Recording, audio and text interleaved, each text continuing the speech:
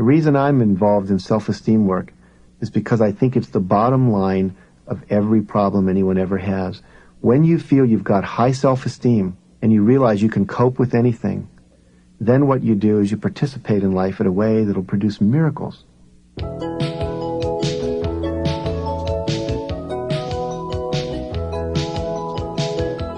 You too will be able to produce miracles with the life-changing ideas you're about to hear in How to Build High Self-Esteem, a practical process for your personal growth. That's because when you feel good about yourself, you attract the people and events that empower you for more success than you ever dreamed possible. In this 6-cassette program, you'll learn to develop winning habits that will pay off for you every day.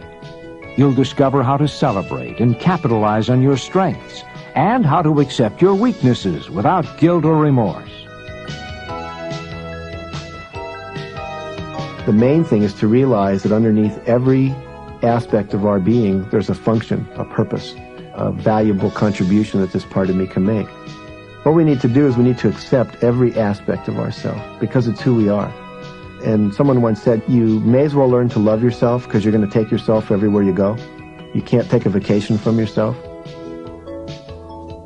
In a mix of live and studio recordings, Jack Canfield will help you feel more love and contentment than you ever have before, just as he's helped thousands of people create more positive relationships with themselves and others.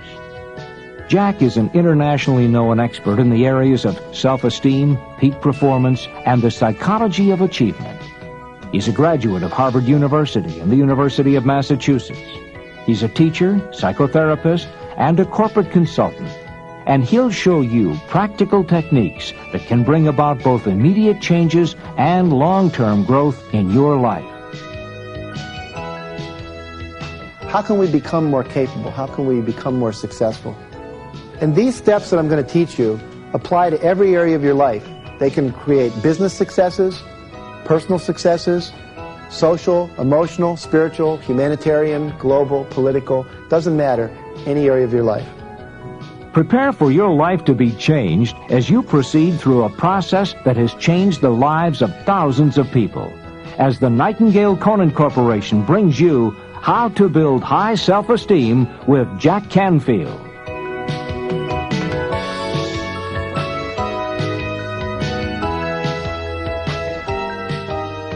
In the fall of 1988, my wife Georgia and I were invited to Hong Kong to give a speech to an organization called YPO. It's the Young Presidents Organization. And there are literally presidents of companies all over the world, 500 of them, that came to Hong Kong to get together and have a conference. And we presented on self-esteem and peak performance, and also on couples relationships. And after the conference in Hong Kong, we decided we wanted to do a little sightseeing in the Far East. We'd never been over there. So we decided to go to Bangkok. And when you go to Bangkok, one of the things you do is called the temple tour. And you get in a van with a driver and an interpreter, and you travel around, and you visit lots of Buddhist temples. And one of the temples we visited was called the Temple of the Golden Buddha. And when you walk in, there's this awesome sight. There's a 10.5-foot tall, solid gold Buddha. And it weighs about 2.5 tons of solid gold. The gold content alone, without the artistic value, would be about $96 million, just in its gold value. And you walk in and it's smiling at you. I mean, it's quite a sight. And as we were looking at it and taking pictures and so forth, I walked over to one wall, and there was this glass case. And in this glass case were these shards, or pieces of clay, about 3 to 4 inches thick.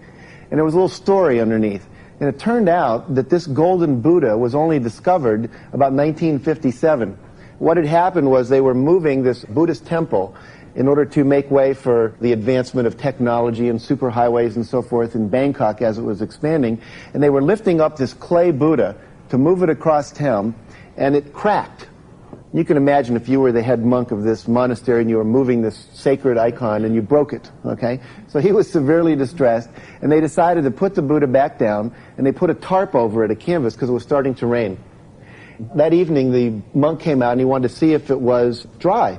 And so he put his flashlight up under the tarp and to see if the clay Buddha was okay, and he noticed where it had cracked a little gleam of light coming back, reflection from his flashlight. So he pursued this a little further, and he looked a little more closely, and what he discovered was that it seemed like there was something underneath the clay.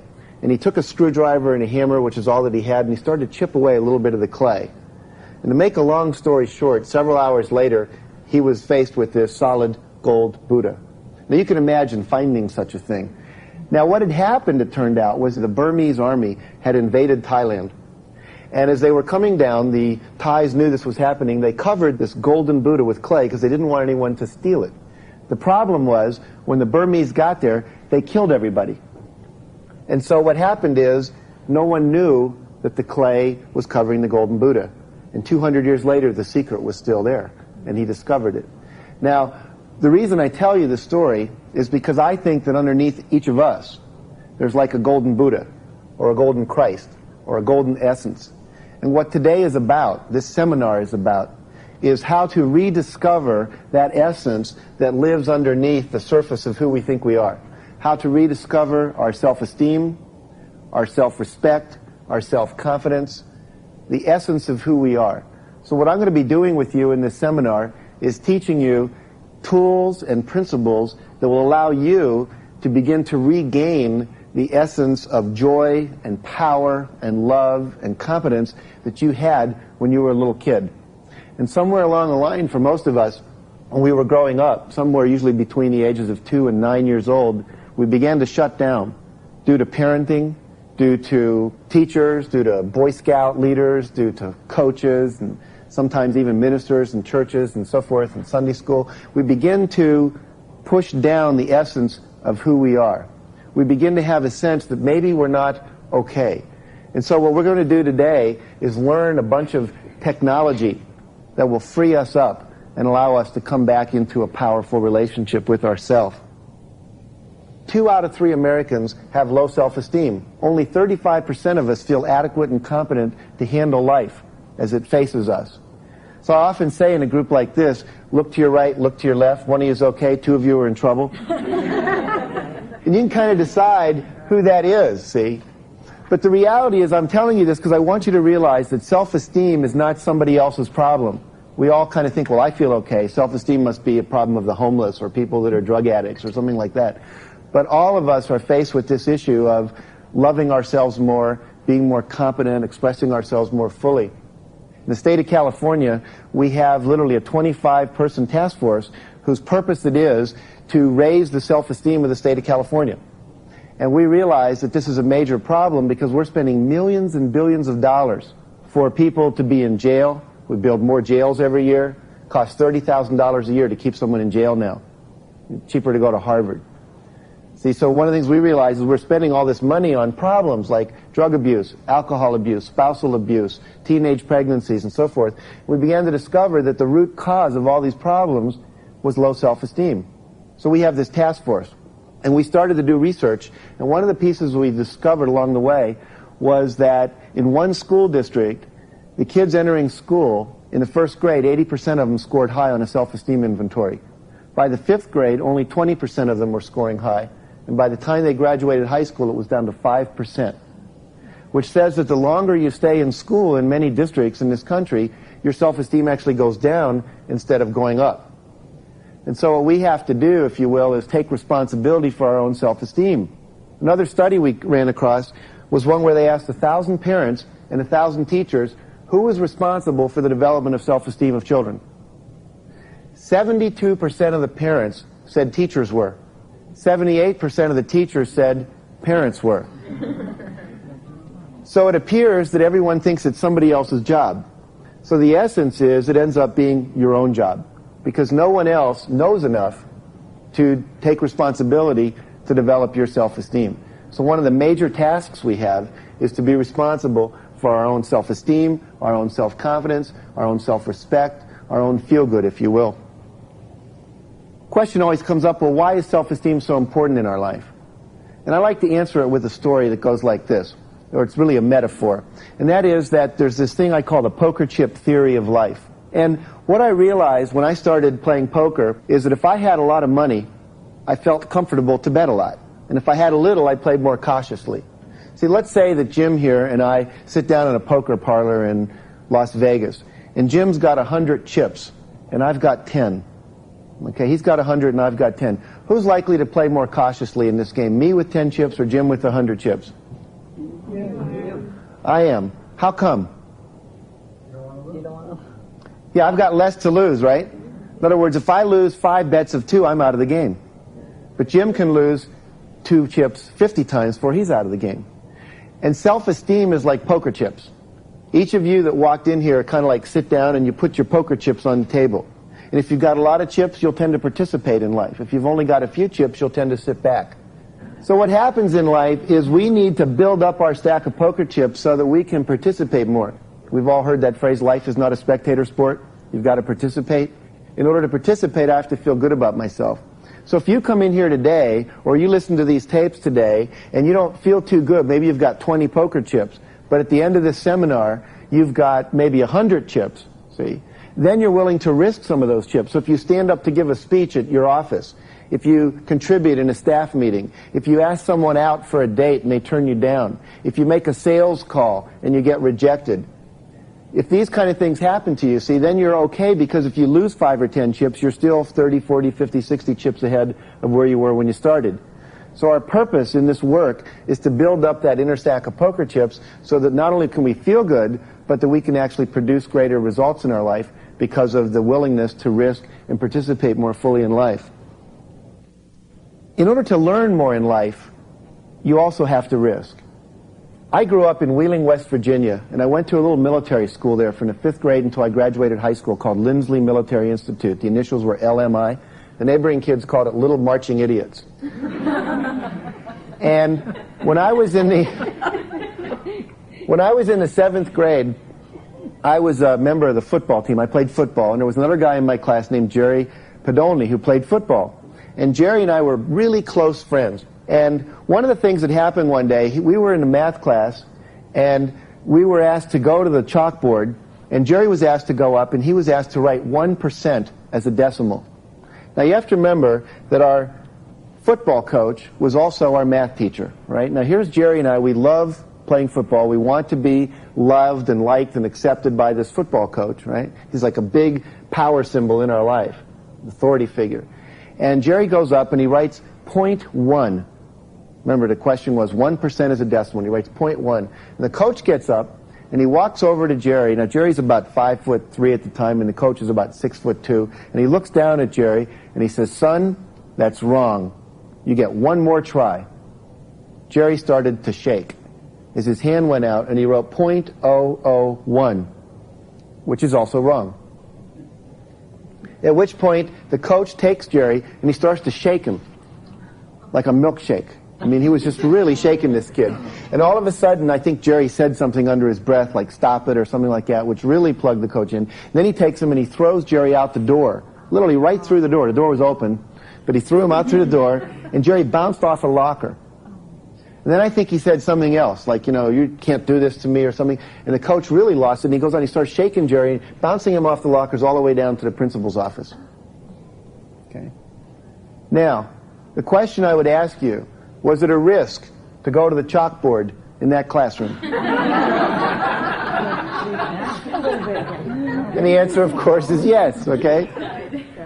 Now, most classrooms, most business situations, most social situations are not that threatening. You're not going to get thrown out the door and bounced off lockers in life if you don't perform correctly. But in order to learn, he had to go to the chalkboard. In order to be successful, you have to take those risks. And so the idea here is that in order to build up our self-esteem, we have to risk in life. And we only risk as we feel good. And the more we risk, the better we feel, and it becomes an upward spiraling cycle of success. Risk ain't bad, it's the bumps. Someone said, "Risk ain't bad, it's the bumps." That's true. But I'll tell you something very interesting about that. How many of you have ever golfed or seen a golf ball? Can I see a show of hands? Most of us in the room, at least seen a golf ball, okay? Did you ever notice on the golf ball that there are little tiny indentations, little bumps in a sense? And it turns out that when they first started golf balls were smooth on the surface.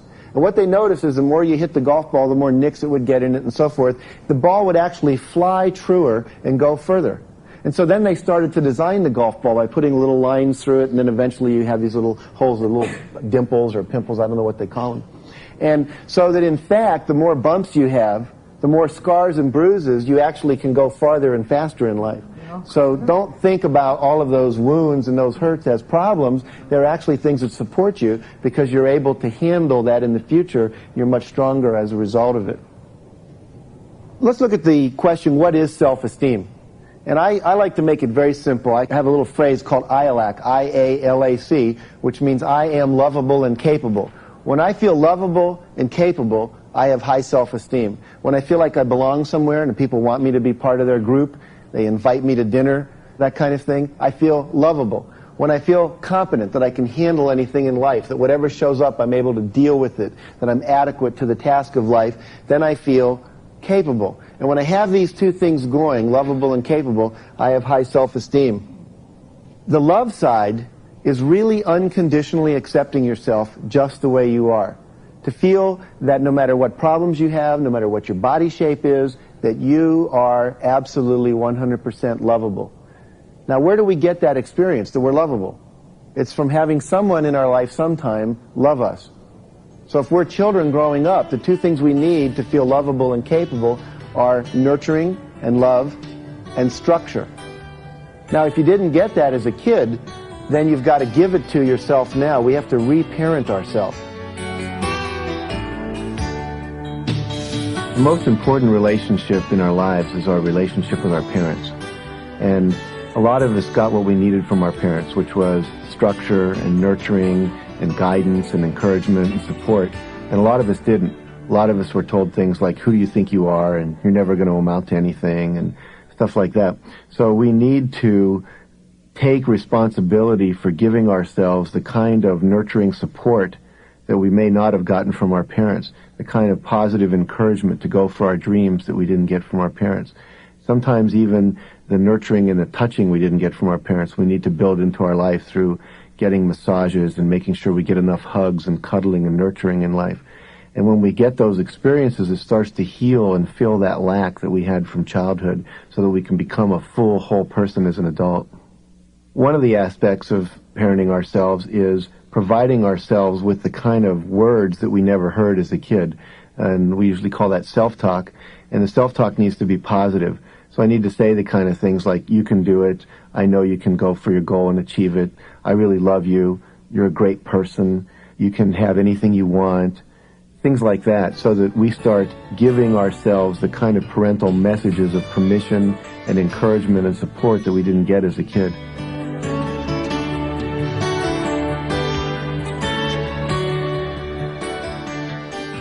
We have to put ourselves in places where we can get the love and the parenting and the nurturing that we need, and also learn the structure to make life work. Having the structure of managing our time, how to set goals, how to be effective and competent, how the universe works. See, if I take this little clock here and I drop it, there's this law, this structure called gravity, right? Every time I drop it, it'll always fall. I can count on that, all right? I've never held it out there and let go of it and had it float in space. And the same thing is true in the universe. There are universal laws that if you utilize them, you can count on certain things happening, just the way I can count on this clock falling to the ground.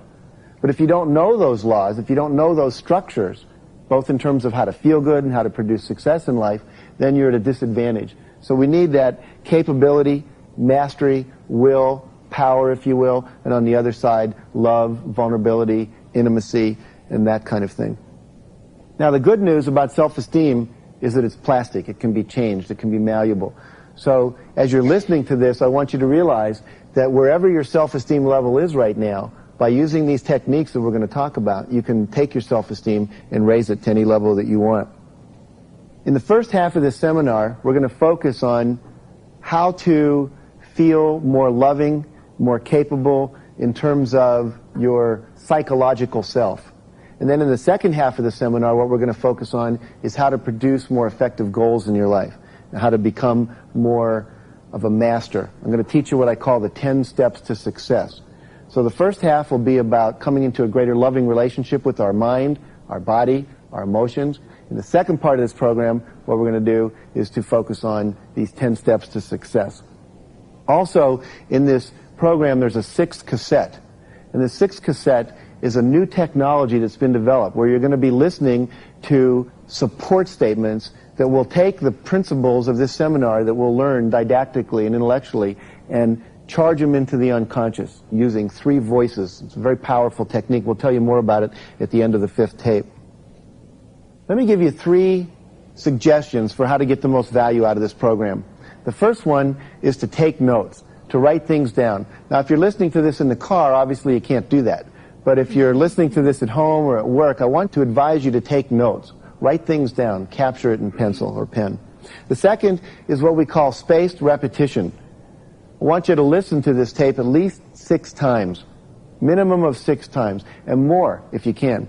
Listen to this stuff over and over, spaced repetition. Research shows that you'll forget 64% of everything you hear today within 24 hours. And you'll forget 98% within a week. So spaced repetition, review your notes, listen again, listen again, listen again, critical to success. Also, you have to put these techniques into action. I used to be a swimming coach. And one of the things I realized, we could give kids lectures on swimming, we could show them films on swimming, didn't make a bit of difference. We could bring in Olympic athletes, Greg Louganis, medals.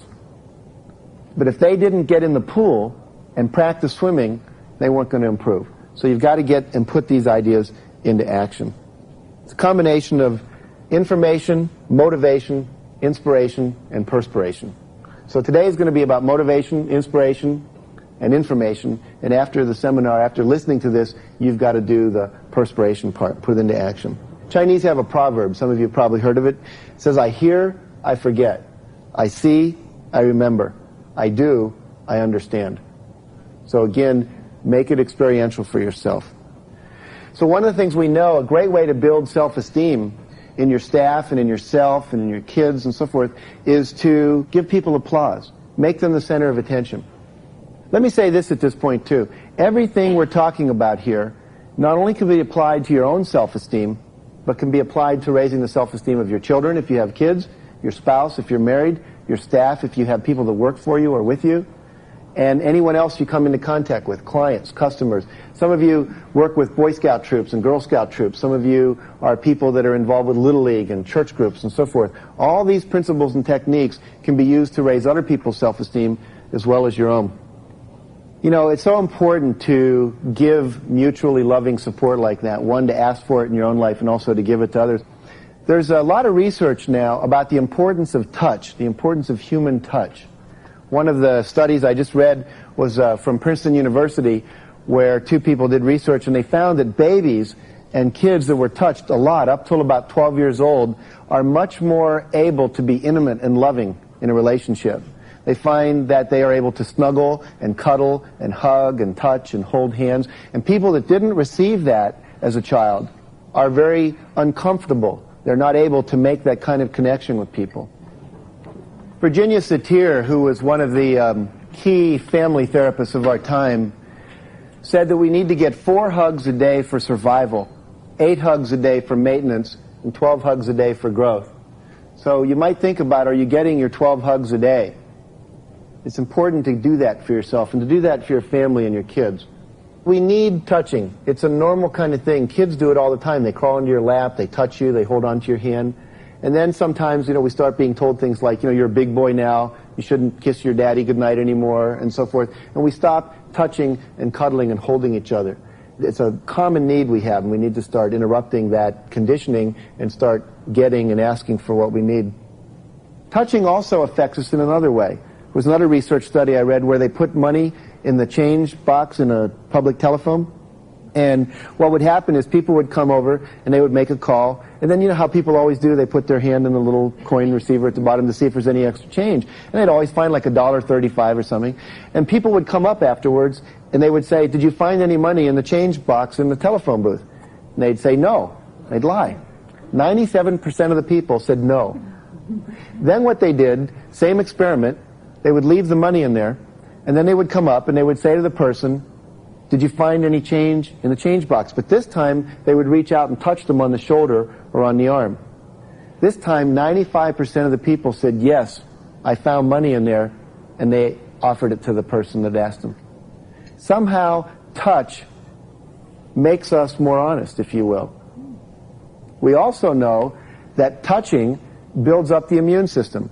There's even a term now called libidinal refueling. When you hug somebody, you literally recharge the libido, the powerful energy in the body. And there's a whole new field now called psychoneuroimmunology, PNI. And when you feel good and you love yourself and you're being touched and you're in love, your immune system actually gets stronger. There's folk wisdom about people in love don't get colds. See? The idea here again is that touch puts us in what? In touch with somebody else. If you want to get in touch with yourself, start touching more in your life. And you'll feel better as a result of it too. Let's look at another way of supporting ourselves and our self-esteem. I want to talk about the importance of joining a support group in your life. If you want to have self-esteem and you want to be successful, it's almost impossible to do it by yourself, because self-esteem is created through relationship. Now, I'm not saying it's not possible to go off and meditate in a hill somewhere in a cave and have high self-esteem. It's probably possible for some people to do that, but not for most of us. Remember again, self-esteem is I am lovable and capable. And part of lovable is belonging. We need to belong somewhere. We need to belong to a church or a social group, a family system, a network, a club. Get yourself involved. If you're sitting home alone, it's hard to feel good about yourself. Let me tell you a story about a mother trying to wake up her son to get him to go to school in the morning. It's about 6:30 in the morning. She comes in and she starts shaking him on his shoulder, say, "John, wake up, time to go to school." And John says, "Okay, Mom." And Mom walks out of the room, and about 15 minutes later she comes back in and John's sound asleep again. This time she goes over, she shakes him even more violently. "John, wake up, son, it's time to go to school. Let's go, get up, boy." This time he pulls a pillow over his head and he says, "Mom, truth is I don't want to go to school." She says, "Well, John, you got to get up." He says, "Mom, I told you I don't want to go to school." She said, "Well, John, why don't you want to go to school?" He said, "Mom, there's about 100 teachers and counselors and administrators at that school. Not one of them likes me. Must be 2,000 kids in that school. I can't think of one of them who likes me. Give me one good reason I should get up and go to school." She says, "John, I'll give you two good reasons. Number one, you're 43 years old. Number two, you're the principal."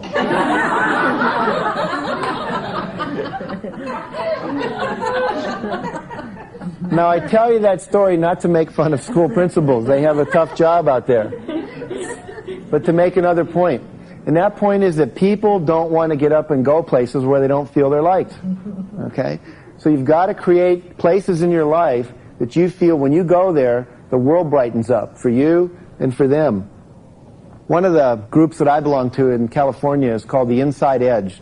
It's an organization that was started by Paul and Diana von Wellenitz, and they were cookbook writers. And what they really loved to do was create a space where people could come together over food and share.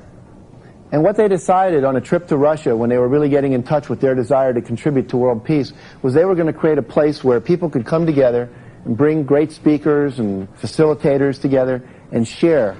And they have 4 chapters now in California. And I belong to the one in Beverly Hills. And I get up every Tuesday morning around 5 o'clock, and I get there by 6:30. It's when we start, 6:30 in the morning. And you got to believe, for me who's a night person, it's got to be a really good thing to get up that early. And we come together and we hug each other, and then we sit around and we share our visions and our goals, and people support each other. And no matter what I tell people I want to do at the Inside Edge, they say, "Go for it." No one ever says, "You can't do that, you don't have enough money, it's already been done, forget it." It's a totally supportive group. You've got to find a group like that in your life. And if you can't find one, create one. Also, there are groups out there, 12-step programs, adult children of alcoholics, Alcoholics Anonymous, Overeaters Anonymous. Things like that you can get involved in. Any issue that you have in your life, someone else is sharing that issue, and there are groups where you can belong to. You shouldn't have to sit home alone. Relationship is critical. Saw another research study recently that talked about our belonging needs. 2 studies, actually. One was a 9-year study they did in Alameda County in California with 7,000 people. Another was a longer study they did in Tecumseh, Michigan with 2,700 people. And what they showed was that married people with friends have more than twice the life expectancy of single ones, and they're overall healthier. They also showed that the single most important factor that affected longevity was social contact.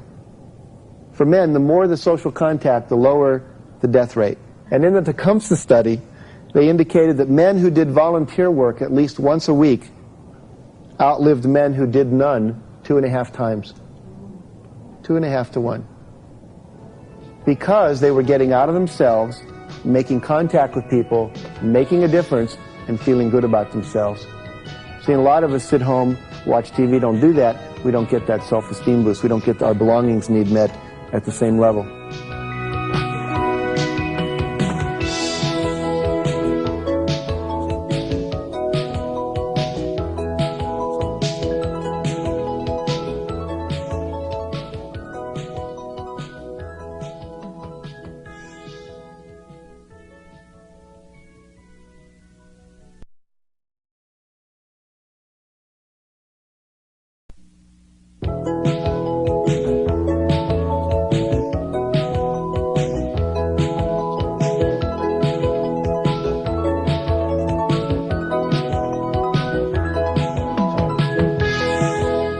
I want to talk for a moment in terms of relationships about nourishing and toxic people in their relationship to self-esteem.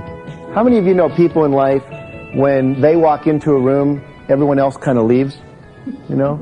Or that if you spend time with these people, after about an hour, you feel totally drained, like you want to go to bed? I sometimes call these people like black holes of the universe.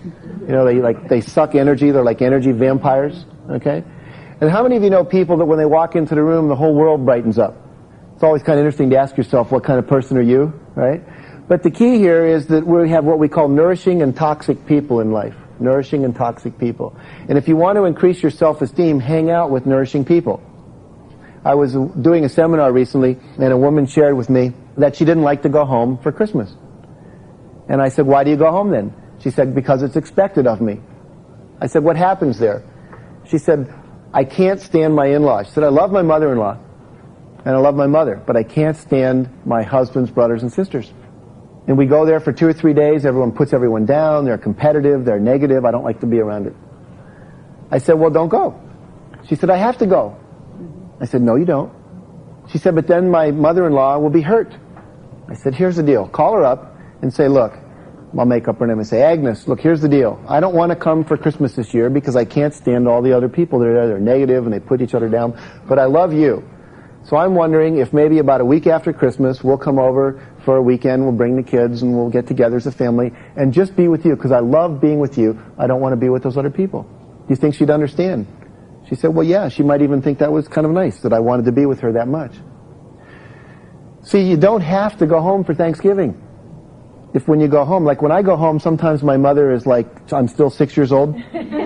She wakes me up to watch cartoons on Saturday morning. You know, come on, it's time. Mom, I'm tired, you know. And then she starts in on me. You do this, you do that. You say you're a psychologist. You don't even love your own mother, you know, and on she goes.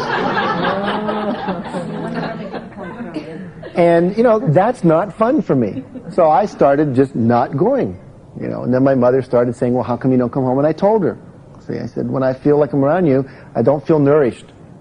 Now, my mother has started to change her behavior. She's a beautiful lady. But for a long time, it was a toxic relationship for me.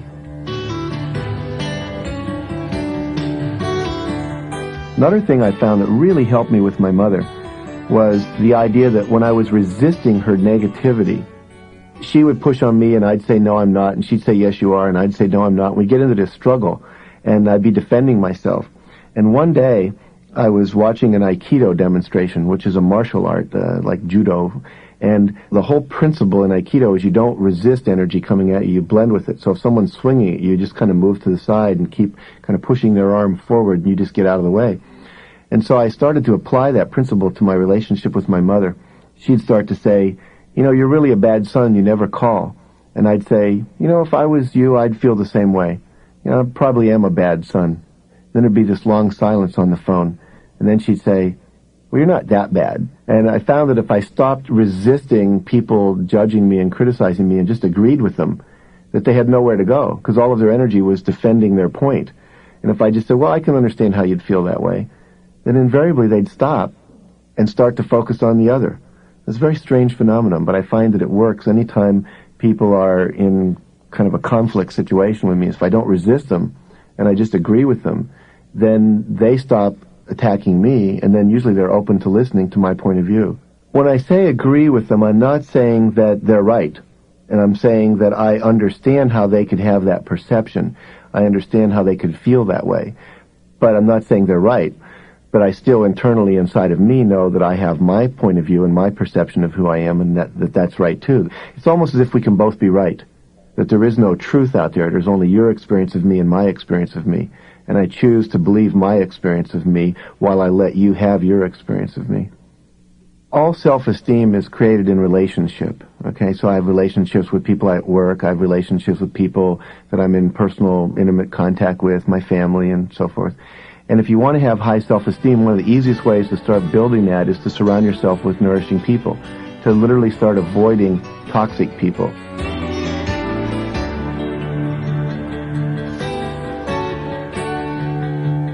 If people at work are toxic, don't eat lunch with them. You don't have to eat lunch with them if that's the reality. You don't have to go where toxic people are. Start putting yourself in an environment with nourishing people. It's very important for self-esteem. Another aspect in this relationships idea and getting support is what we call mentors. It's important if you're going to be successful in life to have mentors, people that you look up to who know more than you know about what you're interested in, and get yourself apprenticed to them. I used to work for a man named W. Clement Stone, self-made multimillionaire, and he used to say, go out and hang around successful people if you want to be successful. You've got to find people in your company, in your field, that know more than you. Write them a letter. Call them up. Say, look, I'd like to have lunch with you. You are doing what I want to do. You are a role model for me. I'd like to share with you. I'd like you to share with me. Would you be willing to do that? And 9 times out of 10, people say yes. It's flattering to be considered a role model, to be considered someone that people would like to learn from. So give yourself permission to do that. How many of you saw the movie Bambi? Any of you read the book or see the movie Bambi? You remember the scene in Bambi where it shows the 2 deer that are sitting on 2 opposite ends of this clearing, and they're looking across the clearing, and the young deer looks at this older deer and he says, wow, look at that older deer, incredible, he's so old, he's got all those antlers, my God, he'd know so much. I'd learn to survive in the woods. He'd teach me, where to eat in the winter and how to avoid getting shot by the hunters. I could learn so much from him. Gosh, I'd love to talk to him. But why would he want to talk to a young deer like me? I don't know anything. And on the other side of the clearing, you hear this. The old deer looks over at the young deer and he says, wow, look at that young deer. So fresh and unjaded and full of life and love. I'd love to talk to him. I'd learn so much about, being young again and having vitality and seeing things in a new way. But why would he want to talk to me? I'm just an old washed out deer. See, how many times do we do that in our life where we want to connect, we want to reach out, but we stop ourselves, we don't let ourselves. So give yourself permission to reach out and get involved with people. And finally, in this whole area of mentorship, have the intelligence, if you will, the wit, to take seminars, go to workshops, listen to tapes, read books. But seminars and workshops are critical because what you're going to do is meet other people like you. Like those of you sitting here in the room today, if you would really get to know each other, you'd probably all like each other a lot because you came to something that had a similar interest for you. And if you want to meet people who are doing things and interested in the kind of things you are interested in, take workshops and then you'll meet other people, professionals, friends, and so forth.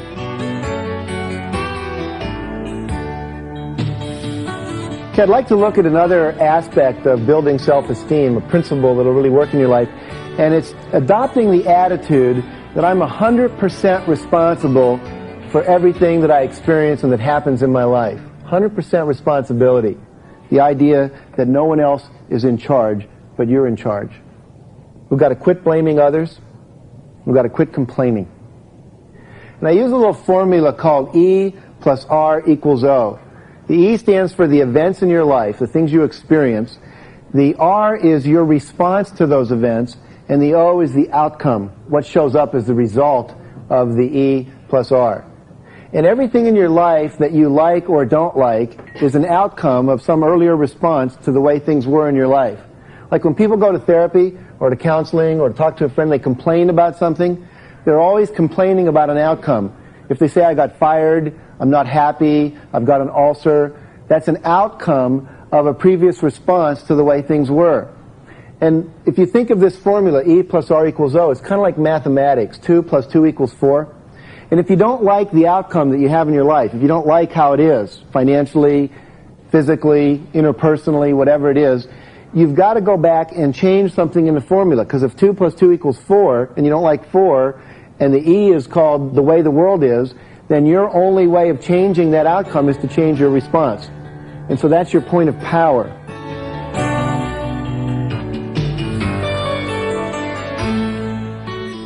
Really, all of our power is in our ability to respond. The word responsibility comes from the ability to respond. What I really mean by that is that in any given situation, the only thing I can do is what my action is. I can respond to you in a certain way, or I can respond in another way. And by changing my responses, experimenting with different ways of responding, I begin to discover that each way of responding produces a different result. And that some ways are producing results that I like, some ways produce results that I don't. I have the power at any given time to change my behavior. And in changing my behavior, the outcome will always be different. Because it's always a mathematical equation of what you do plus what I do equals the outcome. See, I'm not powerful enough to change you. I can attempt that. I mean, that's one response. But usually my point of power is changing my own reaction, changing my own response. And then I can produce the outcome I want. It may take 5 or 6 experiments to see what that's going to be. I might find that yelling at you doesn't work, and inviting you doesn't work, but teasing you into it works, or being humorous works.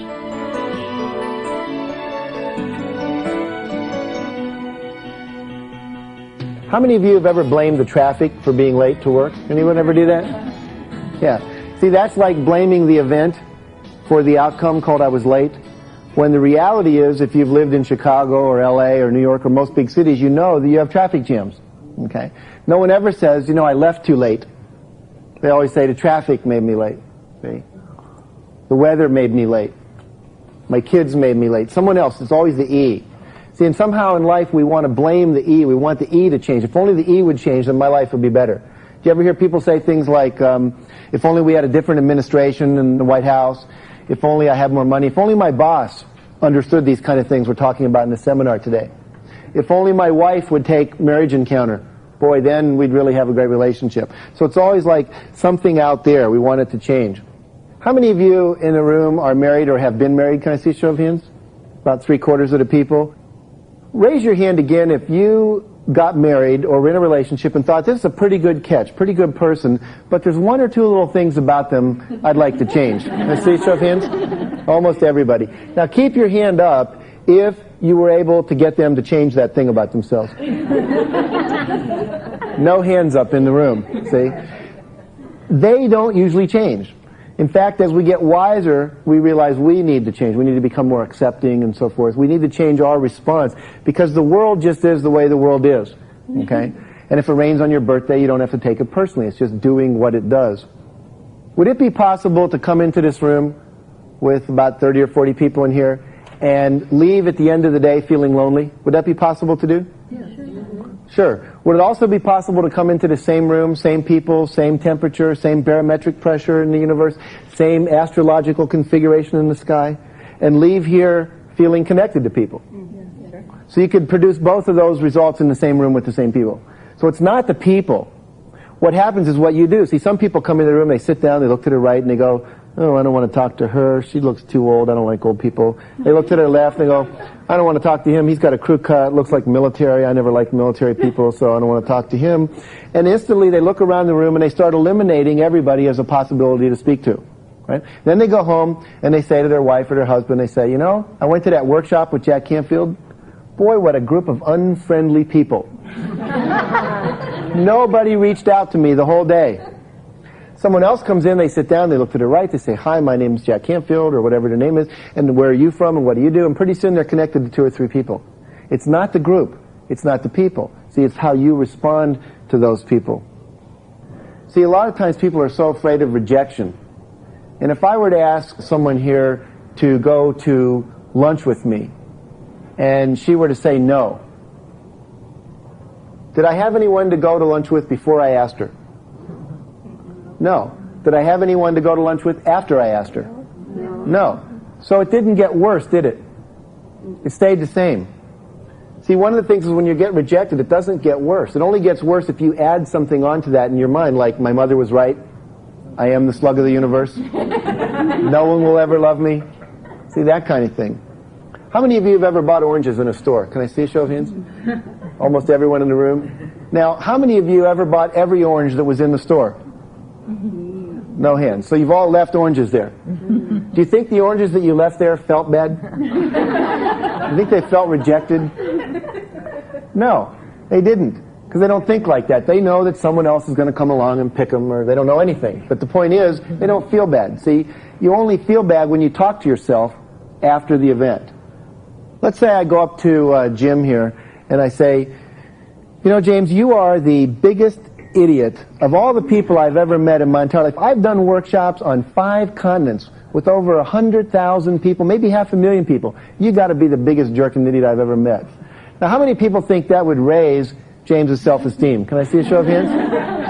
Nobody raises their hands. How many people think that would make your self-esteem go down a little bit? Can I see a show of hands? About half the hands in the room go up. It's really a trick question, because it's not what I say to James that affects James' self-esteem. It's what James says to James when Jack stops talking. He could say, my God, the man's only known me about 20 minutes. How'd he figure it out so fast? Right? Which way would his self-esteem go then? Down, right. Or he could say, hey, Campfield just picked me because he looked around the room, he saw I'm the most handsome guy in the room, couldn't keep his eyes off me, had to call on me. He saw I have a great ego structure, I smile a lot, he knows I can take a little kidding. Which way would his self-esteem go then? Up. Or he might even say, you know, Campfield has a perceptual handicap.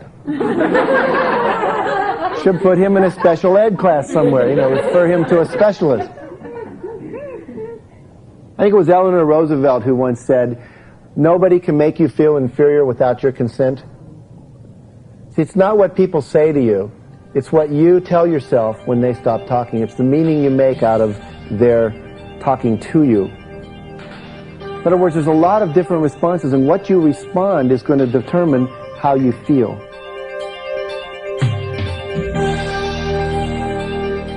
Probably one of the most common experiences that people have in life is the experience of rejection. You know, not everyone wants to date you, go out to dinner with you, hire you for a job, buy your product, and so forth.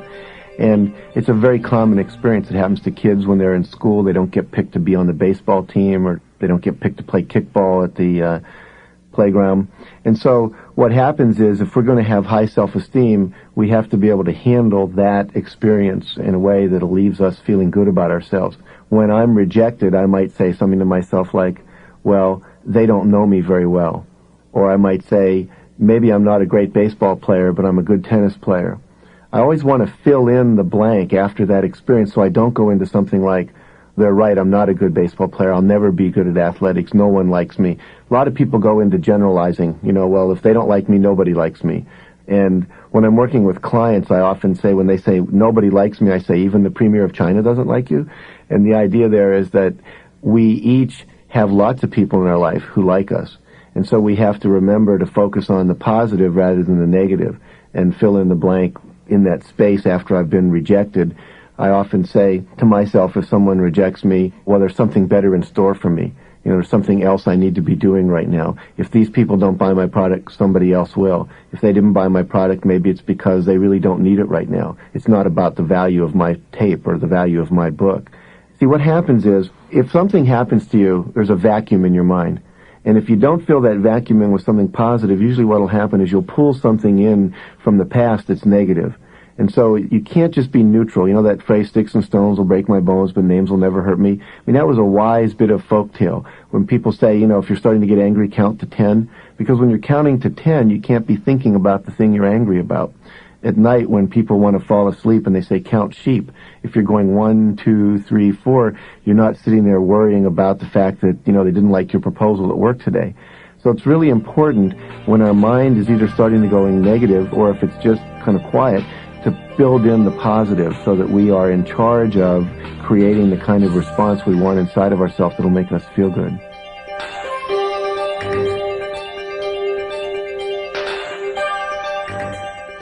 I have a friend named Peggy Bassett. She's a minister of a church in Huntington Beach, California, and she also applied to be on the California Task Force for Self-Esteem. and she was not accepted. There were 450 applications for 25 places, the largest number of people that have ever applied for any state commission or task force in California. And I saw her at a party later, and I asked her how she felt about not being accepted. And she said, you know, I felt great about it. She said, I just said to myself, God must have something better in store for me. He wants me to be doing something else. I thought, what a neat thing to say to yourself instead of, oh, they don't want me, or whatever it is. So it's really important that you start controlling your self-talk, if you will, and how you hold what happens to you. Tell me your first name again. Sue. Sue. If I go up to Sue and I say to you, Sue, you have green hair, would that upset you? Not particularly. Not particularly. Why not? Because I know it's not true. Because I know it's not true. Very good. See, if I come up to you though and I say, like, maybe you're the most selfish person in the world, and you know, and you start to cave in, and then you go home and you say, Canfield really hurt my feelings. He told me, he's in front of all these people, he said I was the most selfish person in the world, and I feel really hurt. See, it's not what I said to Sue. See, if Sue gets upset about me saying she's selfish, it's because the doubt about her selfishness already existed inside of her before I ever opened my mouth. Because she didn't get upset when I said you have green hair, because she knows her hair is not green. And so in life, people don't make you feel bad. They don't upset you. They simply say what they say. And if you do get upset, it's because inside of you the self-doubt already exists. See, if I call James over here selfish and he knows that he's not, he just knows that Canfield doesn't know him very well. Doesn't get upset by it. But if you get upset, remember, it's your responsibility. They didn't do it to you. I call it magical thinking, this thing where you think that other people can make you feel bad. And it comes from your parenting when you grow up. I remember my dad sending me to my room and saying, Jack, you go to your room and you think about what you said to your mother. You made her feel bad, and I want you to think about it. And I went to my room and I thought, wow, I must be pretty powerful if I can make my mom feel bad. And then I started thinking, well, if I can make people feel bad, they must be able to make me feel bad. But the truth is, again, people don't make you feel anything. It's what you tell yourself about it. The other thing about E plus R equals O is this word R also means risk. It means to risk a new behavior in response to the E and get a new outcome. Because if you keep doing the same behavior, you're going to keep getting what you always got. See, if you want change in your life, you've got to change your response to how life is. There's an old saying that says, if you keep on doing what you've always done, you'll keep on getting what you always got. I think it was Werner Erhard, the founder of the S training, who said, the definition of insanity is continuing to repeat the same behavior and expecting a different result. You keep doing the same thing and expect somehow to get more intimate or more money or more successful. There are only 3 ways to grow in life. Stop doing what you've been doing that doesn't work. Start doing more of what you know that does work. And thirdly, try on things that you've never done before and see if they work or not. So what this seminar is about is awareness of what you do, plus risk-taking, trying on new behaviors, equals growth. You can't grow unless you're willing to risk. Winners are those people who make a habit out of doing the things losers are uncomfortable doing. Do a little experiment with me, unless you're driving your car as you're listening to this. Just fold your hands the way you normally fold them when you fold them in your lap. And notice which thumb you have on top, your right or your left. How many have your right thumb on top here? See, show of hands? About half of us. How many have your left thumb on top? Okay, the other half. Now, which is right? Left thumb on top or right thumb on top? Which is the correct way to do this? Doesn't matter, right? Okay. Fold your hands again just like you had them. And now move all your fingers. Don't just move your thumb, but move all the fingers so the other thumb ends up on top. How does that feel? Different, strange, weird, uncomfortable, yucky, whatever it is. Remember what I said? Winners are those people who make a habit of doing the things losers are uncomfortable doing. In order to be successful in life, you have to change. You have to try on new responses. And it's going to feel uncomfortable. How many of you like to feel uncomfortable? No hands. I mean, if I threw a party and said, look, I'm having a party Saturday night, and I'm inviting you all, and the purpose of the party is to make everyone as uncomfortable as possible. Most people would not come. They go, forget it, Canfield, no way. See? But the reality is, in order to grow, you have to be willing to what? Be uncomfortable. You kind of have a little affirmation for yourself. I am comfortable being uncomfortable. You know, the weird thing is, if you were to fold your hand in this new position, after about 5 or 6 minutes, guess what? It would stop being uncomfortable. It would become comfortable. You get what's called a neuronal shift in the brain. And what's uncomfortable becomes comfortable, and you have to sustain through that.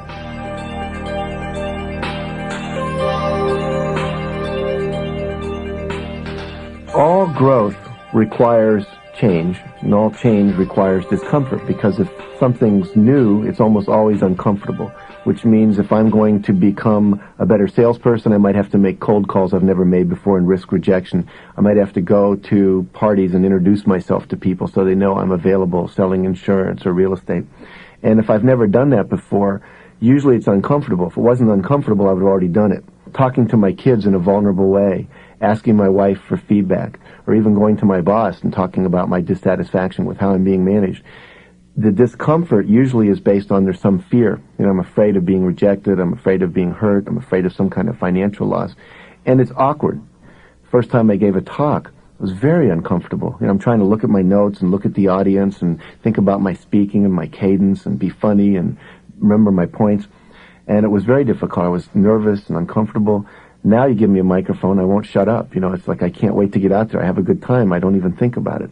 So the nervous system, when it starts something new, it's integrating so many things at once and trying to balance it all out. After a while, it gets used to it. But there's that stage of discomfort. And if we let discomfort stop us from moving forward, then what happens is we never move, because we're always stuck in what we call our comfort zone. And that zone of comfort becomes a habit. And it's easy, but if you want more, you have to do more, and as you do more, it's uncomfortable.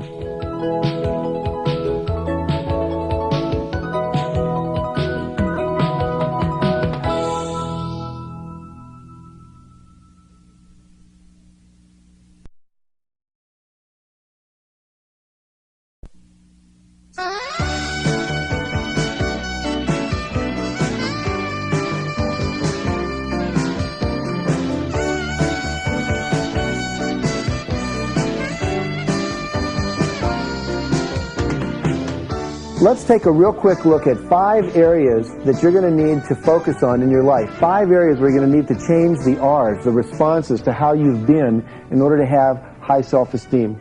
And these are what we call the 5 aspects of your personality, the 5 psychological functions, if you will. And they are your mind, your imagination, your emotions, your body, and your intuition.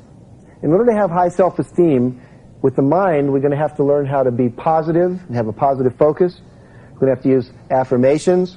We're going to have to change our self-talk and look at our beliefs, create positive belief systems that support us.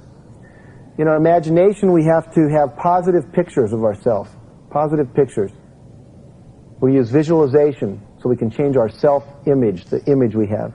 In our emotions, we're going to need to accept them, learn that it's okay to express them in ways that don't hurt other people, and also learn not to be run by our emotions so that we're in charge. And then finally, learn how to stop producing negative emotions like guilt and resentment. With our body, we're going to need to learn how to love it and accept it as it is. If it's overweight, out of shape, got a big nose, whatever it is, to learn to accept it just the way it is right now. And we need to learn how to nurture it and take care of it and express love through it and to move it, to feel pleasure in it. And then with our intuition, we need to learn to trust it. Trust that still small voice we hear within. And then there's also a part of ourself we call the high self, the spiritual self, the essence of who we are. Let me give you an example about that part of you. I was reading a book that was given to me by a friend of mine. It was called Life After Life by Dr. Raymond Moody. And Raymond Moody was a medical doctor. And what he found was that he would do operations on people in the hospital, as he was an intern and a resident, and sometimes people would die. And then occasionally, you know, like a minute or two later, after you see in the movies, you know, where they pump on the heart and they inject stuff and they're going code red or code blue or whatever, and then the person would come back to life. And he was curious that while they were dead, had they experienced anything? And so he started kind of going up to people when no one else was around, saying, you know, you were dead for 3 minutes. I'm wondering if you remember anything about what happened when you were dead. I mean, no one would ever ask anyone a question like that, right? But he did. And what he found out was that all the people he asked, which eventually was 57 people that he interviewed, had the same kind of experience. As soon as they would die, they would leave their body, they would float up to the ceiling of the room, they would either be looking down on the automobile accident or the operating table, and they would say, I'm up here, no problem, no pain. And then the next thing that would happen is they would be pulled through a dark tunnel. And at the end of this tunnel was a being of light. Christians saw it as Christ, Buddhists as Buddha. People that were not particularly religious would see it as a source of light or a pulsating energy field. And then they would be asked two questions by this being. First question was, what have you learned in this lifetime? What wisdom have you garnered from your experience? The second question was, how have you expanded your capacity to love? Are you more loving now than when you came in? And then they would get to see their life pass before them again. They would get a review. And I realized as an educator, there is a final exam, there's two questions, and it's a take-home test. Okay? And people that I've met since then that have told me they've had a similar experience, because I talk about this a lot in my workshops, have said the most painful moment in their life was watching their life pass before them from the perspective of all the times they withheld love from people. Because the essence of who you are is love, to love yourself and to love others. Then they would be told it wasn't time to die, and then they would come back and they'd be in a coma or out conscious, whatever, and then eventually they'd come back to normal waking consciousness. And I realized that perhaps this gives us some insight into the purpose of life. The purpose of life being what? To expand our capacity to love and to gain wisdom from our experience. And it lets me know that there's something beyond my body. There's this spirit, this essence, this consciousness that exists that I also can tune into. And when I'm in touch with that part of myself, it raises my self-esteem. Because I realize I'm more than just this body that I'm in.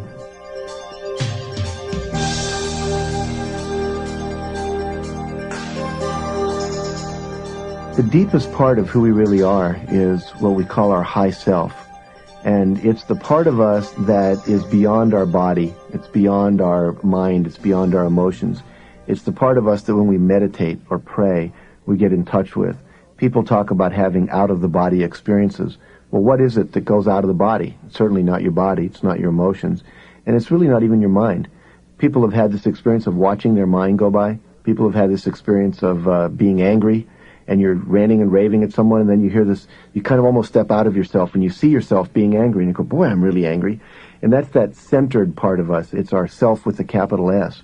What exists in that self are what we call the higher qualities, like love, and joy, and compassion, and justice, and fairness. We have this high self that if we tune into it, is the source of our wisdom. It's the source of what we really need to be expressing right now. And the way I look at my personality is that my high self is kind of like the band director. And it knows what the music is, and it knows what needs to be played. And then my body and my emotions and my mind are kind of like the instruments in the orchestra. And so what I like to do every day before I start my day is to just sit for a moment and kind of tune in to my high self and say, well, what are we about today? And it might say something like, doesn't matter what you do today, just do it lovingly.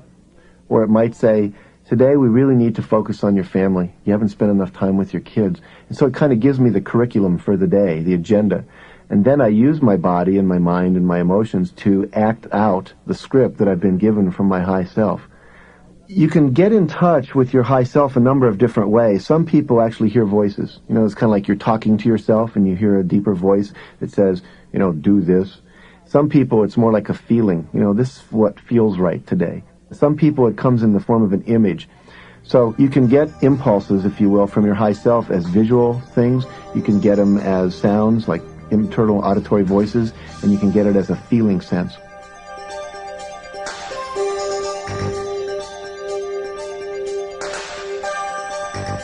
We're going to talk about this a little later in the program, but I want to just mention it now, that each of you has what we call a life purpose, a purpose for being here. Like a carnation, when it grows up, becomes a carnation, and a rose becomes a rose, and they can't become each other because inside them is the seed of that essence, the DNA is laid out. And so the same is true for you. And in order to have high self-esteem and be effective, you need to get in touch with your life purpose. Companies have mission statements and purpose statements that give them direction as to what they should be doing. We need to be in touch with that in ourself. And when we tune into our high self, we can get in touch with that. Let's look at the most powerful, perhaps, of all the functions, and that's our mind. How many of you talk to yourself? Can I see a show of hands? Almost everyone in the room. One guy didn't raise his hand. He's sitting back there going, do I talk to myself? I don't think I talk to myself. Wait a second. Psychologists tell us we think 50,000 thoughts a day, between 1 and 5,000 thoughts an hour. And many of those thoughts are about ourselves. I shouldn't have said that. I didn't dress right. What's wrong with me? I'm not smart enough. I'll never get that job I want. No one respects me.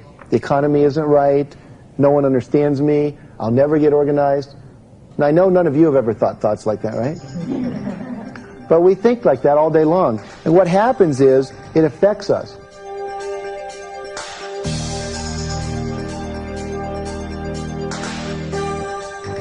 What I'd like all of you to do right now is to repeat a sentence with me. I'll say the sentence, and I want you to repeat it back, and say it with real feeling, like you really mean it. I totally and unconditionally love and accept myself just the way I am. Everybody? I totally and unconditionally love and accept myself just the way I am. Now, I notice a few heads kind of nodding and some looks of disbelief on your faces and stuff. That statement is probably the most powerful statement you can say to yourself. And what I would suggest to you as a little homework assignment, or if you're listening to this tape, you could even turn it off for a moment and do it now, and that is to say that sentence and then close your eyes, unless of course you're driving a car, and then notice what comes up inside of you. Like, yeah, not really, because I haven't lost all my weight yet. Or, no, I'll unconditionally love myself once I get that job. One of the ways to find out what you're holding against yourself is to say that statement and then notice what shows up. And then keep saying that sentence over and over until nothing shows up and you start to get that inner glow, that inner smile inside. See, it's important to create a positive focus in your life. Let me give you another example of positive focus. There was this little kid that goes out in his backyard and he takes a baseball and a bat. Have you ever seen little kids throw a ball up in the air and then try to hit it himself? And so he throws the ball up in the air, and as he's throwing it up, he says, I am the greatest baseball player in the whole world. And then he swings and he misses. Can't believe it. Picks up the ball again, and he says one more time, I am the greatest baseball player in the whole world. And he throws the ball up and he swings. Whew. One more time, the ball's on the ground. He can't believe it. One more time, he picks up the ball. He closes his eyes, he visualizes and affirms he's going to hit this ball, and he says, I am the greatest baseball player in the whole world. And he throws the ball up and he swings. One more time, he misses it. And then this little light goes on in his head, and he says, I am the greatest pitcher that ever lived.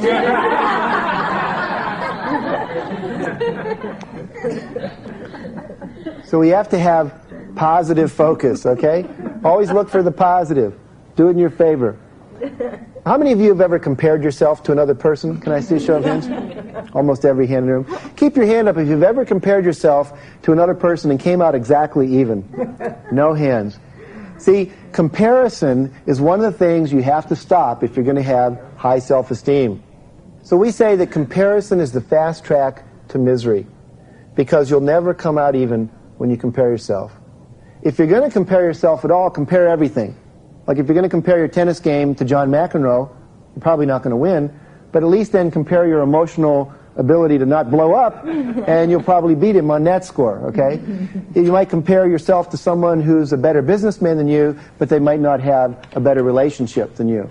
Just be yourself. If you find yourself comparing yourself to someone else, just stop it. So one of the things we have to do is learn to control our self-talk and what we visualize and see in our mind.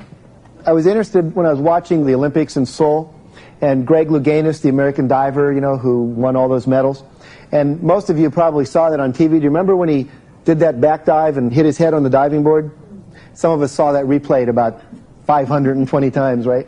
Well, the people that were filming that, the TV company that was there, asked Greg Louganis if he would like to see a picture of that. And he said, no way. I never put a negative image in my mind. I don't ever want to even hold the possibility that Greg Louganis would hit his head on a diving board. So you've got to be real careful about what you program into your mind and what you look at and what you see. How many of you parents have ever done something like this? You say to your kid, go to your room and think about what you did, right? And the kid goes through and they think about what they did that was bad, right? It's the exact opposite of what you want to do. You want to say, go to your room and think about what you should have done or could have done. You want to look at what's the possibility. Focus on the positive, because when you focus on what you did wrong, it reinforces that. So we want to stop doing that and start focusing on what's right. One of the things we know is that energy follows thought, that what you think about comes about. And so it's very important to focus on the positive. Now, how do we replace negative thoughts with positive thoughts. Real simple little technique. When you catch yourself saying something negative, what I want you to do is say to yourself, either silently or if you're alone, you could say it out loud, cancel, cancel. So if you find yourself looking in the mirror and going, God, am I overweight? What are you going to say? Cancel, cancel. Exactly. If you find yourself talking to someone and you say to yourself, God, that was a stupid thing to say, what are you going to say inside? Cancel. Cancel. Exactly. And then after you've said that, what you're going to do is replace the negative thought with the positive one. So if I say, God, look at me, I'm gaining weight, then I would say, cancel, cancel. Then I'd say, hey, I look pretty good, or I am my ideal body weight. Now that's somewhat kind of a lie. But we're going to talk about how that little lie actually will serve me to produce my ideal body weight. If I'm looking in the mirror and I say, God, you're getting old, okay, I'm going to say cancel, cancel, and I can say, hey, I look pretty good. If I'm talking to myself about food, I shouldn't have eaten that extra piece of cake, I'm going to say cancel, cancel, and I can say, I always eat what helps me maintain my perfect body weight. So you want to say the positive, because as we'll see later, the positive is going to set up the dynamic tension that will produce the motivation to produce what it is that I want. In my seminars, I give people statements to walk around the room and introduce themselves with, like they might go up and say, hi, Anita, my name's Jack, and I'm enough. Or I might have them go around and say, hi, my name's Jack, and my needs are as important as your needs. See, or hi, I'm Jack, and I want you to love me and accept me just the way I am.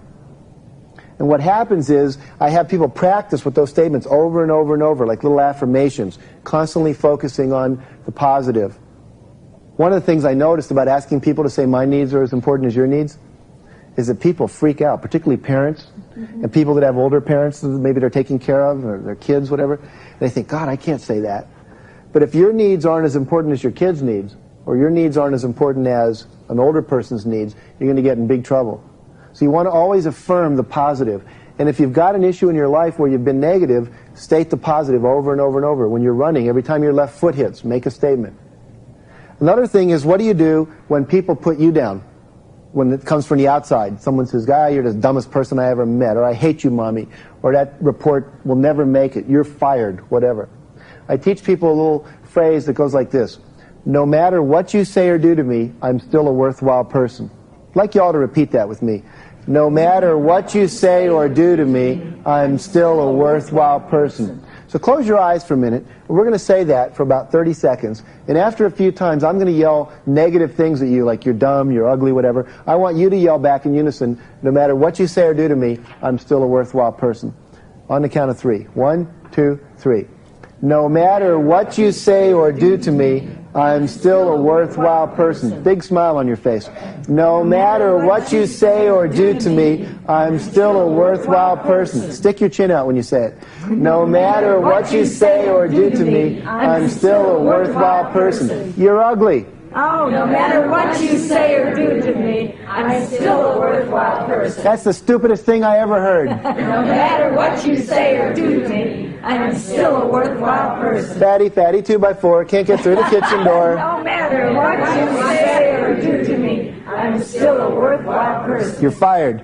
No matter what you say or do to me, I'm still a worthwhile person. Not tonight, dear, I have a headache. No matter what you say or do to me, I'm still a worthwhile person. Okay, open your eyes. Come on back to the room. Very good. See, what happens is that when people say stuff to you like that, all you have to do is really affirm inside it's not what they say or do to you, it's what you believe about it inside of you, and that they can't make you feel any way. See, all this is, cancel, cancel, and no matter what you say or do to me, is a way to replace the negative thought that you might go into agreement with them and say, yeah, I am, with the positive. One of the things I often ask people to do in a seminar is to get a partner, and in a moment you're going to share with that partner for 90 seconds what you like, love, admire, appreciate, and respect most about yourself. Now, we normally call that what? Bragging, exactly. Now, if you knew you had to do that, and you had 90 seconds to do that, what do you think might show up inside of you? Guilt. Guilt, I hear. Fear, concern, embarrassment, pride.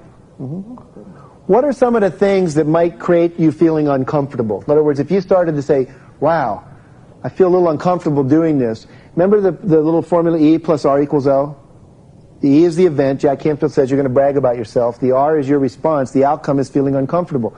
What would you have to tell yourself inside to be uncomfortable? That it's not acceptable. That I'm not acceptable? Yeah. That I can't fill up 90 seconds? Yeah. My mother told me never brag, people won't like you. You know, that kind of thing, right? So what happens is this negative self-talk starts to come in and get in the way. And most people, I find, have difficulty bragging about themselves for 90 seconds. And yet you are full of wonderful things to talk about. One of the stories I love to tell is about a guy named Frank Zemansky, who was a football player at Notre Dame back in the 1940s. And he was very humble, never bragged, thought it was a bad thing to do.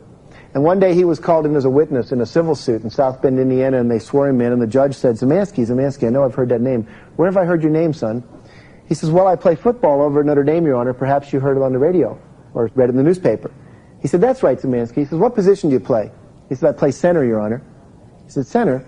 How good a center are you, Zemansky? Now, Zemansky at this point started to sweat, got all hot, was looking at the floor, was uncomfortable. And all of a sudden, he looked the judge right in the eye and he said, Your Honor, truth is, I'm the best center in the history of Notre Dame football. Now, that afternoon, Frank Leahy, who was the coach of Notre Dame, called Zemansky aside, and he said, Frank, is it true what I heard about you today? You were in court and you said you were the best center in the history of Notre Dame football. How could you do that, son? It's so out of character for you. Zemansky started to swallow and got red again and got embarrassed. And then he looked at the coach and he says, Coach, you know, I really hated to do it. He said, but after all, I was under oath.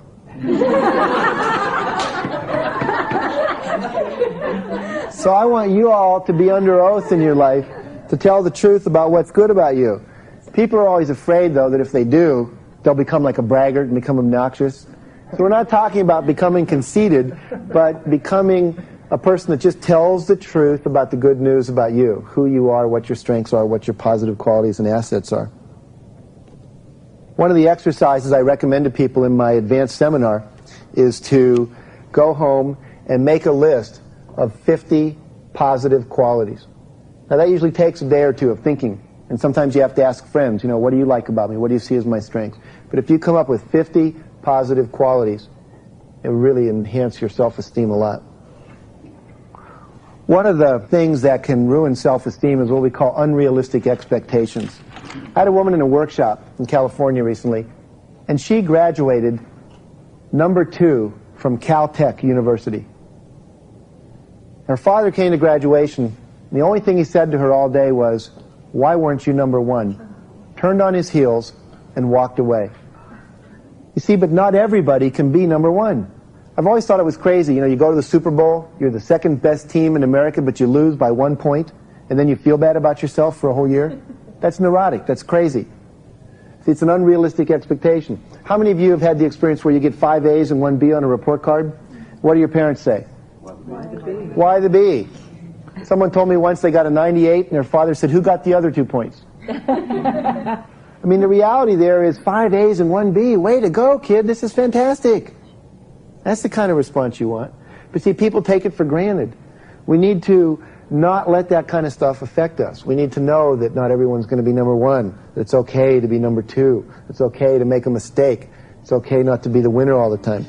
Remember again, no matter what you say or do to me, I'm still a worthwhile person.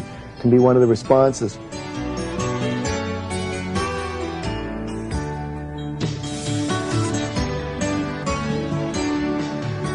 One of the things I had to learn early on was who I really am.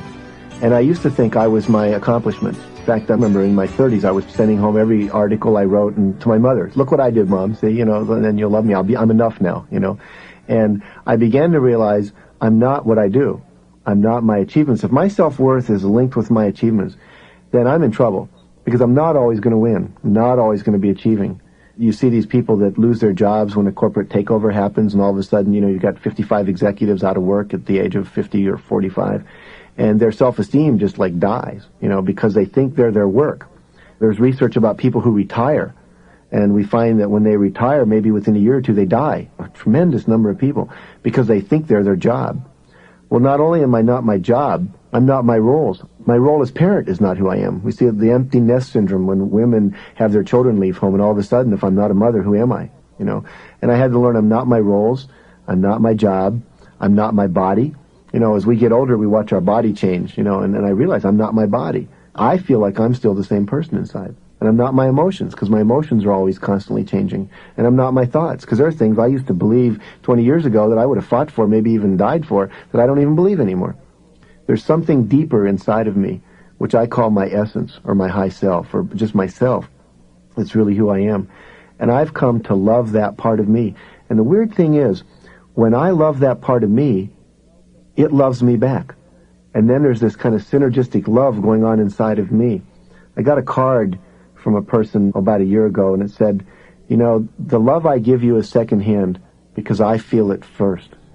And I discovered that anytime I want to feel love, all I've got to do is be loving. I don't have to wait for someone to love me. I can either love myself or love somebody else.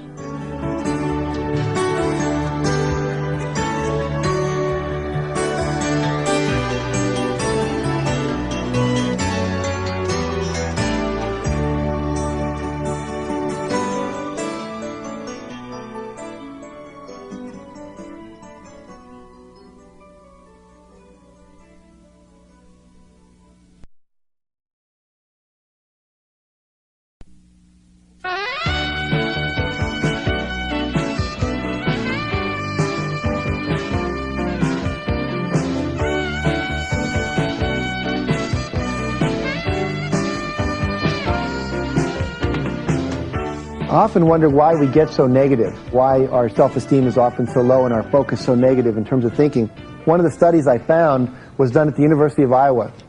They took these little clickers, like if you go to the supermarket and you can add up your grocery bill as you go along by pushing a nickel, a dime, you know, that kind of thing. And so they were counting. And they went behind 2-year-olds for a whole day counting to see how many negative thoughts they got in a day, how many negative interventions from their parents, versus how many positive statements. You know how many negative statements the average 2-year-old in the state of Iowa gets in one day? 432. Stop that. Get away from there. Don't do that. What's wrong with you? You're going to grow up just to be like your father. That's the stupidest thing I ever heard. Don't play with that. One kid in the study thought his first name was No. Because everything his parents said, No. They'd start with No. He thought that was his name. See? At UCLA, they gave freshmen a sheet of paper. They asked them to write all their strengths on one side of a sheet of paper and all their weaknesses on the other side. How many weaknesses to strengths do you think they had? 6 to 1. They had 6 weaknesses for every strength. See, in Iowa, 432 to 32 is 14.4 to 1. So we are bombarded with negativity in our culture. We've got to learn to stop that. I realized so much of it comes from our parents. I heard a man the other day who's 45 tell me he visited his father in a rest home, and his father, as an Italian man, said to him, "You ain't amount to nothing. You should be like your cousin Joe. Joe's got a real job. He makes some real money. You don't make no money. You're just a teacher. Why don't you get a real job?" Now here's the guy, 45, his father's 95, and he still can't get his father's approval. See, and if you live for your father's approval or your mother's approval, you may be doomed. It's kind of like expecting this wall up here to become a Cadillac. You could yell at it all day long, be a Cadillac. Well, you could yell at this guy's father all day long, be loving, like me, approve of me. He never will. And so you got to not take that personally. So we need to overcome a lot of that negative scripting we got from our parents, some of the negative put-downs. I mean, I've heard people say things like, "I wish you'd never been born. You disgust me. What's wrong with you? You'll never grow up to amount to anything."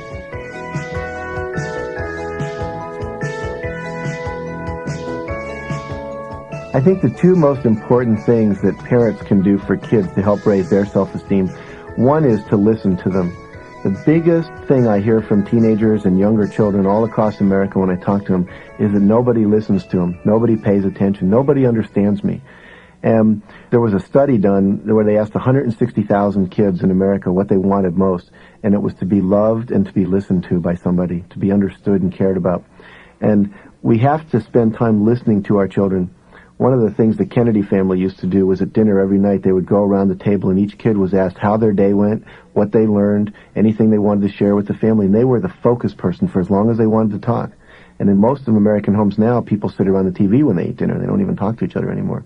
The second thing I think we need to do with kids is we need to encourage them and praise them. They take little tiny steps, and we have to remember we want them to do the whole big step at once. If we ask them to clean up the room and they clean up half of it, praise that. Tell them, hey, you clean up half the room, good job. And then pause for a second and talk about the second half of the room. If they get 5 A's and 1 B on a report card, praise the 5 A's instead of looking at the 1 B. There's a phrase called catch them doing something right. Start looking for the good thing instead of the bad thing. We all have what I call the red pencil mentality. We're always looking for the mistake on the paper instead of what's good about the kid. And I think if parents listen to their children and look for the good and then tell them about the good. So many people say, I know my parents love me, I think, but they never tell me, so I'm not really sure. Those are the two things that are really most important. Yeah, and it's not just with kids that we need to do that. We need to do it with everybody. See, these principles apply to every human relationship. Everybody wants to be loved and paid attention to and felt that they're important. I mean, if you've ever been to a party and you're talking to someone and their eyes are darting all over the place while they're talking to you, the internal message is, gee, I'm not very interesting. They're looking for someone else. I'm not important. So if we can give people eye contact and we can really listen to them, and if we can start noticing what they do right and acknowledge them for that, whether it's a staff person, my boss, my wife, my husband, you start to see miracles happen. People brighten up.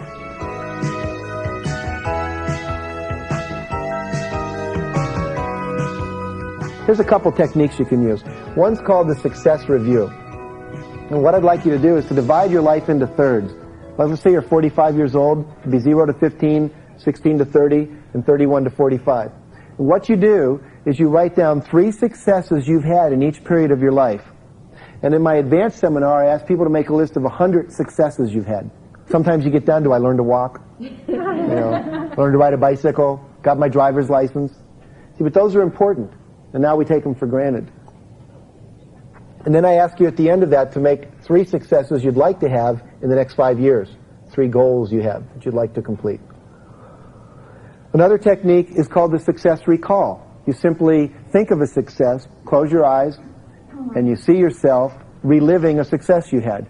And what that does is it brings into the body the same sensations, and the biochemistry shifts, and you get a more positive flooding of emotion in your body, and it literally can propel you into more success as well as just feeling good.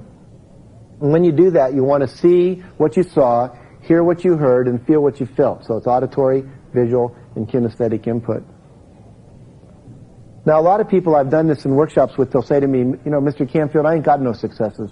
I don't have any. And I remember here in Chicago, I was working with a school system, and we were going around a circle, and there were kids in a sophomore in high school, I think, about 16 years old. And it was her turn. She said, Mr. Canfield, I ain't got no successes. I noticed she was wearing a beautiful jumper, like a plaid jumper. And I said, did you pick that out? Thinking she'd say yes. And she said, no.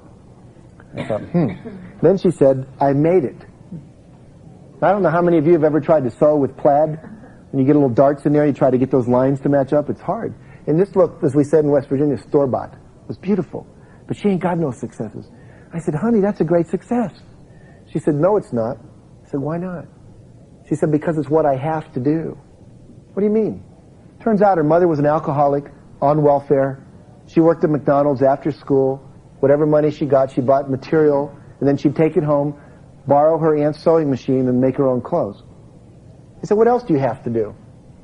I have to get my brothers and sisters up in the morning because my mom's always hungover, make sure they eat breakfast, make sure they get to school on time. Wow. But I ain't got no successes. I said, young lady, you're more successful than half the 30-year-old mothers I know because you're raising your family. And so in terms of building up your self-esteem, you have to acknowledge all of the things you've done and reframe the way you hold it. I used to teach school, and 35 kids would be in my class. I'd teach a lesson, 30 kids would get it, 5 kids wouldn't. Who would I think about all the way home? 5 kids who didn't get it. When I was a salesperson in the summers, and I would sell things, I'd go out and make 6 sales calls that day perhaps, and I'd make 1 sale. Now if I made the sale at the end of the day, I'd think about, wow, I made a sale. But if I made the sale early in the day, and then I had 5 people that didn't buy, who do I think about all that night? The 5 people that didn't buy. See, the idea is I'm focusing on the negative instead of on the positive. Let me show you how our mind works. If I tell you these numbers, 1, 2, 4, 5, 7, 8, and 10, what numbers are missing? So you're saying 3, and 6, and 9. Guess what? There are no numbers missing. I told you there was these numbers, 1, 2, 4, 5, 7, 8, and 10. But see, our mind instantly goes to focus on what's missing rather than what's present. Where were the numbers missing? In your head, exactly. In your head. See, what we do is we do that. We focus that way. Let me tell you a story about a guy named Roger Crawford. I met Roger last year. We were on a speaking circuit together. Roger was born with a rare disease. I don't remember the name of it, but the result is he has one finger on his right hand and a finger and a thumb on his left hand. On his left leg, he had one toe, and the knee was locked, and it was deformed. And when he was about 4 or 5 years old, they amputated his leg from the knee down, and he has a prosthesis for a false leg. And Roger was a guy who had an opportunity to either focus on what was missing or focus on what he had. When he started, like most kids, he'd go to school to have his hands in his pocket because he was ashamed of his hand. But his parents would always say, Roger, take your hands out of your pockets, put a smile on your face, and go out there and do something. He said, nobody can do everything, but everybody can do something. Find out what your something is and go do it. Well, Roger wanted to play football. So he went out and the coach said, come on, kid, give me a break. You got a wooden leg here, and you know what, you can't even, no fingers, and you can't hold the ball. He said, I want to try out anyway. So the coach let him try out. Roger made the team, became a first-string defensive end. His great goal in life was to intercept the pass and run for a touchdown. One day he was going in on the play. The quarterback went to throw the ball. It was tipped up in the air, and Roger leaped for it and caught it in his arms because he couldn't cut it with his fingers, caught it in his arms, hugged it to his chest, and he started to run toward the goal line. Got about 6 yards from the goal line, and this guy grabbed his false leg. And Roger pulled, and this guy pulled, and Roger pulled, and this guy pulled, and Roger's leg came off, and Roger hopped on one leg the final 6 yards and got his touchdown. Roger just got married recently. Always wondered who would ever want to hold his hand when he only had one finger. And he met a woman that brought him in. He's a speaker. He talks about overcoming handicaps. And he got married. Now he's thinking about having a kid. See, he went on and he produced a life that worked. And we can do that as well.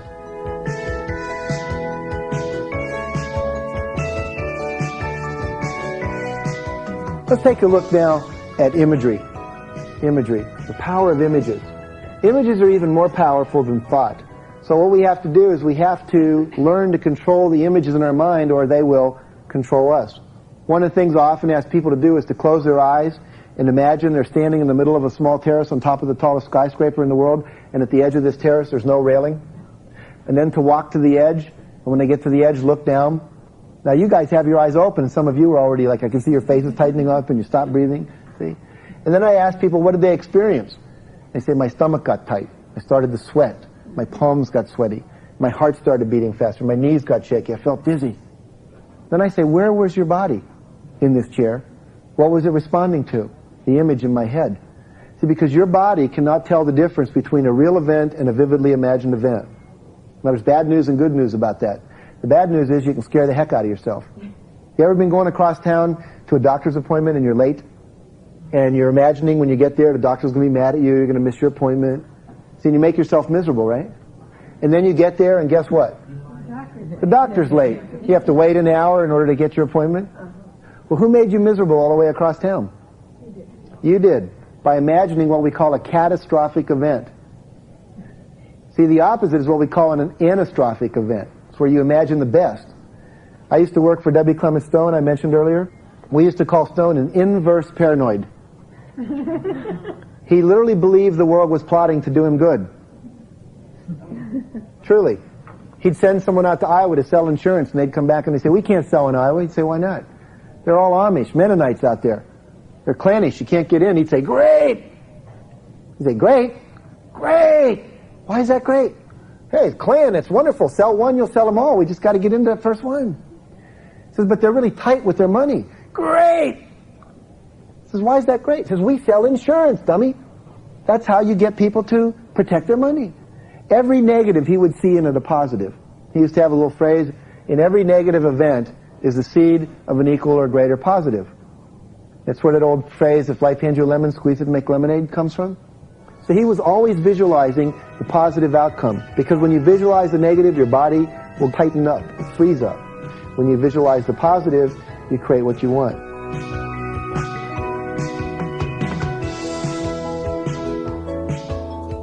The most powerful of all the psychological functions is imagery.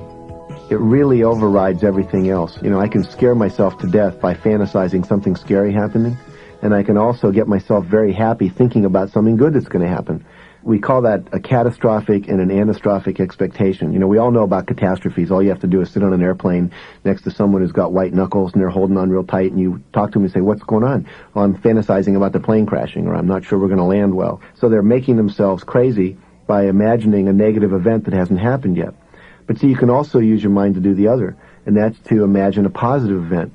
So every time I'm landing the plane, I imagine myself already off the plane, talking to somebody, being where I want to go, and having a good time. So that's what we call an anastrophic expectation. I have a friend who's a behavioral psychologist. He says self-esteem is real simple.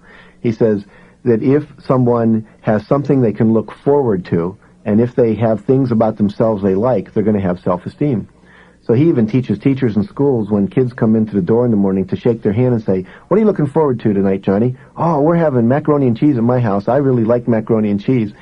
So the same thing is true as an adult. If I'm going to a meeting and I'm not looking forward to it, I don't feel real good.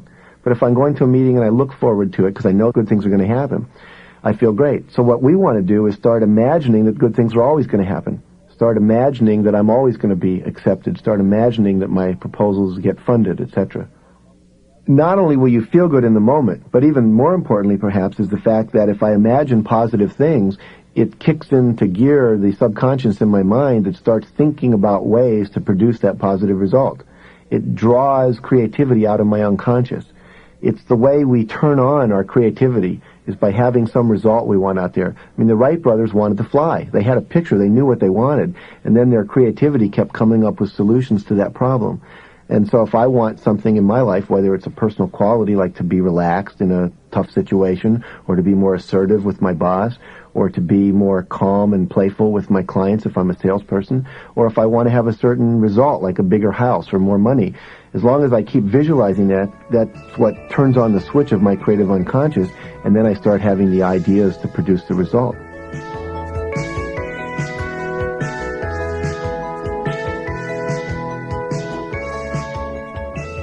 So you have to change your self-image by visualizing positively. Let me give you an example. Your image of yourself is so powerful that you can't do anything that doesn't match that image. When I do experiential workshops, I'll have half the group on one side of the room and half the group on the other, and I'll ask the one side to close their eyes and visualize a seagull. You know what a seagull is? It's out there and it's flying in the ocean. And it's smooth and graceful, and its wings are just flapping gently. Maybe it's just riding on a thermal. And then the other group I asked to visualize a jackhammer. You know, out on the street, you know, where it's breaking up the concrete, and it's going up and down, up and down, up and down, rapid, staccato, rigid, fast movements. Then I asked the people that are visualizing the seagull to move like a jackhammer.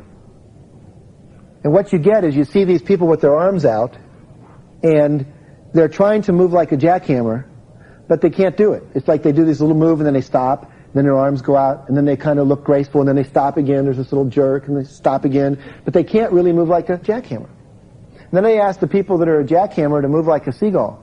Keep holding that image in your head of the jackhammer as if your life depended on it, and move like a seagull.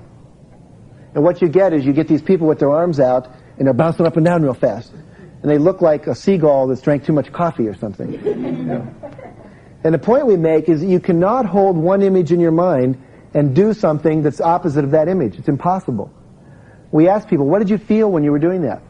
They say, I felt confused. I felt stuck. I felt like I often feel in my life. And so the point I want to make here is that you've got to change your self-image or you can't do new things. If your self-image is, I'm overweight, you can't lose weight. We often tell people, take a picture of your head, cut it off, take Cheryl Tiegs' picture out of the Sports Illustrated swimsuit issue and put your head on top of it. So when you go to the refrigerator, that's what you see. Because otherwise you have an image of the opposite. Let me give you an example of how you can change your self-image and how that can change your behavior. I have a friend named Dr. Jerry Jampolsky, lives in Marin County in California, and he's a psychiatrist. And he works right now mostly with terminally ill children, people who have leukemia and who have cancer. And if you go and see him, he got these little kids in there, they're bald heads because of the chemotherapy and the radiation treatment and so forth. And he's a beautiful man. He teaches these kids how to visualize themselves in terms of releasing themselves to the disease, sometimes overcoming it, but sometimes just accepting, how to die and surrender to that in a way that's graceful and at peace with yourself. And he mentioned in an interview in the newspaper that he used guided imagery and visualization as a way to help people do that. And he said in the interview that visualization was the most powerful tool that was available for change.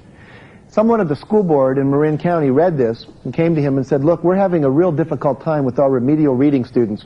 I wonder if you could come over and use this visualization stuff and see if you can speed up their ability to learn reading. He said, well, I don't know if that'll work or not, but let's give it a shot.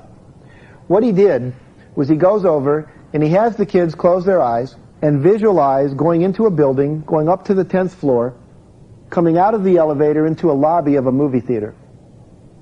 In this lobby is a bathtub. They go over to the bathtub and they stand in it, and there's a hose coming out where the faucet would be. And they take out their brain. They unzip the top of their head, they take out their brain, and with this hose they wash out all of the negative thoughts.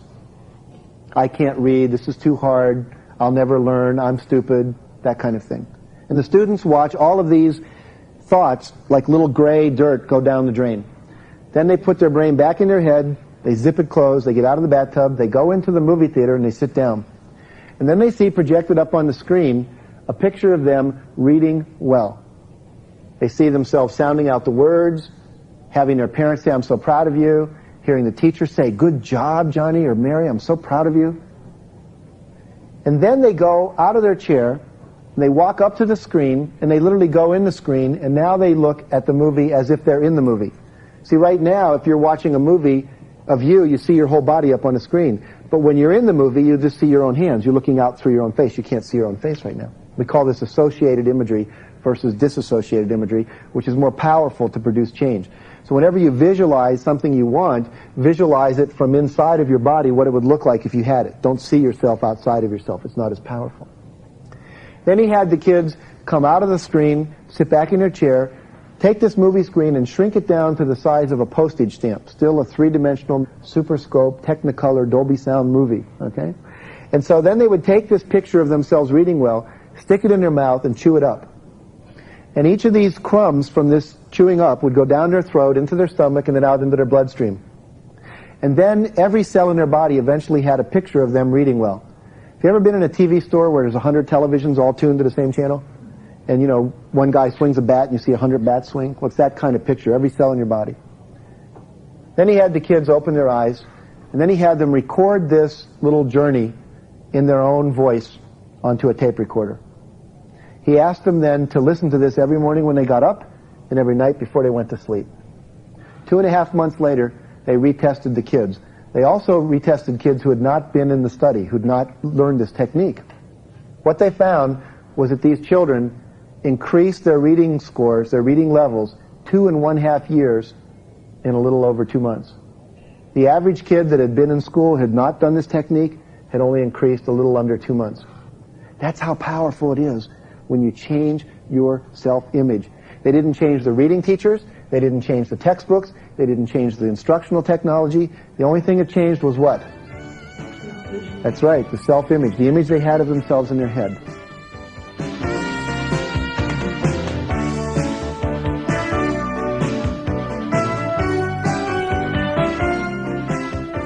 What happens in life is that any time I think about doing something, I first compare it with my self-image. And if my self-image is a picture of myself that says, no, you don't do that kind of thing well, or here's a memory in my memory bank of, not dancing well or having people laugh at me when I was a kid, then I instantly pull back from the event. And so a negative self-image is just as powerful as a positive self-image. I'll do whatever it takes to keep fulfilling that negative image.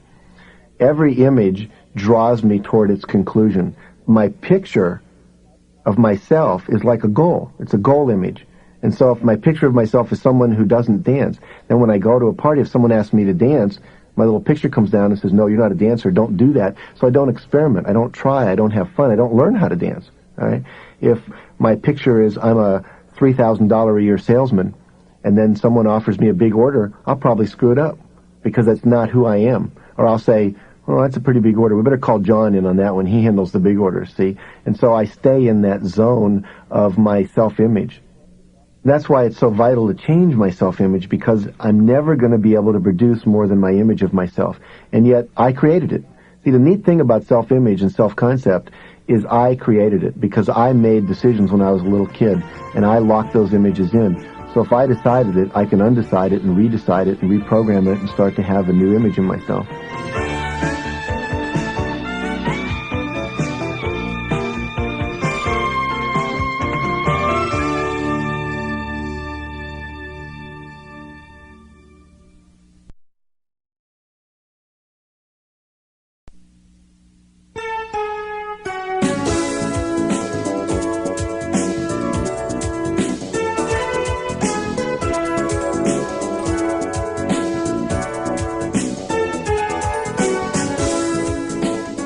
Let's look at a third area, our emotions. See, a lot of us have grown up in a culture where it's not okay to have emotions. Well, let's take a look at what we might call a healthy approach to your emotions if you want to have high self-esteem. Because if you feel bad about your feelings, that lowers your self-esteem. We teach people a process called the total truth process. It's a process in which any feeling you have, you need to express in a way that doesn't hurt other people. But we find that feelings come in groups, and that what you need to do is you need to express 5 or 6 layers of feelings. The first layer is what we call anger. Whenever you're upset, there's usually anger inside of you. And again, in our culture, it's real hard for women to do that. When women get angry, what do they usually do? Cry. And when men get sad or hurt or scared, what do they usually do? Either withdraw or get angry. Okay? They either pull away or they slam the door and go off, that kind of thing. And so we kind of wired up to express them differently. But anger is usually at the top. And underneath all anger, there's usually hurt, sadness, pain. And underneath the hurt and the anger, there's usually fear and self-doubt, feeling of insignificance, or I'm incompetent, or I'm unlovable, something's wrong with me. And underneath the anger, the hurt, and the fear is usually what we call regret and remorse. I'm sorry, I didn't mean to. Or taking responsibility. And I'll give you an example of all this in just a second. The 5th level is I want. Underneath all anger, there's some want that got frustrated. Something you wanted you didn't get, or afraid you won't get. And then finally we have what we call forgiveness, understanding, appreciation, and love. Let me give you an example of how this might work in your life. Remember a time when my dad was trying to get me up to go to school in the morning? And he yelled down, "Jack, are you up?" And I said, "Yup." He said, "Don't hear any feet moving around down there?" So I took one foot out of the side of the bed and I hit it on the floor a few times like that. He said, "Okay." Then I rolled back and went to sleep. He comes down about a half hour later expecting to see me up and ready to go to school, because I went to school in a carpool. And if I was late, that meant he usually had to drive me. So he saw me asleep and he got really angry. And he came into my room and he basically hit me a few times. Now, I used to go around for years complaining that I was an abused child, okay? But let's see how I might heal that experience using this total truth process, this total experience of emotions. I might say to my dad, "I'm really angry at you because you hurt me, you hit me, and I'm angry. You shouldn't do that. You shouldn't do that to a kid." And I would express my anger. "You dumb son of a gun. How could you possibly do that?" And I would rant and rave for a minute and let that out. Underneath the anger is the hurt. I'd say, "I'm really hurt that you would do that to me, Dad. I was just a little kid and you were hitting me and beating me up, and I'm hurt that you would do that." And I would share the pain that I had in my body and that I felt, and sadness and the crying that I wanted to do. And underneath the hurt is the fear. "Dad, I'm really scared of you. I was afraid you were going to hit me and beat me up. In fact, I remember when you used to drink, I used to be always afraid, is he going to blow up again? Is he going to hit me? And I was afraid. Here's this person that's supposed to protect me and make me safe, and you were scaring me." And then maybe the self-doubt in there. Maybe I'm not lovable. Maybe I'm the kind of kid who deserves to get hit. See, and a lot of people become resigned to that. And then the regret and the remorse. This is where I have to own my piece. See, was I a total victim? No. Okay? I wasn't a total victim because I helped set it up. If I hadn't lied to my dad, would I have gotten hit? No. Now, it'd be nice if you could lie to your dad and still not get hit. Be better parenting, perhaps. But the fact is, I was not a total victim. So I would say, "Dad, I'm sorry that I lied to you. I'm sorry also that my mother came running into the room and started yelling at you." This was my stepdad, see, and she was yelling, "You never liked my kids as much as your own," and blah, blah, blah. And I remember smiling inside, going, yeah, get him, Mom. You know? I might also say, I'm sorry you had to work so hard, 2 jobs to make ends meet, Dad. And I'm sorry you were frustrated. I'm sorry you didn't have the skills you needed to be more centered and more effective. Next, underneath, I'd say, Dad, all I really want is for you to love me. I want you to hold me. I want to feel safe with you. I want you to care for me. I want you not to hit me when you get angry. I want you just to talk about it. I want you to know that I'm just a little kid and kids make mistakes and I was tired.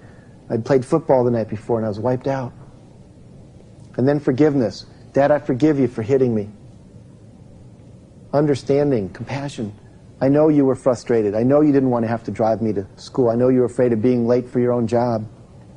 I appreciate you for being my dad. Appreciate you for working 2 jobs and working hard. And finally, I love you. See, now if I take and I go through all those levels, I can complete any past negative event. And I can let go of the emotions. And as I learn to express my emotions, my self-esteem goes up.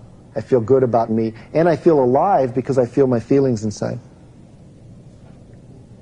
We've had people in our seminar where we'll break people into pairs, and one person will pretend that the other person is their father or their mother or their past husband or whatever, and they will do the total truth with them, and they'll spend 5 minutes in each segment yelling and crying and talking and saying I want and forgiveness and so forth. And I've had people report to me that after the seminar, colitis that they'd had for 8 years disappeared because they had all these spasms and tension in their stomach and in their gut. Another guy had a migraine headache for 2 years, couldn't get rid of it no matter what medication he used. Finished the total truth process, the headache went away, hasn't come back since, because he was holding all that emotional tension in his body.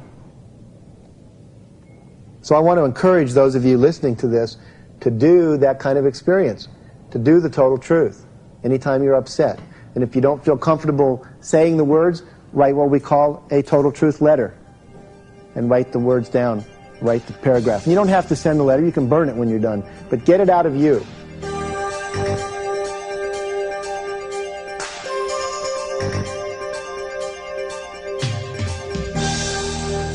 You know, we're working with ourself. There's a little process we go through, and it's called awareness, acceptance, and expression. And we have to first be aware of ourself, aware of a judgment we might have, or aware of a part of ourself that we might reject, or aware of a part of ourself that we disown.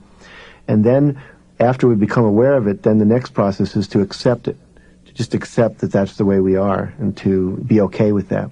And then finally is to learn how to express that part of ourselves in a way that brings it completion. And I talk a lot about rejected and disowned parts of ourselves. Like when I was a kid, let's say my parents were very strict in terms of sexuality, and so I grow up thinking that if I'm sexual, then I'm a bad person. So I reject that part of myself. I pretend I don't have it. I might even become celibate, not out of a true desire to be a spiritual person, but out of a need to not be bad. See? Maybe I've got a part of me that's funny, and when I was a kid, I made a joke, and my dad didn't like it, so he sent me to my room, and then I decided, well, it's not safe to be funny anymore, so I lose my sense of humor. So we have parts of ourselves that we do, that we express, like being late, or eating too much, or being judgmental, and I call those rejected parts, because I do them, and then I feel bad about them. A disowned part would be a part of me I don't even express anymore. It's like totally subterranean. I've locked it inside of myself. And in order to have high self-esteem, to be a whole person, we have to re-own these disowned and rejected parts of ourselves. And the main thing is to realize that underneath every aspect of our being, there's a function, a purpose, a valuable contribution that this part of me can make. What we need to do is we need to accept every aspect of ourselves, because it's who we are. And someone once said, you may as well learn to love yourself, because you're going to take yourself everywhere you go. You can't take a vacation from yourself. So if there are parts of me I judge, I need to learn to love those.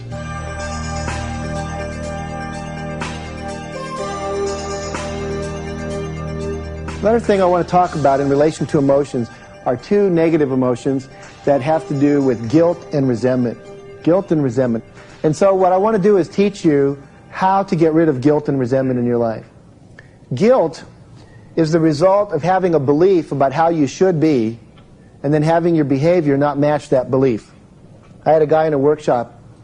He had been in Vietnam, and he wasn't able to make eye contact with anyone in the group. He'd look, and he'd look away instantly.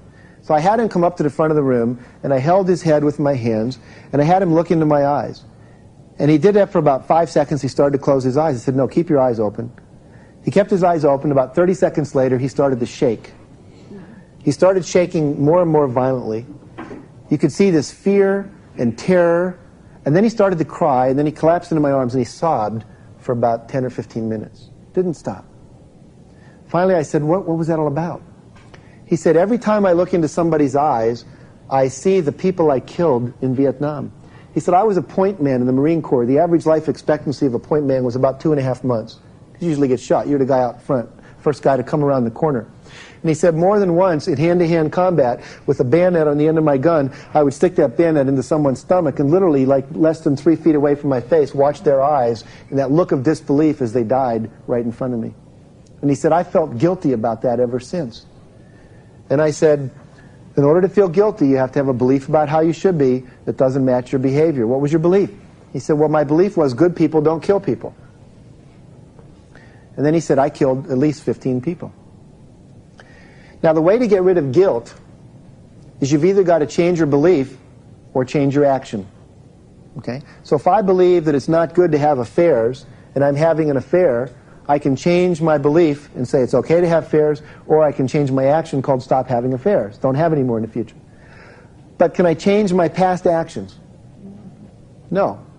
See, he can't go back and unkill those people in Vietnam. He can't unsteal the money he stole from the grocery store when he was 15. See, you can't undo the past action. So if you want to get rid of the guilt, what you have to do is let go of the belief. So he decided he would change his belief the following way. Good people don't kill people, except when they're 18 years old in a foreign land at war with another country and people are trying to kill them. And then he said, you know, under that condition, I guess I had the right to save my own life by killing someone else. Now, does that mean killing's great? No. It simply means that in that situation, he could reframe it and say, okay, I'm going to let go of that belief and hold that I'm a good person. See, this guy that killed these people in Vietnam, he was not living a happy life for himself. He wasn't a good person to be in a relationship with. He couldn't be intimate because he couldn't make eye contact. He felt bad about himself. He certainly wasn't helping anyone in Vietnam by feeling guilty. Wasn't helping anyone in America. Wasn't helping himself. So he had to let go of that.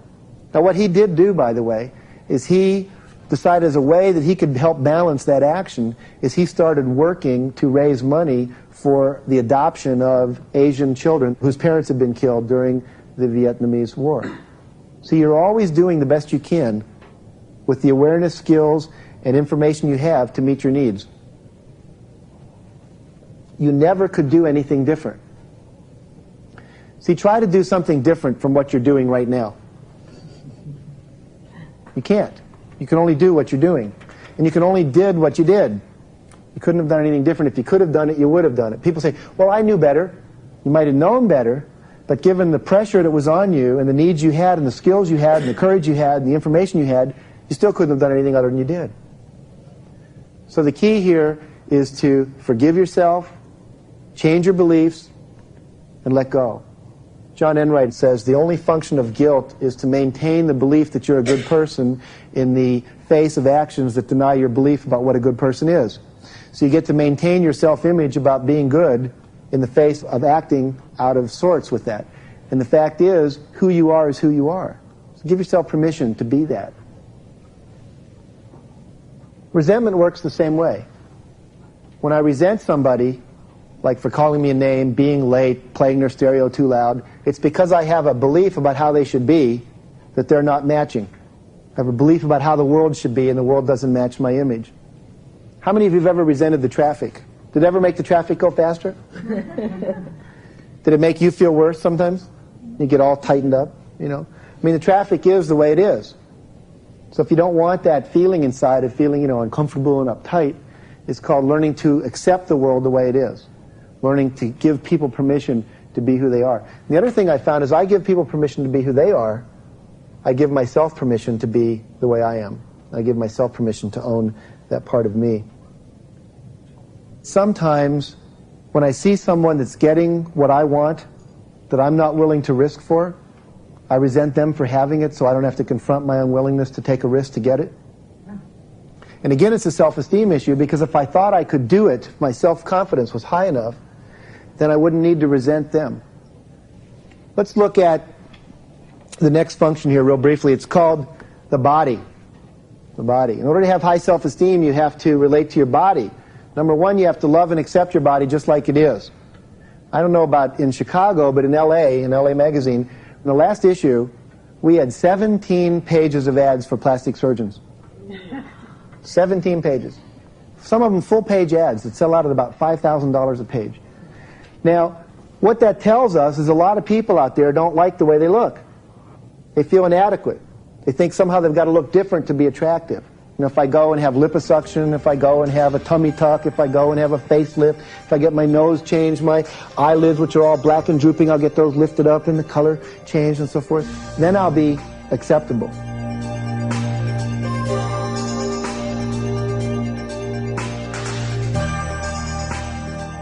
But I think what's critical when you're running out and doing this stuff to your body is where you're coming from when you do it. Are you coming from a place of, I'm not okay the way I am, I'm not it, so I've got to go and do all these things so I'll be acceptable? Or are you coming from a place of, I'm a wonderful person, and just like maybe using makeup to enhance myself, I'm doing this to make myself even more beautiful, to make myself even more an excellent vehicle for my spirit, you know, as my body. But I see a lot of people who've had lots of plastic surgery, and it's all out of this sense that I'm not okay the way I am. Somehow I'm afraid that if I look a day over 30, I won't be valuable anymore. You know, we really have to look at our body and realize our body's fine the way it is, and not come from the position that somehow I'm not okay.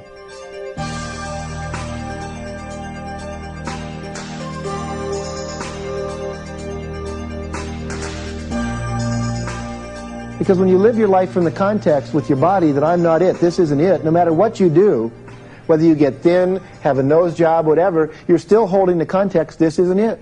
So we've got to learn to love our body and appreciate it and accept it just the way it is. For me, growing up, it was my chin. I used to have this belief that I had a receding chin and it wasn't okay.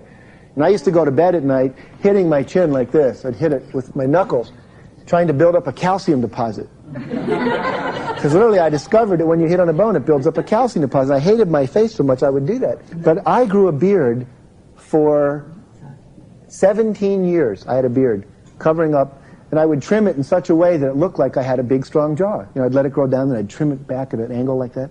And I remember my wife, when she met me, I had this beard, and then about 5 years into our marriage, I shaved my beard. She freaked out. She said, there ought to be truth in packaging laws.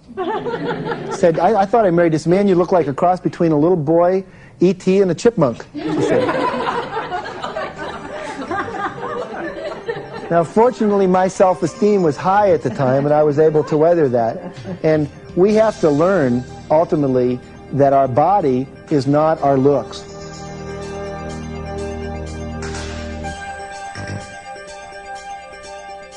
One of the most powerful things you can do in terms of coming into a greater loving relationship with your body is something we call the nude mirror exercise. And what you do is find the largest mirror you can, like a full-length mirror that might be on the back of a door, or maybe your large bathroom mirror, and stand in front of that mirror and start at the top of your head and go all the way down to your feet, one part of your body at a time, and just notice anything about your body that you judge. Perhaps you think your nose is too big, or your hair is too thin, or your breasts are too big or too small, or your hips are too wide, or your legs are too fat. Whatever it is that you judge about yourself, just notice it. Just acknowledge that to yourself. See, because you've already been doing that all along. Now it's just time to bring it into awareness. And after you've made a list and you're really clear what those things are that you judge, then go back and take each part of your body that you judge and place your hands on that part. Like for me growing up, it was my chin. So what I would do is I would put my hands on my chin, and then I would send light from my heart down my arms, into my hands, into my chin, and I would visualize that light as a healing energy going into that chin. And then I would say the following words: please forgive me for judging you. I really love and appreciate you. I need you. And then talk about what the function of that part of your body is. For my chin, it would be, without you, I wouldn't be able to talk. I wouldn't have a jaw. There would be no teeth in my mouth. So I appreciate the fact that I can eat food and that I can talk. And I want to thank you for being there. Then I might have judged my stomach as being too big, and I can say, I love you. I appreciate you. So you haven't always looked like I thought you were supposed to, but I want you to know that I love you just the way you are, and I'm really grateful for you. And I would go on like that. I've had people tell me in our workshops when we assign that as a homework assignment that for them it's been one of the most powerful experiences of their life. They really start to feel loving toward a body that they might have judged since they were 14 years old. So I strongly recommend you do that as soon as possible. And you may want to do it more than once.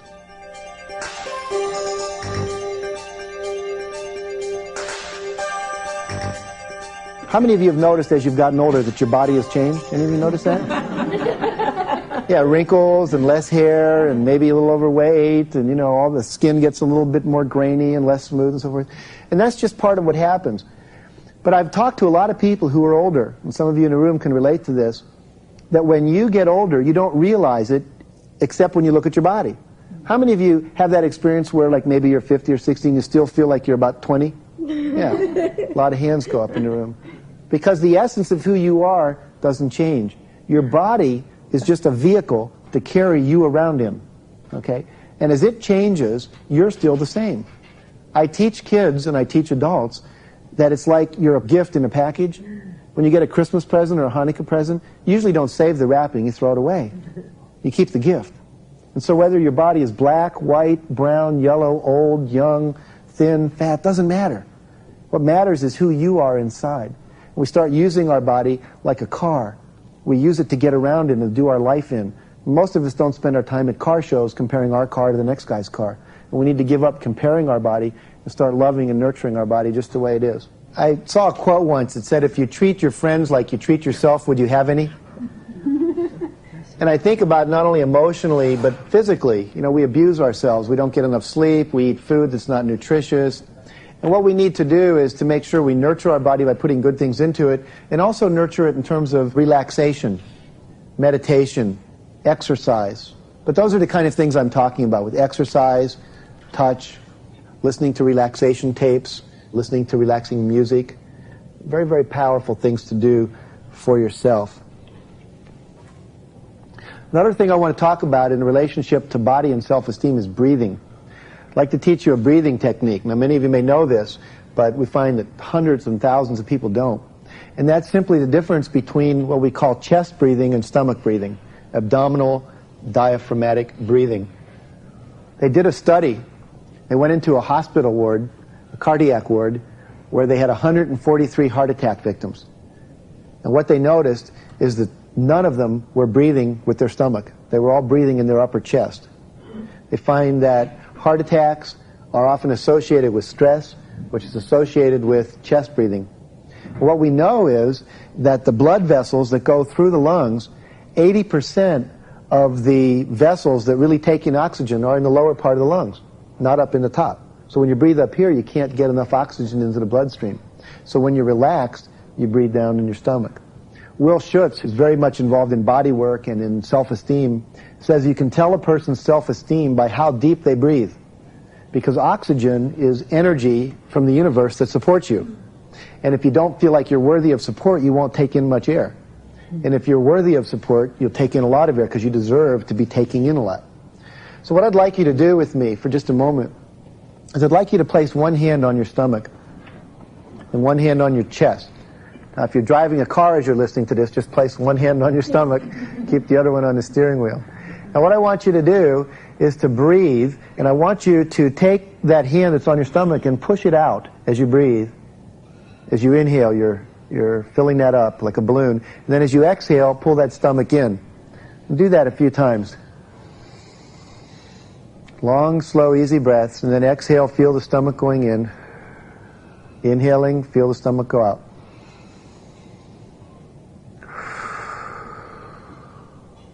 One of the things I recommend is every day, maybe in the morning or in the evening, just take 5 to 10 minutes and concentrate on breathing into your stomach. That can relax your whole system. The last psychological function I want to talk about in terms of self-esteem right now is your intuition. So we've got our thoughts, our imagination, our emotions, our body, and our intuition. And we all have this little voice inside of our head that talks. Sometimes it's heard as a voice, sometimes it's more a felt sense. See, haven't you had that kind of experience where you start thinking about somebody and 2 days later you get a letter from them? Or you're thinking to call someone and they said, gee, I was just going to call you. How did they know? How did you know? We've all had that experience of knowing something and not quite knowing why we know, we just know we know. I've read numerous reports of mothers waking up at 3 in the morning and saying something's wrong with my oldest son. And then they get a call like 2 hours later their son was in an automobile accident on the way home from work or something. So we know that there's a way of tuning in. In order to have high self-esteem, you need to trust that inner voice. See, most of us as little kids were told not to trust. What do you know? You're just a little kid. And you began not to trust your own feelings. You began not to trust your own intuition. Have you ever had the experience where you're about to go out to work and a little voice says, take an umbrella, and you look and the sky's blue and you go, forget it, no way. And you go to work and sure enough, you're coming home 3 o'clock or 5 o'clock, whatever, and it starts to rain. How did you know? See, somehow you knew without knowing how you knew. We've got to learn to trust that. Let me tell you a couple stories about how that's affected people in business. One of the most famous stories is about Conrad Hilton, the Hilton Hotels, and he wanted to buy a company called the Stevens Corporation, which was going to go to the highest bidder in a closed auction. And he submitted a sealed bid for $165,000. He awakened the next morning, and he had the number 180,000 in his head, couldn't get it out of his head. So he changed his bid. And it was right at the last moment. He changed the bid, and he secured the property, which brought him eventually $2 million in profit. The next highest bid was $179,800. See, and if he hadn't raised his bid, he would have lost. But when you have that little inner voice inside, it's called start trusting it more. Now, the problem becomes, is every little inner voice in your head your intuition? You know? And the answer is obviously no. My experience has been when it's your intuition, there's a sense of peace, there's a sense of rightness. There may be a little fear because you're going to have to do something scary, like say something to someone that you might not normally say, because your intuition says do that. But there's not a sense of like terror, and there's not a sense of like upset, and there's not a sense of like greed or grasping. It's just a clear sense. I have another friend named Bert Dubin, and Bert's a real estate investor out in Los Angeles. He's also a public speaker. And Bert told me a story once that he was sitting by his fireplace at home, and Bert meditates a lot and has done a lot to develop his intuition. And all of a sudden, he heard this little voice in his head, and it said, go to Kingman, Arizona. And he said, wait a second, what could this be? And it was 11 p.m. And he thought, if I go to Kingman, Arizona now, I'm going to get there at 3 in the morning. That doesn't make any sense. So he decides to go to bed and wake up in the morning, like at 3 or 4, and then drive to Kingman. So he does that. Now you have to realize he's been trying to buy property in Kingman for over a year and a half. Can't find, there's just no four-corner property for sale. And whenever it comes up, he's always aced out because he's in L.A. Now he doesn't know why he's going to Kingman. He just knows I'm going to trust this little inner voice. So he goes to bed, and he wakes up, and he drives there, and he gets into Kingman at 8 a.m. And he pulls into this little Howard Johnson's where he normally goes to have breakfast or coffee. And he gets a paper out. He's sitting there at the counter having a cup of coffee, reading the paper, and he notices that there's a four-corner property for sale. This valuable property, a store. And he goes to the real estate office where it's listed. So he gets to the real estate office at 9 a.m. They open the door. He goes right in. He says, I saw the ad. I'd like to buy this piece of property. They had it in escrow by 9:15. Now, he said, how come this property wasn't bought up by people up here? He says, well, let me tell you the story, the real estate agent said, let me tell you the story. He said, I got a call yesterday, and the guy wanted from New York to sell the property. And it was like about 3 o'clock. Now, at 4 o'clock is the last time you can get the classifieds in. So I thought I'd put, the classified in the paper. And this morning I would call up all the real estate agents and I would, let them know that the property was for sale. And he said, obviously, no one saw the paper. It came out at 8. You saw it first. You bought it. You have it. All because he heard this little voice says, go to Kingman, Arizona. He had no understanding why to go, but he trusted it. He followed his intuition. And Bert's told me 3 or 4 stories like that, where he's heard a little voice, don't make an offer yet, don't do this yet, do that, sell the boat, don't sell the boat. And it turns out there's always some reason why he should have waited, and he did. So begin trusting that little voice inside. The way to build time into your life for that little voice is you have to have quiet time. Time to walk on the beach, take a shower, run, be with yourself, meditate. If you don't have quiet time in your life and you're always busy, going, it's very hard for that little voice to get in because there's so many loud voices all around. So make sure you do that for yourself.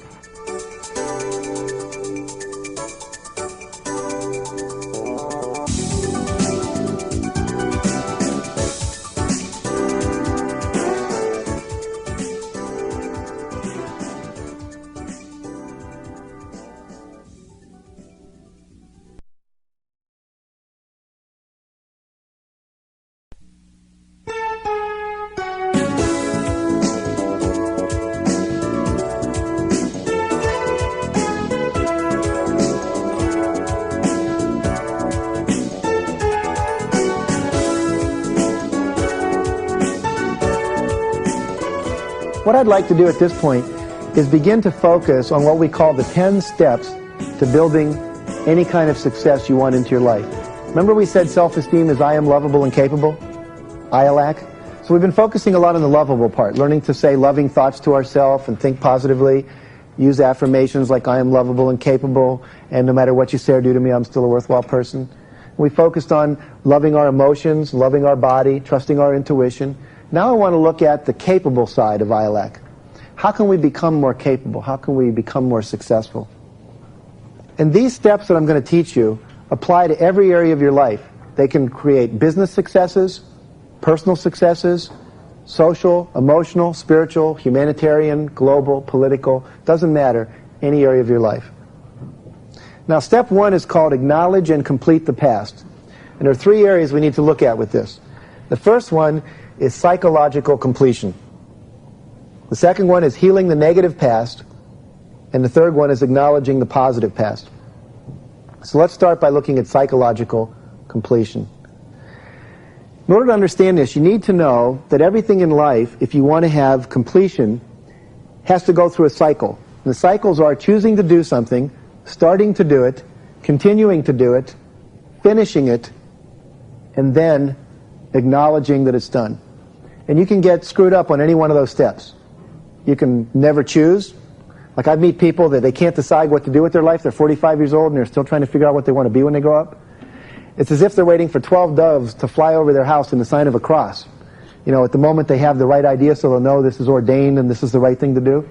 But usually it's not like that. You just have to pick. And once you pick, you got to start. So a lot of people choose things and plan them, but they never do them. Or they start, but they don't continue. Or they continue, but they never finish. Or some people finish and they never say, I did it. It's done. It's over. Completed.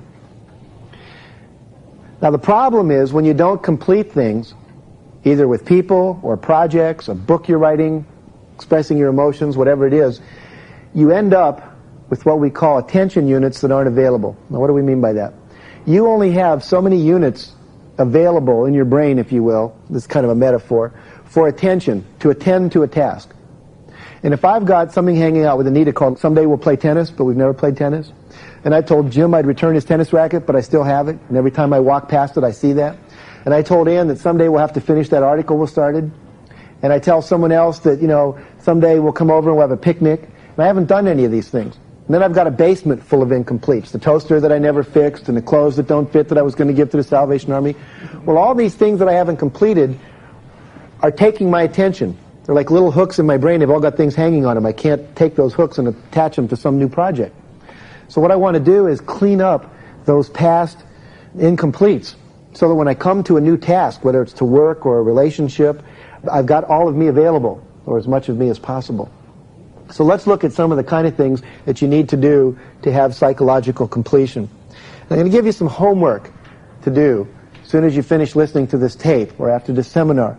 I want you to write these down if you're in a place where you can do that. The first thing I want you to do is anything at all in your life that's broken. Broken toaster, broken watch, broken earrings, broken plate, anything that's in the basement, in a drawer, in your closet that doesn't work, either fix it or give it away or throw it away. Because every time you see that, it takes up energy. See, it's incomplete. It takes up space in your house, in your apartment, in your car. So anything that's broken, fix it or throw it away. Give it to the Salvation Army, but get it out of your space. Number two, any clothes that you have that you haven't worn in the last 2 years, with the exception of things like tuxedos and ball gowns that you may only wear once every 3 or 4 years, again, throw it away or give it away. Another thing is to balance your checkbook. Oh, no, please, Mr. Bill. Balance your checkbook. File the papers. I remember at one point when I started getting into this, I had 6 banker's boxes full of unfiled stuff. That was my to-file box, right? Some of the boxes were 3 and 4 years old. I had never gone into them. I didn't even know what was in there, but darned if I wasn't sure, someday I might need it, right? It's called either forget it and let it go, or file it so that it's available and out of that state of like incompletion. Another one is clean out your office, your drawers, your files, your basement, your garage, your attic, Either pitch the stuff, have a tag sale, garage sale, yard sale, get rid of it. I remember once I had a credenza behind my desk, and there were all the magazines I hadn't read from 1976, and then all the magazines from 77 and 78 and 79. And what I realized was all of my incompletions in my life come out of a low self-esteem position. I don't throw the magazines away because I think there's something in there that if I knew I would be more. And that somehow I'm not enough, and if I knew that, then I'd be enough. You know? I went to one man's office once as a consultant. Come into the office. I still can't believe this. I walk into the office. There was literally nowhere to sit except one little chair and another little chair, and everything else piles. Bills, invoices, bills of lading, journals, unanswered correspondence. The desk was piled up. There were piles of things on the floor. It was amazing. And I said, this is really a mess. How can you work in here? He says, well, not very well. He said, but this isn't really my office. And I said, well, where's your office? He said, well, my office is so bad I can't even go in there anymore. He had literally collected 4 years of stuff that never got filed away. Then trying to concentrate in that kind of environment is impossible. See, and we say when you sit down you should have a clean desk. And when you look around there's nothing else there. So if you've got stuff that you want to remember, put it in a file folder called urgent, stick that to the side and then go through it later. So that you have clarity. Another one is your car. I've been in some people's cars in the back seat. It's like an archaeological dig. You can tell when they were at the beach because that was the week between the two Time magazines where their wet bathing suit is, see? And then on top of that there was a layer of newspaper from March 1st, and on top of that there was pizza, so I know they had pizza somewhere between March 1st and March 3rd where the next newspaper was. And then there's toys and dog bones and empty beer cans, and it's amazing. And when you get into a car like that, what do you think that car is yelling back to you about your self-esteem? See, if you rented a limousine from the limousine service here in Chicago, and they showed up with a car like that, you wouldn't feel like they were doing their job. See, limousines are clean, and it's nice, and it smells good, and the seats are either polished leather or nice vacuum velour, whatever it is. And so we expect that, but we don't give that to ourselves. A friend of mine once said, you train other people how to treat you by how you treat yourself. See, my friend Martin Root treats himself like a first-class act. He always stays in the best hotel room, buys the best food, and Martin's not particularly wealthy. He may not have a lot of suits, but the few suits he has are $800 wool suits, tailor-made. We go out to dinner, he only wants to go where there's really good food. It's going to be healthy, nutritious, well-prepared, well-presented. So when Martin comes to visit me, guess what? I clean up the house. I make sure if he's staying in our guest room that everything is clean, because I know Martin expects that, because that's the way he treats himself. Whereas I've got other friends who show up, you know, in old blue jeans with holes in them and T-shirts that don't look like they've been washed for a couple of weeks, and they say they're coming over. No problem. Come on over. Don't need to clean up for them. Now, I'm not saying that cleanliness versus uncleanliness or being an anal compulsive retentive type versus, you know, being free and loose. I'm just talking about a level at which your environment supports you rather than pulls energy away from you. Let me share with you a little technique in terms of papers. The average American these days handles about 600 pounds of paper a year. Now, those of us that work in organizations and corporations handle probably another couple tons. But anyway, I got this mail, it comes in all the time, things that people want me to do, brochures and so forth, and I start piling them up, and pretty soon I have this big mess again. So I learned something called the 3-basket system. And it works like this. I want to recommend this to everybody, whether you're in business or just in your home. You get 3 stack baskets, 3 little stack trays. And one says in, the other says pending, the other says out. Now, so far that's not so new. What's new is using it. Everything that comes into your space, whether it's your home, like, you know, mail or junk or books, whatever, goes in the in basket. And then what you do is once a day you go through your in-basket and you keep going through it until everything is out of your in-basket. Your in-basket must be empty before the end of the day. It's a rule. Don't go to bed if you have to stay up till 1 in the morning. In-basket gets emptied out. Then everything that comes out of the in-basket has the following rules attached to it. If it can be done in 10 minutes, you do it now. If it's a phone call, make the call. If it's to answer the memo, answer the memo. If it's a request for information, write it back on that memo, send it back out in the out basket. If it requires you to get up and walk across the hall, do it now. Don't say, oh, I'll do all my hall stuff later. See, You take each one. If it's to Xerox something, go Xerox it, come back, stick it in an envelope, it's handled. And you just go down through the pile one thing at a time. What do most people do? They take everything out of the box. Well, this is the important stuff, this is the junky stuff, this is the whatever. Then they take the middle stuff and the junky stuff and they set it aside and they work on the important stuff. And after a couple months, you have 8 feet of middle and junky stuff that's never been handled. So if it can be handled within 10 minutes, do it now. If it takes more than 10 minutes to do it, then you make one of the following 3 decisions. And you can make this decision about the 10-minute stuff too. You either do it, delegate it, or dump it. It's what we call the 3 Ds. So you do it, you delegate it to someone else. You say, look, I don't have to do this. My secretary can handle this. I don't need to do this. I could probably get my older son to do this. I don't need to do this. I can ship this off to the marketing department. Let them handle it. Write a little note, stick it in your outbox. Dump it means, this would be a good thing to do, but I don't have time. It's not a high priority. Trash can it. What most people do is they say, well, maybe someday, and then pretty soon you got your whole life piled up with maybe somedays. If it's something you're going to do, but it takes 3 hours to do, like, write that report, or gather some data that you have to go to the library for, and drive halfway across town, then what you do, anything like that, you put it in the pending files. And you never have more than 6 pending files. And let me explain that. In a business, or in your life, you should only have 6 functions. More than that, and you're doing too much. You'll get overloaded and you'll never succeed. You'll be burned out. Give you an example of what mine are. I have a file that says seminars and speeches. So if one of the pieces is a little story I want to learn to tell in my speech, it goes in my seminar and speeches file. Another one says books and tapes. So if I think, gee, I'm going to write that, I'm going to use that for my next tape album, it goes in my books and tapes file. Marketing. Here's an idea of how to sell more. Here's a place I could get a speaking job. Then I have one that says company improvement. I'm the president of the company. So here's something I can do in terms of investing our income better. Anything related to that goes in there. Then finally I have a thing called personal. Like send Oren a birthday card. That's my son. Write a thank you note to your mom. That kind of stuff. Cash a check. Pick up groceries on the way home. Now, what I then do is after I finish going through my inbox and everything is out of that, it's either now in the outbox, it's in the trash can, or it's in my pending file, right?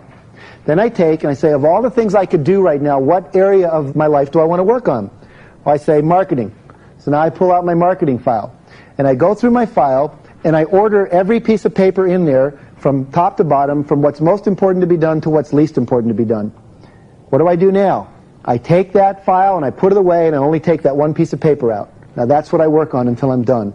I handle it, and then I take out that file, I take the next piece of paper out.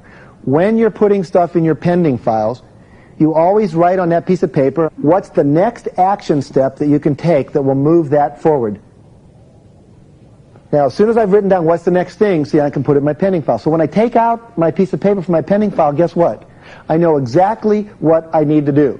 I don't need to think about it. I don't have to waste time with it. I know exactly the next thing to do. See, and life moves forward simply by doing one thing at a time. And usually what happens, we look at a project, there's so many things to do, what do? We get overwhelmed and we don't do any of them. You can only do one thing at a time. See, and then my life starts to be orderly.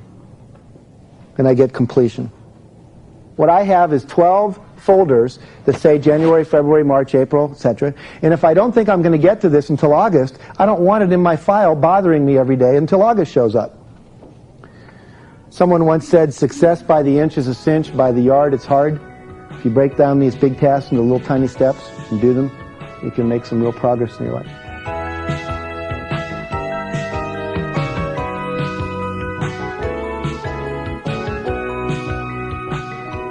Let's look at another area of incompletion. It's called broken agreements.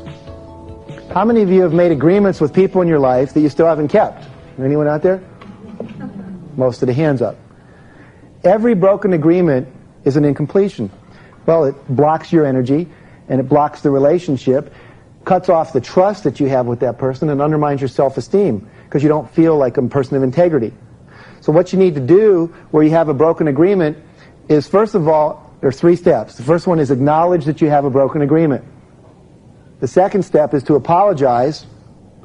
And the third step is to either recreate the agreement, complete it, or renegotiate and tell the person you don't intend to complete it, so now you don't have an incomplete anymore. Because I've said, I'm not going to do it, you know it, I know it, that's it. So I would suggest to make a list of everyone you have a broken agreement with, and then write them or call them and clean it up. You'd be surprised how good you feel about yourself, how free you'll feel, and you'll have all those attention units available. Another one is any acknowledgments that you haven't given to people. Like, I haven't acknowledged my secretary for the great job she's been doing the last month, new person on the job. Or I haven't acknowledged my son for bringing his grade point average up from C to B+. Everyone that's contributed to me and that I haven't acknowledged them for it usually isn't incomplete. When they see me, they're kind of waiting. Do you ever do something for your boss and then they never acknowledge what a good job you did? And every time you see them, you're kind of wondering, is today the day they're going to mention it? Right? Should I mention it? Should I hint around about it? How come they don't notice these things? So acknowledgement is a big incompletion. I have a friend, Dave Tansey, who's a professional speaker and an educator, used to be a superintendent of schools, and he tells a story about when he was at UCLA as an undergraduate, he wanted to go out for basketball because he wanted to meet John Wooden, who was one of the great basketball coaches of all time at UCLA. And Dave was not a great basketball player, but he went out along with 200 other kids, and a team gets whittled down to about, 30, 40 players. And what happened was, at the end of the tryouts, Wooden would get the kids in groups of 5, and they'd be sitting around all across the gym, and he would go over to each kid with his clipboard, and he would tell the kid what he saw his strengths are, what he saw his weaknesses were, and then he would give him some advice, like basketball isn't for you, but don't give up, try some other sports, or, if you come back next year and you work all summer in a basketball league, I think you could make the team. You need to work on your dribbling, you need to work on your foul shooting. 200 kids, he had notes like that, kids that he'd probably never see again in his life. And Dave was one of the guys that got cut, but as he told him, as he was cutting him, he said, look, I can really tell you love to play sports. You are really into basketball. You have so much fire and get up and go and competitive spirit, and you're willing to really go for it, and you got guts. He says, make sure you find a sport. There are 180 different teams on UCLA, athletic teams, varsity teams. Find one, because we deserve to have you playing for our university. Well, this blew him away. Here he was getting cut, and he said he walked away from it feeling like I was esteemed. And he said, I realized about 20 years later that I'd never thanked John Wooden. He did get a varsity letter, I think it was in wrestling or track or something like that, and when they had the varsity letter day, Wooden came up to him 3 years after this basketball event, never seen the kid since then, and said, I'm glad you found another sport, good for you. Remembered him 3 years later. And this built his self-esteem like you couldn't believe. And he said he wrote a letter to John Wooden, 3 pages, thanking him, telling him that he enjoyed him as a basketball coach and how he loved UCLA, but most importantly, he remembered these events and what a meaningful difference it had made in his life. 2 weeks later, he gets a letter from John Wooden saying, your letter came at the most incredible time. I was feeling down. I wasn't feeling very good about myself. And when I got your letter, it meant so much to me. Thank you. And he wrote him a 2-page letter about what was going on in his life and what it was like to be a coach and on and on. That's the power of acknowledgement. So make sure you reach out and acknowledge the people in your life. Okay, let's look at the second area of incompletion. It's called healing the negative past. Healing the negative past. I've mostly shared with you how to do that already.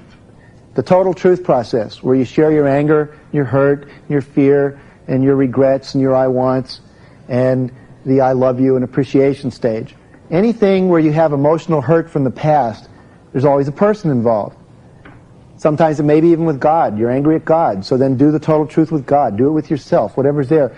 But use that process. And if there's guilt and resentment from the past, use what we talked about earlier. Change your belief or change your action. Let it go. Otherwise, you're dragging an anchor around.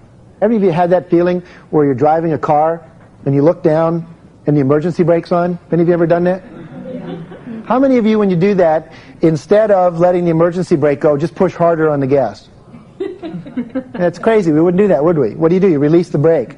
And so all this emotional baggage that we're carrying around from the past is like dragging an anchor. And we need to let it go. We need to forgive and forget and heal. Give yourself permission to be in therapy, to go to counseling, to be in groups, to use 12-step programs, whatever it takes to let go of that emotional baggage. In America right now, the term that's very popular is we're all in denial. We deny that we have pain. We deny, who, me? No problem. What are these anchors I've been dragging around? Oh, I've been dragging around them for years. No problem. I can handle it. I'm tough. Well, I'm macho. I can take it. Well, there's a point at which you break. So make sure you heal and let go. The next stage is what we call acknowledge the positive past. And this is what I want to focus on mostly here now. Acknowledging the positive past. There's some very powerful techniques. The first one is called the daily review. Each day, before you go to sleep, you can be lying in bed, sitting in a chair, close your eyes, and review the day. Now, how to do that? Ask your unconscious to bring up memories and pictures of things in the day that you can feel proud about. Successes. Maybe you're on a diet and you cheat a little bit, but you didn't cheat all the way. You got up. You went to work. You made that scary phone call. You asked for a raise when it was difficult. You helped out a friend. You went to the gym. You worked out. You spent time with your children. Quality time. I don't know if you know this, but in America, the average parent only spends between 12 and a half and 14 and a half minutes per day interacting with each of their children. And that between 8 and a half and 12 and a half of those minutes are spent arguing about bedtime, eating habits, haircuts, dress codes, all that kind of stuff. Leaves between 2 and 6 minutes a day for the development of values, self-esteem, sharing love, listening, talking about feelings. So we need to spend time reviewing the day, and when we've done stuff with our kids, give yourself acknowledgement for that. Spend 20 minutes with your kid, you're way above the American average. Okay. Now what happens when you're doing this daily review? You'll start to see things, all kinds of stuff that you never would have normally congratulated yourself for. Another way you can use the daily review is to ask yourself, show me places in the day where I could improve. Oh yeah, the time I screamed at my secretary, the time I got angry at the traffic, the time I yelled at my son. Don't feel guilty about that. See that as an improvement opportunity. Okay? Because what we want to do is build up that stack of poker chips we were talking about before, focusing on our successes and then focusing on possibilities of improvement. Another technique is called the mirror exercise. Now this is different from the one I taught you earlier. Before you go to bed at night, stand in front of your mirror. Now if you have a full-length mirror, that's great. If you've only got a little bathroom mirror, you know, up on the medicine cabinet, that's fine too. And you're going to talk to yourself.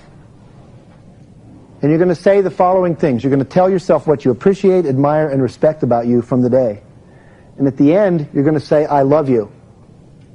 Now for some people, that's extremely uncomfortable. And what I would recommend, if you're living with someone, make sure you tell them you're doing this. The last thing you want them to do is walk into the bathroom and there you are talking to the mirror. You know, they'll send for the little people in the white coats to come get you.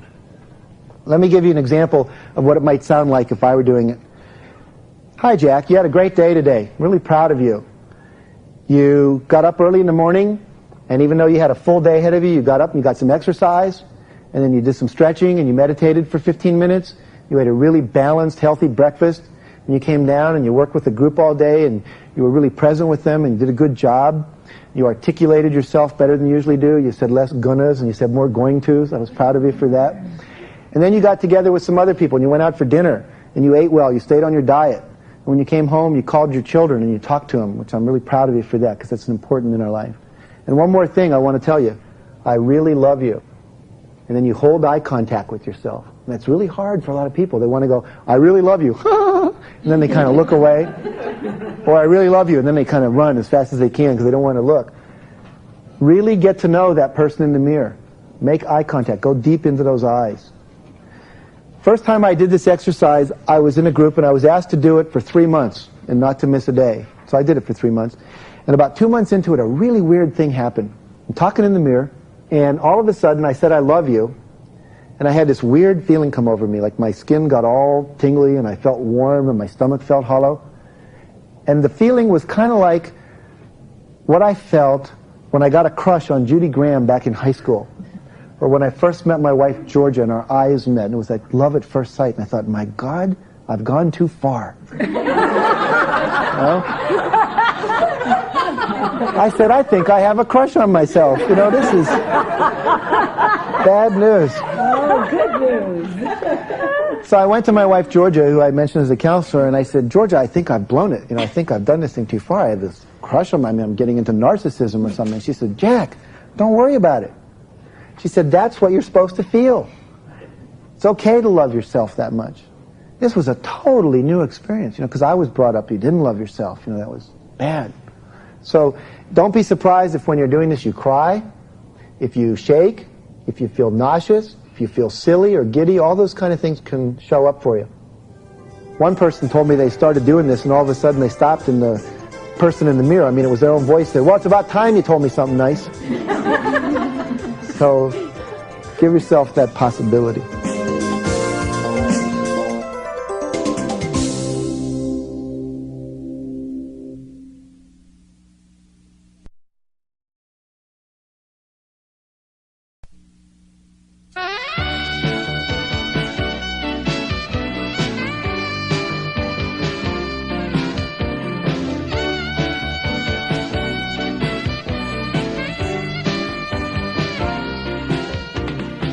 Another technique is what we call the victory log.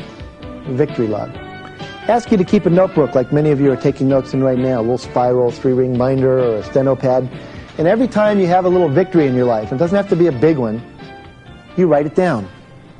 Number 1, number 2, number 3. You just keep a log going. Got that job. Got my kid to clean up his room. Found a really great suit on sale. Whatever it is. Every time I'm going to do something scary, I open my victory log and I look at all the things I've already done and I say, my God, if I did all that, then I can do this next thing. So it's a way of building up that stack of poker chips, and when you're about to go do that scary thing, you realize you can afford to ante in that many chips. Another technique I recommend is called the warm fuzzy file. The warm fuzzy file. Warm fuzzies are things that make you feel warm and fuzzy. Cold pricklies are things that make you feel cold and like you want to be away. If I go over to Jan and I say, I really like you, that's a warm fuzzy. If I say to Margaret, I really appreciate the meal you made last night, or I really appreciate the way you helped pull the team together for that corporate report, that's a warm fuzzy. If someone sends me a thank you note, says, wow, your tapes changed my life, thank you. It's all because of you, and you taught me how to take risks and all that stuff. Hey, I go, wow, that's neat, and I put that in my warm fuzzy file. And then someday when I'm feeling depressed, or I feel like I'm not making much of a difference in the world, or I'm comparing myself to Dennis Waitley, who's made more tapes than I have or something, and I'm feeling like I haven't done enough. And what I do is I open up my warm fuzzy file. And in there are all these things. And I go, wow, I did that, and this person, I made a difference in their life, and I've got this letter here, and this thank you card here. Whew. See, I can build up my sense of self-esteem.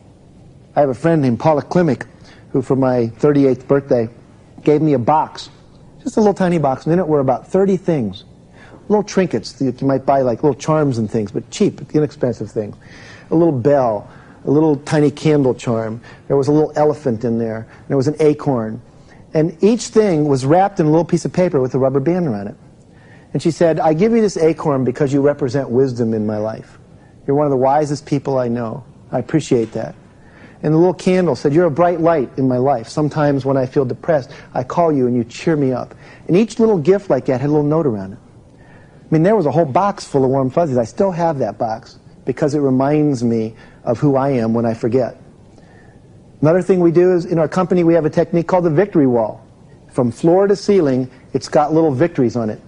A big order we just got, a letter from a client saying thank you, a testimonial letter from a speech. And then when my staff come in, they see all these victories we're having, they feel like they're making a contribution, that something's going on. Otherwise, they're just licking stamps and answering the mail, and they don't have that sense that they're part of this victory. So it's another way to focus on the positive. Another technique I love to do with families and in corporations, with schools, is get your staff together, your family together, have them sit in a circle, give them a homework assignment. Say, tomorrow we're going to come back, we're all going to sit in the same circle. I want you to bring an object, something you keep because it reminds you of a success in your life. And we're each going to talk about that object and what the success is. And so I've been in groups where people have brought in an ashtray from a casino in Las Vegas where they'd won $10,000 playing craps. Another person had a golf ball they'd hit a hole-in-one with. Another person had a letter from a student saying, you've made a big impact in my life. One woman brought in a stick with a string around it that was given to girls when she was 14 years old, and this lady was about 45, right, at Girl Scout camp for being some kind of, initiation rite and everything. And here it was 30 years later, and she still had it. And we've all got those things, don't we? Things that you won't throw away. You go to move and it's in the sock drawer and you go, oh, I can't throw that away. You feel embarrassed putting it up on the mantle, but the fact is you'd never let it go. I still have my 8th grade English medal, for example. I had a kid bring in, the kid was 18, he brought in a plaque. He was the cutest baby in the cutest baby contest in Huntington Beach, California. Here it was like 17 years later, was still his success symbol. So make sure that you have success symbols in your life. Make sure that you put them somewhere where you can see it, so it reminds you. I don't know if you noticed, but we have auditory, visually, and kinesthetically oriented people. Auditory people, to feel good, to have high self-esteem, they need to hear it. Hey, I like you. Kinesthetic people need to be touched. They'll always say to their husbands, I know you tell me, but you never touch me. Auditory people are always saying, do you love me? Yes. 5 minutes later, do you still love me? Yes. 20 minutes, you still love me? Hi, I told you I love you. Give me a break. Look, I'll put it on tape. You can play it anytime you want. You know, that kind of thing. But auditory people need to hear it. They're the ones that at 3 in the morning and they'll say, why do you love me? You know, and you have to give them a long list or they don't feel good. Okay? And visual people need to see things. They need to be brought flowers. If you're a man, you need to shave for a visually oriented wife, or she thinks you don't care.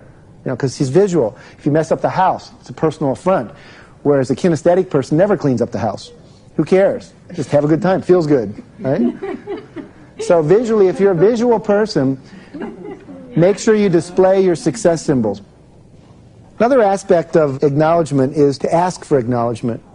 One of the things we know about peak performers in life, people that are super successful, is that they ask for what they want. This was one of the hardest things for me to learn. I realized I wasn't getting what I wanted, but I was thinking somehow people were supposed to know. Well, let me ask you this. How many of you got everything you wanted from your parents when you were a kid? Can I see a show of hands? No hands. How many of you asked everything you wanted clearly, consistently, over and over from your parents? Anyone? How many of your parents were psychics? So we got no hands here. See, so the reality is, if you don't ask, they don't know you want it, and then they don't give it to you, then you think, well, parents know everything, and so then you decide there must be something wrong with me. Because if they loved me, they'd what? They'd know. They'd know, exactly. I mean, I know none of you have ever said that, but I'm sure you've heard people say, if you really love me, I wouldn't have to ask. You'd know what I want. And the reality is we don't.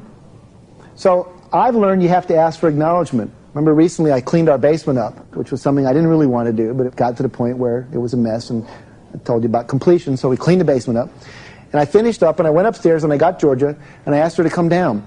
And I said, here's what I want you to do. I want you to come down to the basement. I want you to tell me what a great job I did. So she came down, and she went, wow, look at this. You got all these boxes piled up, and where'd those other ones go? Well, I took a razor blade, and I cut them up, and you're under. Well, wonderful. And look, you can see where all the food is, and you can see where all the books are. This is great. And my little kid inside was going, yeah, Mom. You know? Now, you might say I should be above that, and I don't need that anymore, but the truth is I did, and I wanted it, and I asked for it, and I got it. So you can ask for the acknowledgement you want. And one of the techniques I teach in one of my seminars is at the end of every week, if you work in a company, write down everything you did and all the successes you had, and put that in a memo to your superior. You know, here's what I accomplished this week. Also put down anything that you didn't accomplish that you need assistance with. And I didn't get to this, and I really could use your help. I need some supervision here. I have a friend that works for Pacific Bell. This woman, in a 3-year period, got 5 advancements over almost everyone else in the department. Why? Because the boss knew what she was doing, where she didn't know what half the other people were doing. So if you want people to acknowledge you, make sure you clearly communicate to them what it is you deserve to be acknowledged for. Quit waiting and hoping that they'll someday notice. I also want to talk about the importance of acknowledging people in your family, because most often we take them for granted. Well, of course I love you. I buy the groceries, don't I? Of course I love you. I paid for your college education. When I was a counselor at the university, the one thing I heard most was, I think my dad loves me, but he never tells me. So those of you that are listening to this, make sure you tell your family, your wife, your husband, your kids, what you acknowledge them for. We have a little process that I call the victim affirmation. I have 2 boys.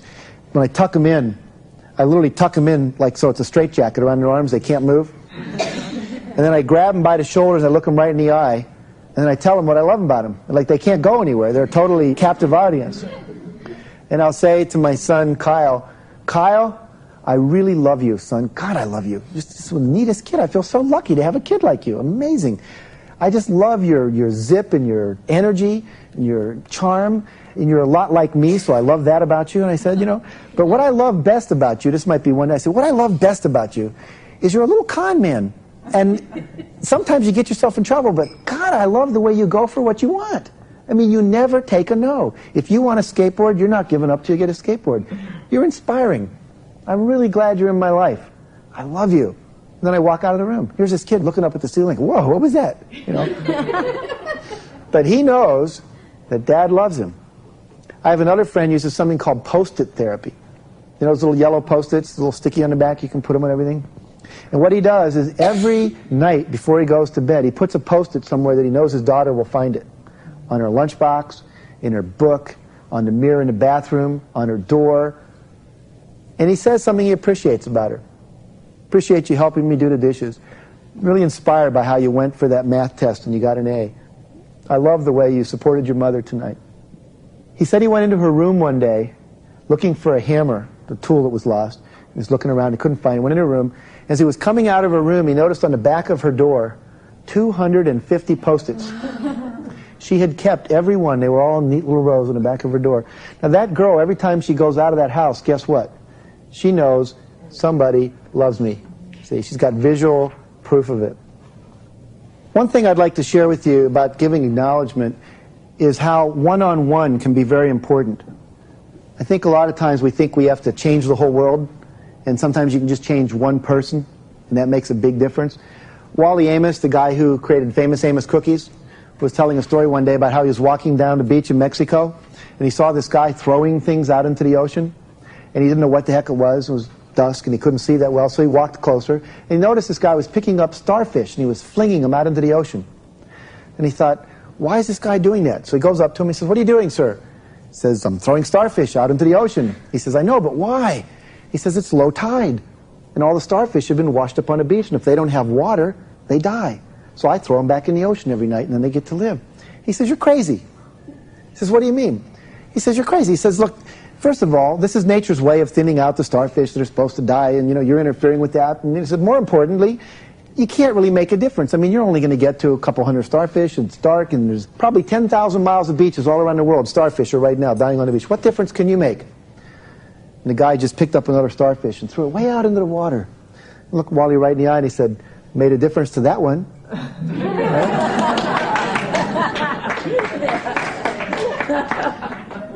So give yourself permission to make a difference in a small way. It doesn't always have to be huge. Okay. Let's move on to step 2 in our 10-step process to success. So step 1 was acknowledge and complete the past. Step 2 is acknowledge and affirm your strengths. What I recommend, just a few simple techniques. Number 1, make a list of all your strengths, all of your good qualities, all of your good characteristics. And as you make that list, enroll your family and friends in helping you. Ask them to write down or to tell you what they like about you, what they see as your strengths, what you do well. We're talking about things like friendly, outgoing, good speaker, good listener, loving, compassionate, perseverant, committed to the job, a team player, loyal, those kind of qualities. And get a list of those. Know what they are. We did a workshop in New Haven, Connecticut for teenagers. And we asked the kids to go home with a sheet, and on the sheet it said to the parent, please write down all of your children's strengths as you perceive them. Tell the child why you wrote what you wrote, sign it, and let them bring it back to the workshop. At the end of the workshop, we were asking the kids, of all the things we did here, what did you like best? Hands down, the one where you said, ask our parents to tell us what they liked about us was the most important one. Now, we've since discovered in the California Task Force to promote self-esteem research that the number one impactor on a child's self-esteem is their perception of how valued they are by their parents. If you feel your parents value you and see you as a worthy being, that is really, more than anything, going to impact your self-esteem. Now, once you become a teenager, it often becomes your peer group. Now, these kids said things to us like this. It's the first time my father ever said he loved me. I didn't know my stepmother liked me. And all of a sudden, I find all of these things she liked about me. I was blown away. It's the first time my mother ever said anything nice to me. Now, were these parents purposely being bad to their kids? No. They just took it for granted. I sometimes ask parents, and those of you listening may think about this, if you're a parent, what are the last 10 things you said to your kids? Usually it's things like, when I get home, I don't want to see a mess in the bathroom. I don't want to see any clothes on the floor. Make sure the dishes are done. I don't want you in the house if it's not locked, and on it goes. Very rarely do they report out, I really love you, have a great day, and so on. So make sure that you give yourself permission to tell your kids what their strengths are, as well as to ask other people what yours are. Any comment you give to a kid or an adult needs to be sincere. So be sincere. Don't make up stuff. Sometimes you have to look. And sometimes you have to look really hard. There's a woman named Connie Dombrowski who was the chairperson of the National Council for Self-Esteem, a really beautiful woman. And she was telling about an incident in Bakersfield, California, where she worked with a bunch of kids over the summer to work with the self-esteem curriculum with them. Kind of things we're talking about here, but doing it with high school kids. And she said, I want you to give me the worst 15 kids you can find. I want the bottom of the barrel, because I believe this stuff will work with them, but I need to know. So they gave her 15 really tough kids. They gave her the cumulative files to look at, and one of the kids was named Moses. And in his cumulative record file, there was not only the fact that he'd been kicked out of school 4 years in a row on the first day of school for picking up a chair and throwing it at the teacher, but also there were 3 pages of his criminal record. He had been arrested for selling drugs. He'd been arrested for driving a car under the influence of drugs. Car also happened to be stolen. He had carved in his left arm his name with a razor blade under the influence of PCP. He had once, under the influence of PCP, angel dust, had driven 13 or 14 cars off the road in a little place called Blood Alley, which is a very dangerous strip of road up the middle of California. It took about 10 or 12 police cars and state police and county sheriffs to stop him and subdue him. He had been involved, I think, in breaking and entering and a number of other kinds of things. But there was like 3 pages of printout. So Moses was a pretty tough kid. Oh, he also had tattoos on his arm, like swastikas and Ozzy Osbourne signs and things like that. And on his other hand, he had tattooed, Satan, I'm coming home. He had long hair, little mustache, not the kind of kid you'd necessarily want to meet in a dark alley late at night. Now, Connie went and she enrolled each of these kids, talked to their parents and told them about the program and said, if you do this, it'll improve your life and so forth. And Moses said, I don't see the point. You know, I'm up for trial for all these cars I ran off the road, and they're going to send me to the youth authority, and I'm going to be in, you know, the detention center, and why should I do this course? She said, look, do it. It'll make a difference in your life. So she enrolled him. First day of summer school starts. They're going to do this self-esteem work, and Moses never shows up. Second day, still no Moses. So finally she decides, look, here's what I'll do. I'm going to drive over to Moses' house and see what I can do. So she drives over to his house. She knocks on the door. Moses' father comes running to the door. He says, hi, can I talk to your son? Yes. Talks to Moses. Says, Moses, you were going to do the course. And he says, I decided not to. To make a long story short, she re-enrolls him in the process. Next morning, 9 o'clock, no Moses. 10 o'clock, finally, in walks Moses. She says, Moses, I'm so glad to see you, son. Come over here. Sit down. Here's your desk. Here's your manual. These are the rules up on the board that we all made up the first 2 days of class. That's what we do here. And here's the group you're going to be in. And get into the group. And here's what we're talking about. And Moses got involved. He was really into it. About 45 minutes later, he raised his hand and says, Ms. Dombrowski, I need to go to the bathroom. He says, I hear you, Moses. You need to go to the bathroom. But you'll notice up there on the board, we go to the bathroom at 11:15. It's now 10:45. You got to wait. No, Ms. Dombrowski, you don't understand. I need to go to the bathroom now. She says, Moses, I understand. You need to go to the bathroom now. But you get to go at 11:15. At which point, Moses stood up and picked up a chair. Connie said time froze, and she remembered the cum file. Picks up chair on first day of school and throws at teacher. And she was kind of thinking, do I duck left? Do I duck right? And she said, Moses, put the chair down, and he said something I can't repeat on tape, and then he threw the chair at the wall, and he ran out of the room. Now that afternoon, Connie gets in her car, drives back over to Moses' house, knocks on the door. Moses' father gets up, runs toward the door, says, Ms. Dombrowski, let me explain. She says, no, sir, let me explain something to you. Moses has been coming to school 4 years in a row, under stress, the first day of school. He picks up a chair and throws it at the teacher. Today, under a highly confrontive situation, Moses picked up the chair, and instead of throwing it at the teacher, he threw it at the wall. Moses, that's progress. I expect to see you tomorrow, 9 o'clock. Turned on her heel and walked away. Next morning, 8:15, in walks Moses. Connie says, Moses, what are you doing here? Ms. Dombrowski, I've been going to school for like 10, 12 years. You're the first person who's ever seen anything positive in me. I came back because I wanted to see if you'd find anything else. See, that's how powerful acknowledgement and looking for the positive. Now, she told me, she said, Jack, in order to find the positive in Moses, I had to look with a magnifying glass. But it was in there. By the way, just if you're curious, Moses completed that course, and he went up for trial, and Connie went with him as a character witness and said, look, the kid's rehabilitated, don't send him to youth authority, it's like a prison school, you know, they teach you how to do criminal stuff better, so we don't want that for this kid. And the judge said, easy for you to say, lady, you live, you know, in the Midwest, in Nebraska. You'll leave, and the kid will be with his peer group, and a month from now he'll be back on the street, forget it. And she said, what if I adopt him? And she actually did, she adopted Moses. But he said, look, well, so what if you adopt him? You'll go back, you're a consultant on the road. She said, look, here's the deal. I'll put him in Boys Town, and I will bring him home on the weekends. And he said, why are you doing this? She said, you know, for years I've been running as a jogger, and every time I go to Utah, in Salt Lake City, where I consult, I run through the park, and there's this rose bush that's always been in terrible disarray.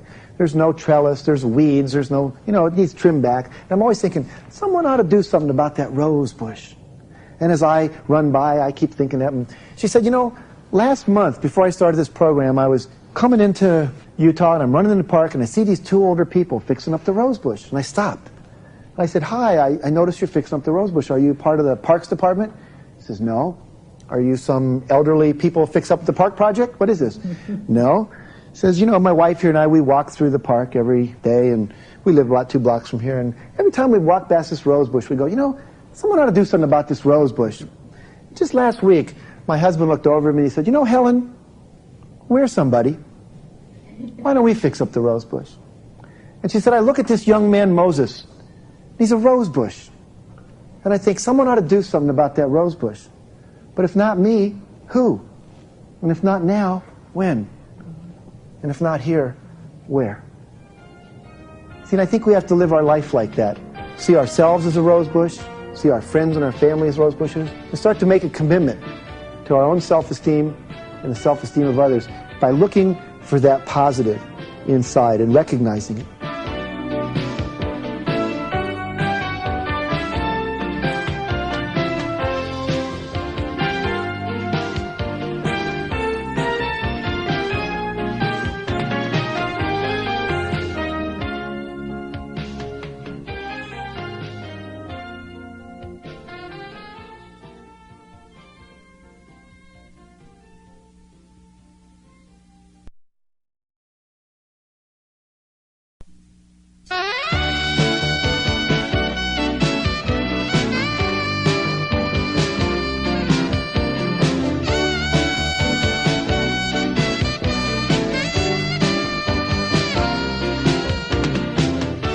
Step 3 of the 10 steps to success is clarify your vision and your values.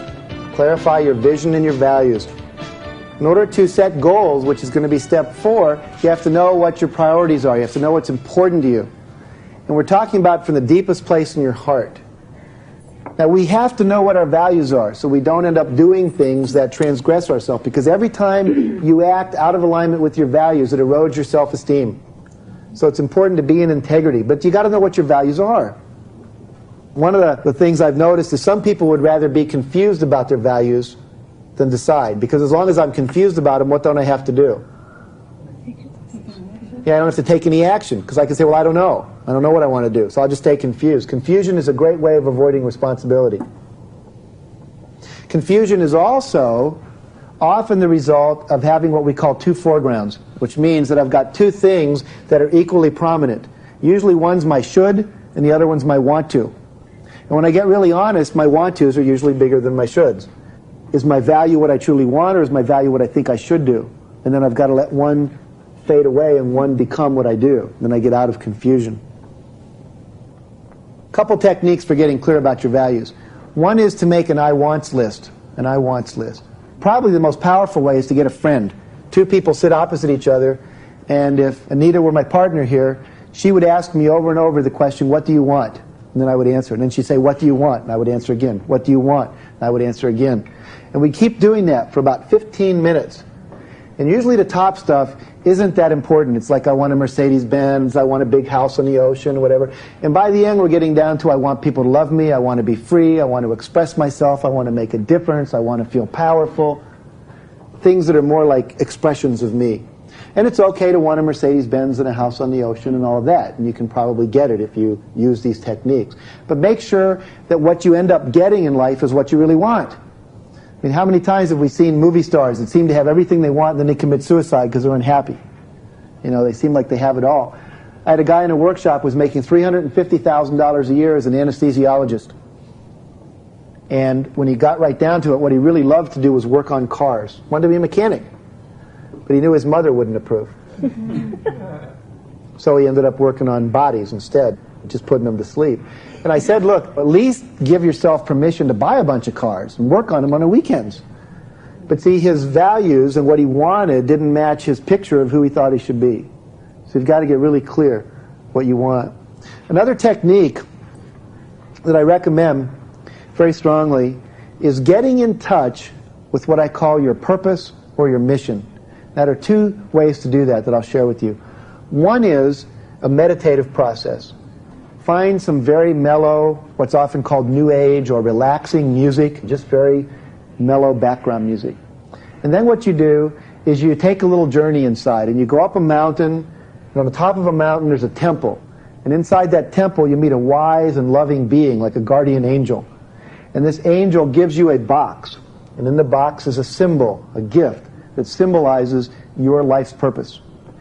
And people that are visually oriented, this is a powerful technique. I've had people say they got a book because they realized they're supposed to be a writer. They got a heart because they were supposed to be loving. They got a sword because they needed to be more disciplined. I have a friend whose life purpose is to represent discipline to other people.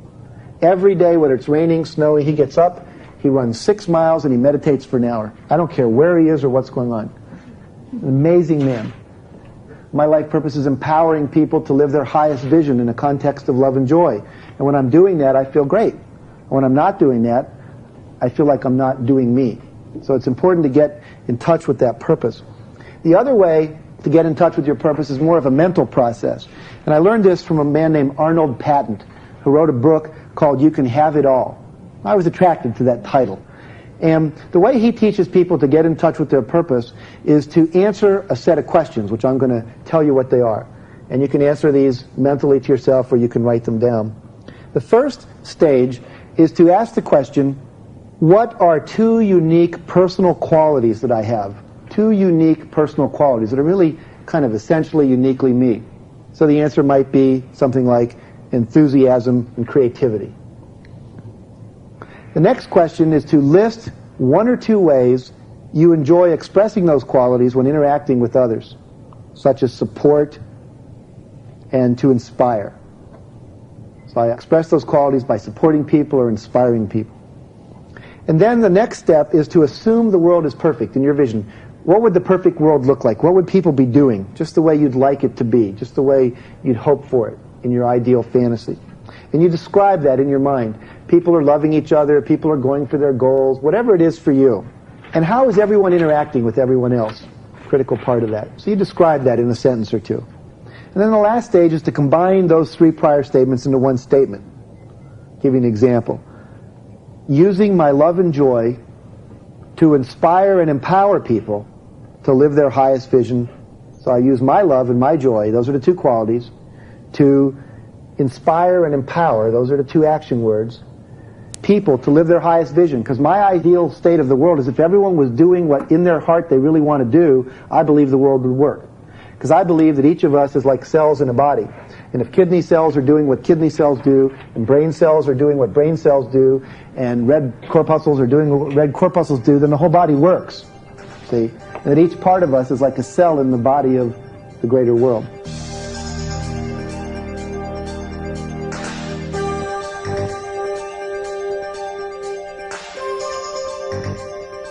One of the most powerful things you can do for yourself is to get in touch with what I call your life purpose. And there's 2 reasons it really builds our self-esteem. One is you begin to realize you're not some aggregate collection of undirected DNA molecules that just happen to get born onto the earth, but that you have a function, a purpose, a reason for being here. And it's usually a very grand reason. When I ask people in our seminars to do our life purpose exercise, the kind of things they get in touch with are, to share love, to spread peace, to help people realize their dreams, to help children feel powerful. And if I feel that who I am and my purpose for being here is grand and large and makes a difference, then I get to feel good about myself. The other reason it's important to be in touch with your life purpose is if I'm doing what I'm here to do, I feel good. And if you're not doing your purpose, you're going to be dissatisfied. It's like you went to Miami for a vacation, and yet you spent the whole time in a bookstore. And then you got home and you realized you weren't rested because you didn't do what you went to do. And you get sidetracked. And we get sidetracked out of our need to make a living and out of our need for approval and out of our need to feel important. The thing is that when you're in that space of I'm not meaningful and my life doesn't amount to anything and I don't know who I am or what I am, a lot of people get very depressed. The key is at that point to realize that the level of self-talk you're engaging in to make yourself crazy at that moment in time is exactly the level that purpose doesn't come from. Purpose comes from a higher, or we could say a deeper place. It comes from the high self. And so all this I'm not okay is mental chit-chat.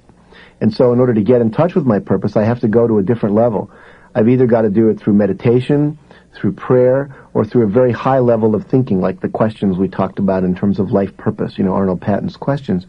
And then I can get in touch with it. If someone's not in touch with their life purpose, and they want to be, then they need to make that a goal. Okay? And you don't always get it instantly. If you can't get in touch with your purpose, pretend you've got one. And then what happens is the pretending is informed by that deeper part of yourself. See, because when you're dreaming and asleep, you're integrating all those thoughts. And then when you make it up, it's made up from a deep place inside yourself. But the key really is to put yourself in a deeper space of consciousness through things like meditation, concentration, prayer. And then you can get in touch with that purpose.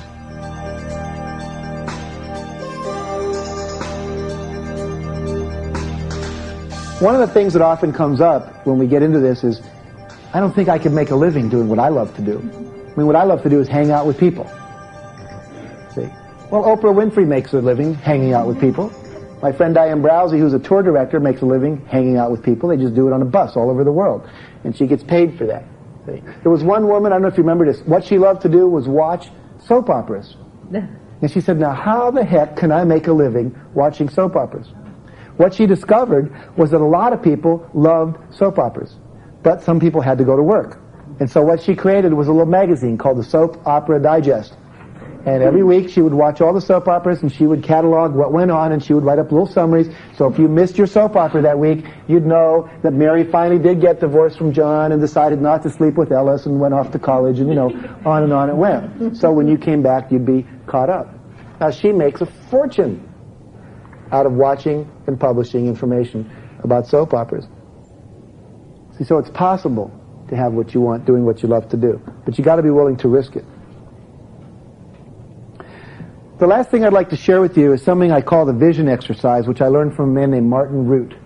Martin's from Toronto, Canada, runs a company called the 100 Group, and stands for 100%, living your life 100%. And what he had us do, and this was very powerful for me, and again, all you have to do is put on some relaxing music, and then you can write down what I'm about to tell you, and then you can have someone read it to you, or you can put it on the cassette tape yourself, and then play it back. What you do is you close your eyes, and you visualize your life exactly the way you'd like it to be in the following areas. What would your home look like? Where would you live? What would the furniture be like? Who would live in that house with you? What kind of view would you have? How would it be painted? What kind of carpeting, artwork, whatever. The ideal. And at this stage, you don't worry about how. You don't say, well, I can't live in New Trier, or I can't live in Malibu because I don't make that kind of money. Forget that. See, we're going to tell you how your mind will solve that problem. First, you have to be honest with yourself what it is you want. Then career. What would you like to be doing career-wise? Who would you be working with? Where would you be working? What would you be doing? What kind of clients would you have? What would your financial situation be like? How much money? How much in savings? How much income? Family and friends. How would your relationship be with your family? How many people would be in your family? What would be the quality of your relationships with friends? Who would be there? What would it feel like? Romantic relationships. intimacy, caring, touching, what would that look like? Your body and your physical health, what would that look like in your life? Emotional and spiritual life, would you be free and open, relaxed, perseverant, in an ecstatic state of bliss all day long? What would it look like? Community and community service. If you were living in the ideal community, what would be going on? See, I live in LA, and in my ideal community there'd be no drive-by gang shootings. So I would see a peaceful community that's clean, and the kids are in school, and people are getting along, and there's boys clubs after school, and kids are involved in youth leagues and so forth. And then finally, what would the world look like? Would it be at peace? Would it be at war? Would the ozone layer be closed up? You know, what would it look like? And then to write that down. And then the next step, and this is scary for most people, is to share that vision with somebody. At that point, most people go, no, I can't share that. It's too weird. It's too crazy. People will think I'm flaky, you know, whatever it is. But when I go into corporations and work with high-level executives, and I get them to write down their vision, and then I tell them to share it, they balk.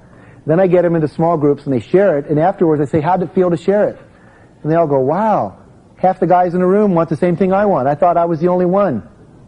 See, we all want pretty much the same thing, but we never admit it because we think we're the only one. When we're all in the same boat, when we talk about it, we discover we all pretty much want the same things for our life. Okay, step 4. Set goals and objectives and make a plan. Set goals and objectives and make a plan.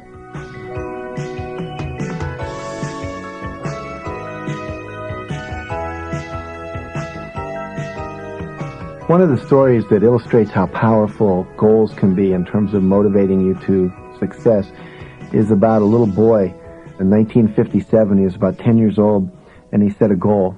And at that time in his life, Jim Brown was the greatest running back in the history of football, and this young little boy decided that Jim was his idol. And so he had in his room, he had posters on the wall of Jim Brown and, you know, articles that he'd cut out of magazines and pictures he put on the wall. And he decided one day that he wanted to see Jim Brown if possible, and he realized there was a football game coming up in California near where he lived, and he decided he would go to the game and see if he could get Jim Brown's autograph.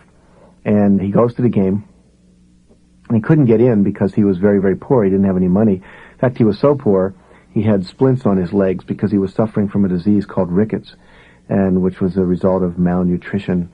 And what happened was he couldn't get in the game, but at the end of the game, the players were coming off the field and, you know, out into the parking lot and so forth. He asked Jim Brown for his autograph.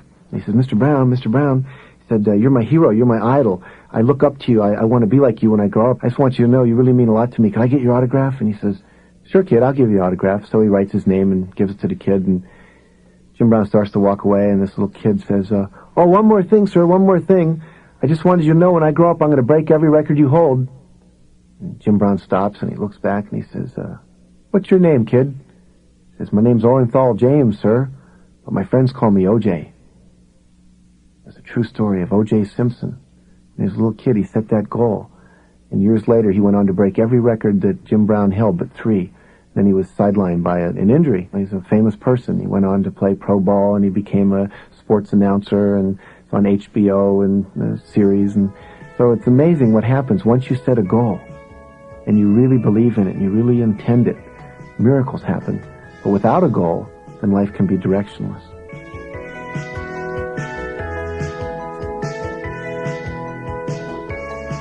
You've got to have a dream. So you've got to take this vision, then you have to make a goal. And the goal is something that's measurable, that says, I'm going to break your records by the time I'm 31 years old or whatever. I'm going to own a 4,000 square foot house on Pacific Coast Highway overlooking the Pacific Ocean by June 1st, 3 p.m., 1995. See, it's specific, it's measurable. One of the worst things I've seen people do, those of you that are parents, is squelch a kid's dreams. I have a friend named Monty Roberts. Monty lives in Santa Ynez, and he's got a big horse ranch. He raises thoroughbreds, and he sells probably $6 million worth of horses a year. And when Monty was a little kid, he was in school, and he was asked by his teacher to write a paper about what he wanted to be when he grew up. And Monty wrote down he wanted to be a rancher, and he drew a picture of the ranch, and he drew a picture of the house, and he handed in the paper. Now you have to realize at that point, Monty was the son of an itinerant horse trainer, They'd go from stable to stable following the racing season. And he had no house. He lived out of a trailer with his father.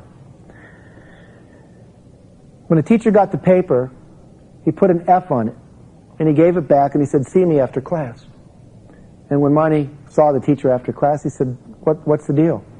He said, "Son, you have to realize you're the son of an itinerant horse trainer. There's no way you can ever grow up and become a rancher and own your own ranch. It's impossible. Forget it." He said, "Rewrite the paper more realistically, and I'll give you a new grade." Monty went home and he talked to his dad. He says, "Dad, what should I do? What should I do?" His dad, very wise man, said, "Son, you have to look inside your heart and do what you feel is right." Monty struggled with this for over a week, and he handed the paper back in, and he took the F. And he said to the teacher, "Give me an F, because this is my dream." Now, I've been on Monty's ranch. It's 200 of the finest acres you'll ever see. It's got a 4,000 square foot house. It's huge. I've been in it. It's the exact floor plan he drew when he was a junior or senior in high school. And he tells the story that about 2 summers ago, the teacher that gave him that F brought 30 kids in a school bus, and they camped on his ranch for the summer. And the teacher finally apologized and said, "Thank God you had enough courage not to listen to me and to go for your dream."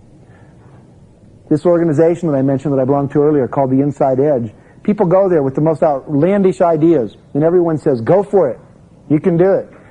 I know at least 8 or 9 books that have been written by people there, people that never thought they could write a book, people that have done cassette albums, that have started seminars, that have ended hunger in certain areas of Los Angeles because they were committed, people that have started their own businesses, people that have traveled to Russia and back as citizen diplomats.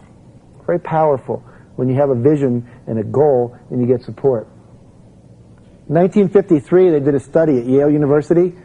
They asked all the seniors, this is amazing, they asked all the seniors to write down whether or not they had a goal and whether or not they had a plan to achieve that goal. It was part of a larger questionnaire. In 1973, 20 years later, they contacted all of the remaining surviving members of that class and asked them, had they achieved their goals and how much money did they make and so on and so forth.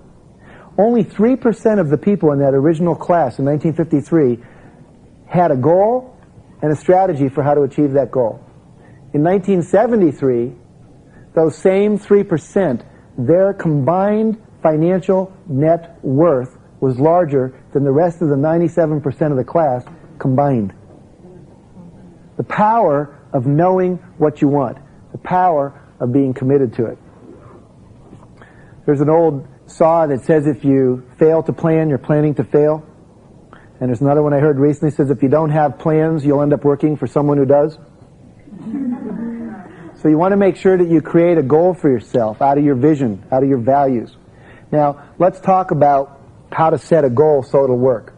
Goal has to have several guidelines. The first one says it's conceivable, which means you can think it up in your mind, that it's conceptually possible. The second one says it's believable. You have to believe you can do it. Like for me to set a goal that I'll run a mile in less than 4 minutes by next Friday is not believable, because I know I'm not in that good a shape. So I wouldn't set a goal like that. But I might set a goal to run a sub 4-minute mile in 3 years, and with today's technology and sports psychology and other things, I might be able to possibly do that. The next guideline, the third one, says it must be achievable. Again, I wouldn't set a goal to run a marathon in 2.5 hours if I was a wheelchair paraplegic. I might set a goal to finish the marathon, but it would take me a lot longer than that. So it's got to be achievable. Then it says measurable. How much and by when? And measurable means that someone else can measure it just like me. Like 4,000 square feet on Pacific Coast Highway, Jim can come over and take out his tape measure and measure 4,000 square feet. It either is or it isn't. Okay. 5, it says stated with no alternative. So I don't say I'm either going to live in Malibu or Beverly Hills, because then my unconscious doesn't know whether to move east or to move west. If I'm in Santa Monica in LA, I've got to decide. Pick one. Otherwise, you don't mobilize the energy with the goal. It's got to be something you want to do, not a goal for somebody else, what you want to do, or it won't motivate you. It's got to be controllable, and what we mean by that is that I'm not setting goals for other people, I'm setting a goal for myself. So I don't say I'm going to take Ann to dinner, because Ann might say no. But if I say I'm going to invite Ann to dinner, then she might say yes, or she might say no, but at least I invited her. Okay? So make your goals things you have control over. And finally, it needs to be a goal that doesn't hurt anyone else. Like I was working with some kids in a youth group because I think it's important that we work with these kids, and a lot of the kids are at risk. And this one kid said, I'm going to break off 14 car antennas on the way home. That's measurable, conceivable, believable, achievable, and all that. But it would have got him in trouble and would have hurt other people's cars. So it's got to be something that doesn't hurt other people. Now, once you've got a goal, or several goals, you must write them down. A friend of mine says, as soon as you think it, ink it. Okay? Also says, delegate it to document. In other words, you've got to have the goal written down. Something about writing it down locks it into the unconscious in a way that it's not written down. And it's best if you can write it down in a place where you'll see it again. And then tell other people about your goals. Now, most people, when I ask them to do this in a seminar, go, oh, Mr. Canfield, I can't do that. Why not? I'll be embarrassed. People will think I should already have achieved that goal. I don't want people to know I'm doing that. Or what if I don't reach it? Then everyone will know. Or I'll be accountable. If everyone knows, I'll have to do it. People will think I'm flaky for having that kind of goal. Or it's too big. Or I don't want my boss to know my goal is to retire and have a ranch, because he'll think I'm not committed to the company. But the fact is, if other people know your goals, what can they do? They can support you with them. Any goal worth having is probably not achievable by yourself. You have to enroll other people. The big visions, like when John F. Kennedy said we're going to put a man on the moon by 1970, we got there by 1968, he enrolled a whole country in that vision because he wrote it down, he put it in a document, he wrote proposals, he gave speeches, he got people involved in the vision. You've got to have your goal clear. In LA, in the land of movie land, if you want to do a movie, you have to write a proposal so complete that the movie's almost shot. And it might take 3 years to produce a proposal. And then you got to go and see if you can get Robert Redford to play the part. And will this guy be your producer? And this guy be your cameraman? And who's going to do the funding? And where's it going to be shot? And what's the script? It's almost like it's done before you can get a person to pay a penny for it. But once it's that level, it'll probably happen. Because it's clear, it's measurable, it's specific, people know about it, it's documented, and they can get motivated behind it. Let me tell you why it's important that your goals be specific. You may remember when the Chrysler Corporation got into trouble, and Lee Iacocca came in and took over and got it back on its feet. Well, there was a guy in Detroit had a car dealership, and it went under, went bankrupt. What happened was his wife left him and said, look, if you can't make a living like I'm used to, I'm splitting. His kids left. They went with his wife. So now he's out of a company, doesn't have a job, lost his family, sorely depressed. Decides he's going to move to California and start over. Moves out to Santa Monica, near where I live. Can't get a job at first. Finally gets a job selling Fords. He's not real happy. It's not the car he loves. It's not his own company. One day he decides to commit suicide. Goes down to the Santa Monica Pier. If you've ever been there, you walk out at the end of the pier. You look down. It's about 100 feet down. And he decides he's going to dive headfirst into the sand, break his neck, kill himself. As he's about to jump, he notices this bottle floating in on the water. And he gets curious. It's just out there floating and the sun's shining off it, and somehow it just grabs his attention. So he climbs down the ladder at the end of the Santa Monica Pier, wades out into the water. Now he's got water up to his waist. He pulls this bottle out, comes back into the shore, pulls the cork out, and out pops a genie. And he says, wait a second. I know I'm in California. This is absurd. I mean, a genie. Give me a break. He says, no, I'm a genie, and I can grant you one wish, but make it carefully. He says, oh, I know exactly what I want. He says, what's that? He says, I want to wake up tomorrow morning, and I want to be the owner of a foreign car dealership in a major metropolitan area. He says, no problem. Snapped his fingers, and next morning the guy wakes up in Tokyo with a Chrysler dealership.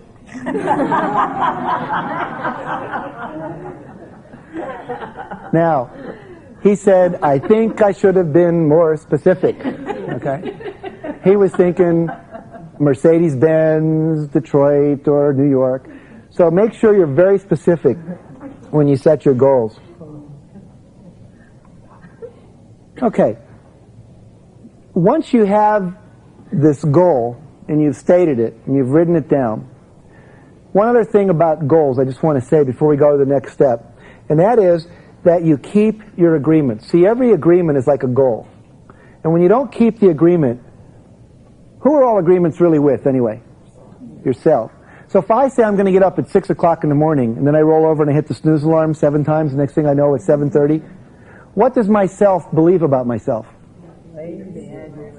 Yeah, that I can't trust me. that I don't do what I intend to. I don't do what I say I'm going to do. So when I set a goal, the key thing is to be committed to that goal. I'm going to take the attitude of what I call no matter what. Whatever it takes, I'm going to do that goal. Now, many of us have more than one goal in life, right? So one of the things you have to do is prioritize your goals. What's most important? Every day, write down everything to do. And then prioritize them. 1, 2, 3, 4, 5, 6. Start working on number 1, and don't work on number 2 until number 1 is finished. When you're done with 1, go to 2. When you're done with 2, go to 3. Because if there's only so many things you can do, why not make the most important ones complete? So make sure you prioritize your goals. Decide what they are. Write them down, make sure they're measurable, and be specific.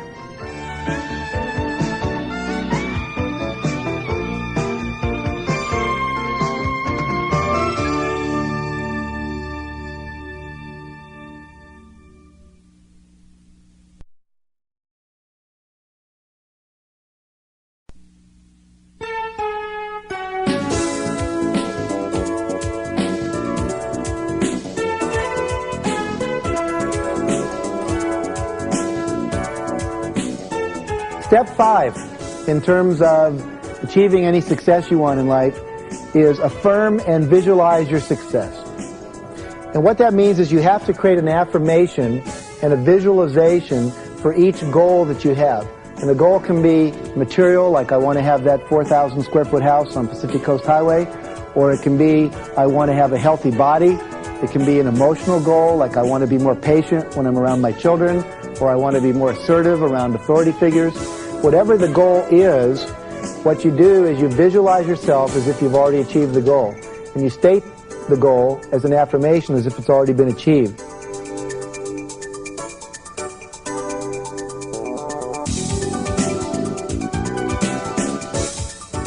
In terms of self-esteem, the most interesting part of the brain is called the reticular activating system, and some scientists just call it the reticular system. It's located right at the base of the brain, right above the spine. And everything that streams in from the eyes, from the ears, from the nerves that come up the spine into the brain, all get filtered through that system. And it decides what gets into your conscious awareness, because there's just too much to be paying attention to at any one time. So some messages get through into the brain and some don't. And so right now, there are 8 million bits of information streaming in through my eyes and my nose and my nerve cells into my brain. And my brain can't concentrate on all that at once. So the reticular system decides what's allowed into consciousness. For example, as you're listening to this right now, you're probably not aware of what's going on in your left foot. But as soon as I say that, you're aware of what you're feeling in your left foot. Because that information was streaming up into the brain, but your reticular system was saying, no, that's not important. Let's listen to this guy's voice, or let's watch where we're driving the car, or whatever. And so the question then becomes, how do I program my reticular system so it will let in the things that will enhance my self-esteem, and so that it will let in the things that will help me achieve my goals, so it will let in creative ideas that I can use and not filter those out? We want to make sure our reticular system lets in the right stuff that's going to achieve what we want. Now, how do we program the reticular system? The reticular system is programmed by our beliefs about ourselves, our self-image, and our goals and our needs. So if I have a self-image that says I'm not likable, and then someone says to me, hey, I really like you, internally I'll go, gee, what, are they trying to sell me something? You know, they must be trying to get something from me. I don't trust them. And then I forget what they said because it doesn't stick. It doesn't get in.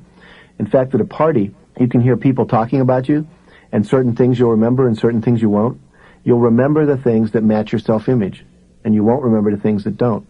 So what I want to do is start setting high goals, start changing my belief system about myself through the use of affirmation, start affirming how I'd like to believe about myself, and start visualizing having my goals and visualizing being the way I want to be. And then what happens is my reticular system is reprogrammed, and I start getting creative ideas from my unconscious. I start seeing things in my environment that can assist me in achieving my goals, and I start noticing things like phone calls and letters that I get and what people say that in fact reinforce my new self-image. So it literally is how we program our awareness.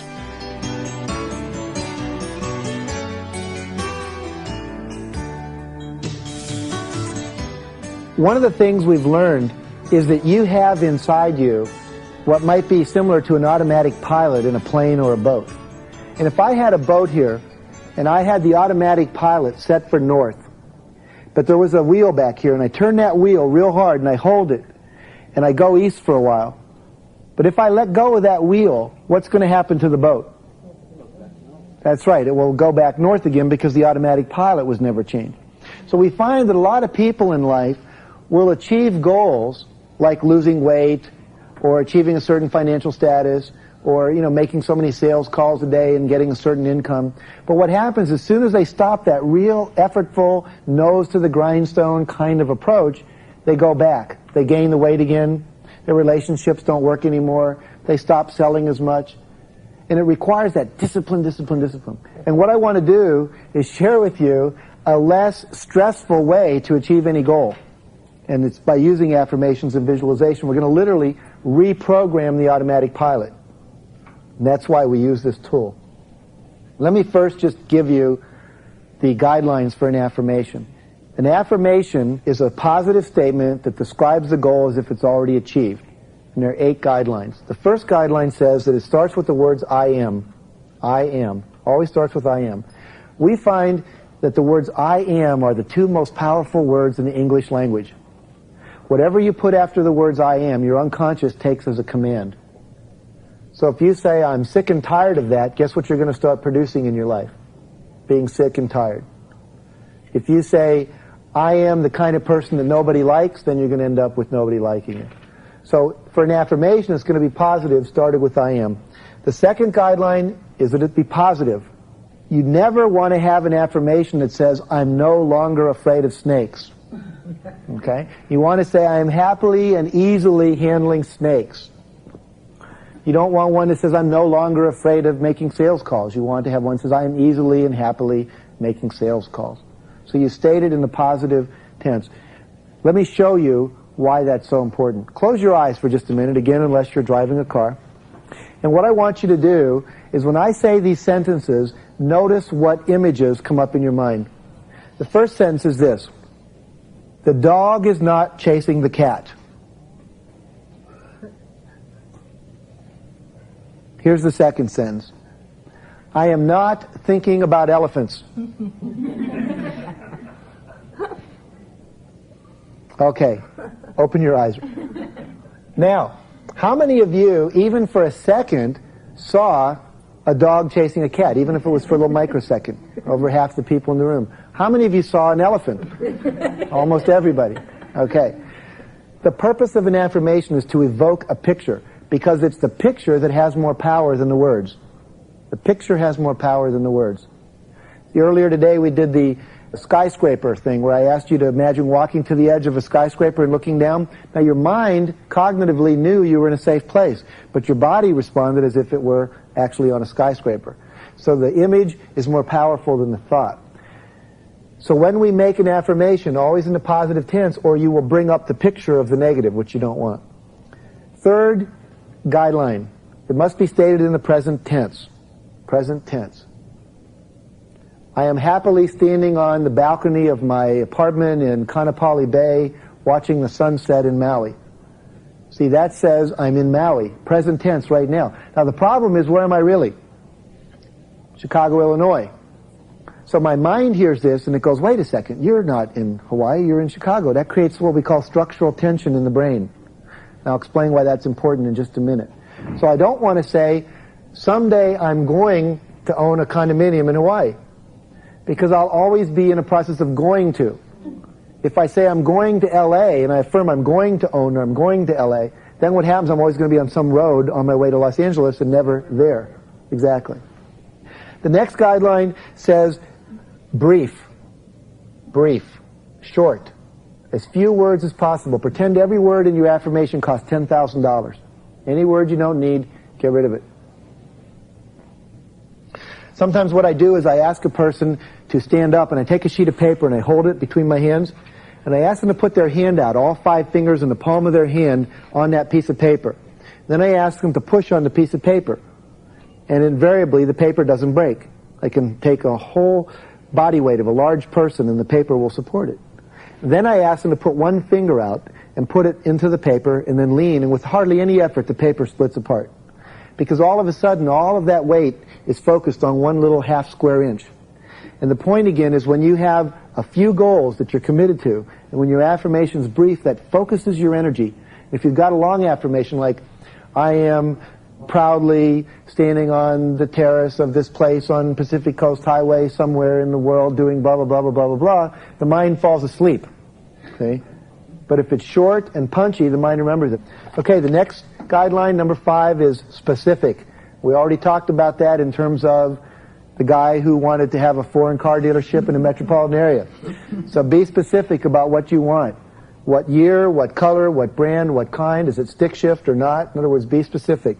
Number 6 says ing word, an action word that ends in ing. I am driving my car. I am expressing my love. I am acting calmly. See, if it's an active verb, then it propels you with more energy. Number 7 is it needs to include a feeling word. I am happily driving my car. I am proudly showing off my new home. I am peacefully interacting with my children. Now, why do we want a feeling word in there? The reason you do anything is because how you think it's going to make you feel when you've done it. The reason I want to own a pool table is not because there's something intrinsic about pool, but because I know I enjoy myself when I'm playing it. The reason I want my children to grow up healthy and happy is I have a feeling I'll feel a certain way rather than if they grow up and they're into drugs and they get into trouble. So any goal is because I think it's going to make me feel a certain way. All right?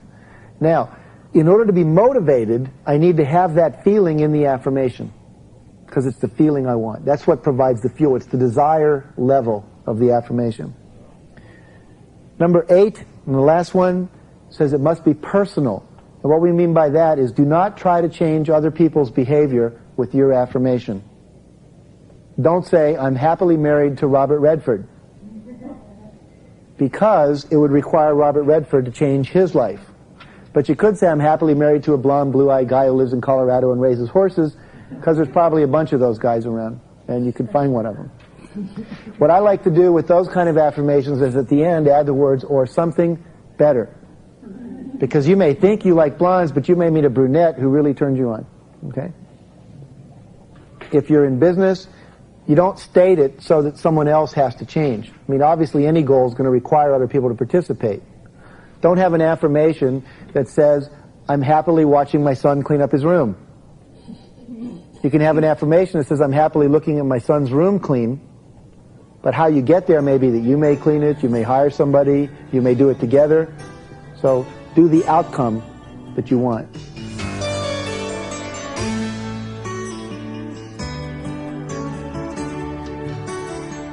Now, what do you do with these affirmations once you have one?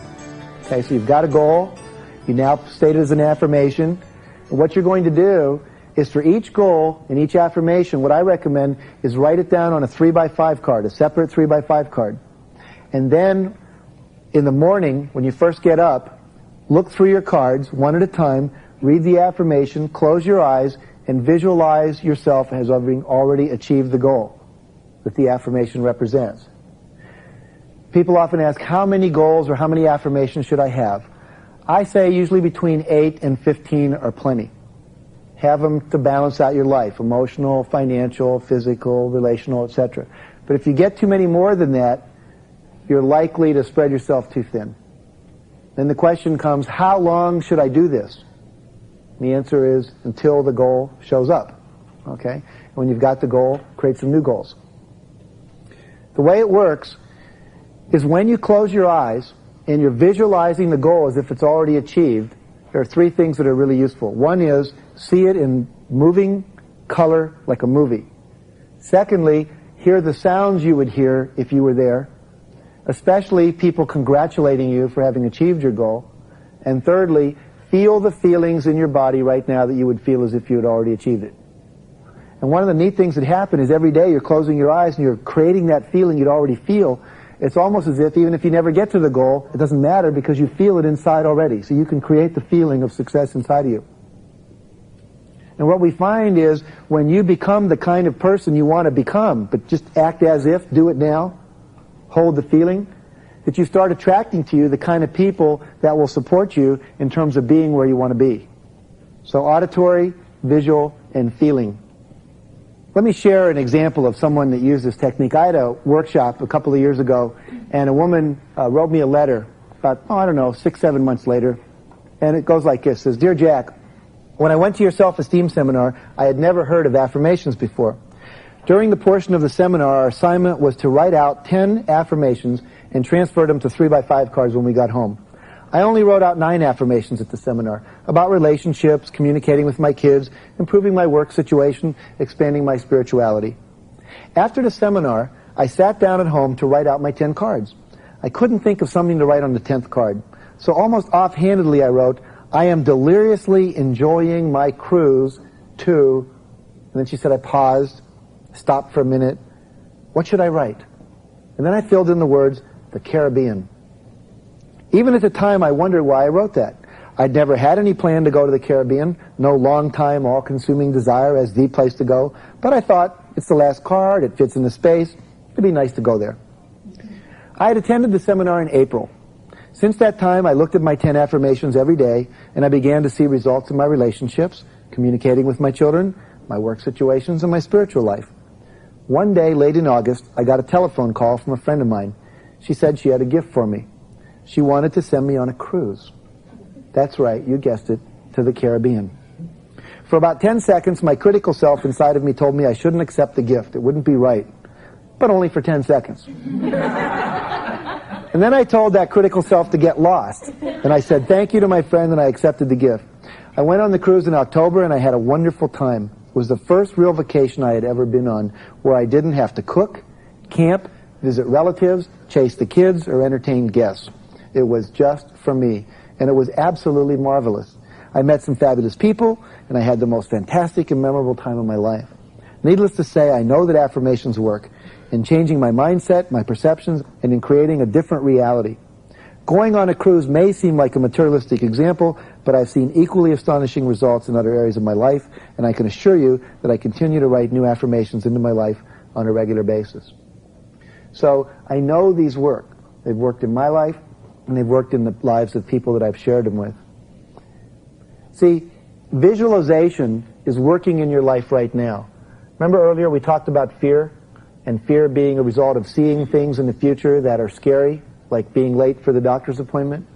Well, fear, the way we spell it, F-E-A-R, is fantasized experiences appearing real. And your mind, as I said, can't tell the difference. So if it sees a real event as a negative event, what you're really doing is negative goal setting. You'll start to produce that in your life. Or you can use that same power to produce the positive, and it'll produce that. Remember, it was Mark Twain, he said, I've lived a long life and had many troubles, most of which never happened. See, because we think about them. So we want to take that same power and use it to our advantage.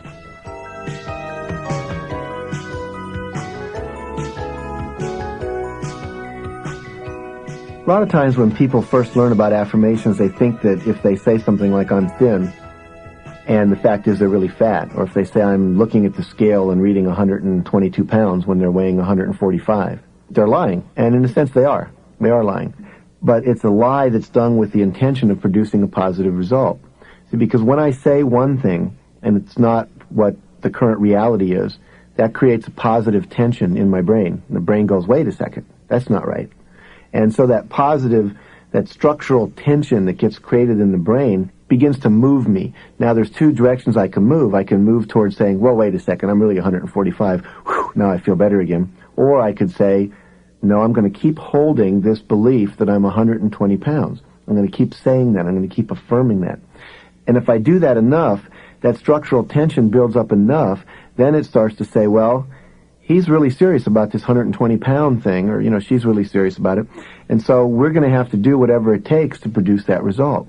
And so that tension builds up in the brain. We call it motivation sets in, and then I start to do the things that 120-pound people do. I eat more vegetables and rice and less fattening foods and less desserts and less sugar and so forth. And I start exercising more, and I start watching my calorie count. And pretty soon, I end up at 120 pounds. So that it is a lie, but it's a lie done with the intention of producing a positive result for yourself. The same principle applies to anything about yourself that you believe. Let's say you believe you're not lovable. Let's say you believe no one will ever like you. Let's say you believe you're stupid, which is a big one that a lot of people have. And then you're going, well, I'm smart. Or you might have an affirmation, I am enjoying people enjoying me. And so what happens is some party goes, yeah, right, yeah, sure. In fact, I say to people, if you're really working with affirmations at a deep level and they don't make you real uncomfortable every time you say them, you're probably not working with the right affirmation. An affirmation that's right on is really going to at first make you feel uncomfortable. You might feel shaky. Sometimes people feel dizzy. Their palms start to sweat because you're basically challenging your whole core belief about who you are.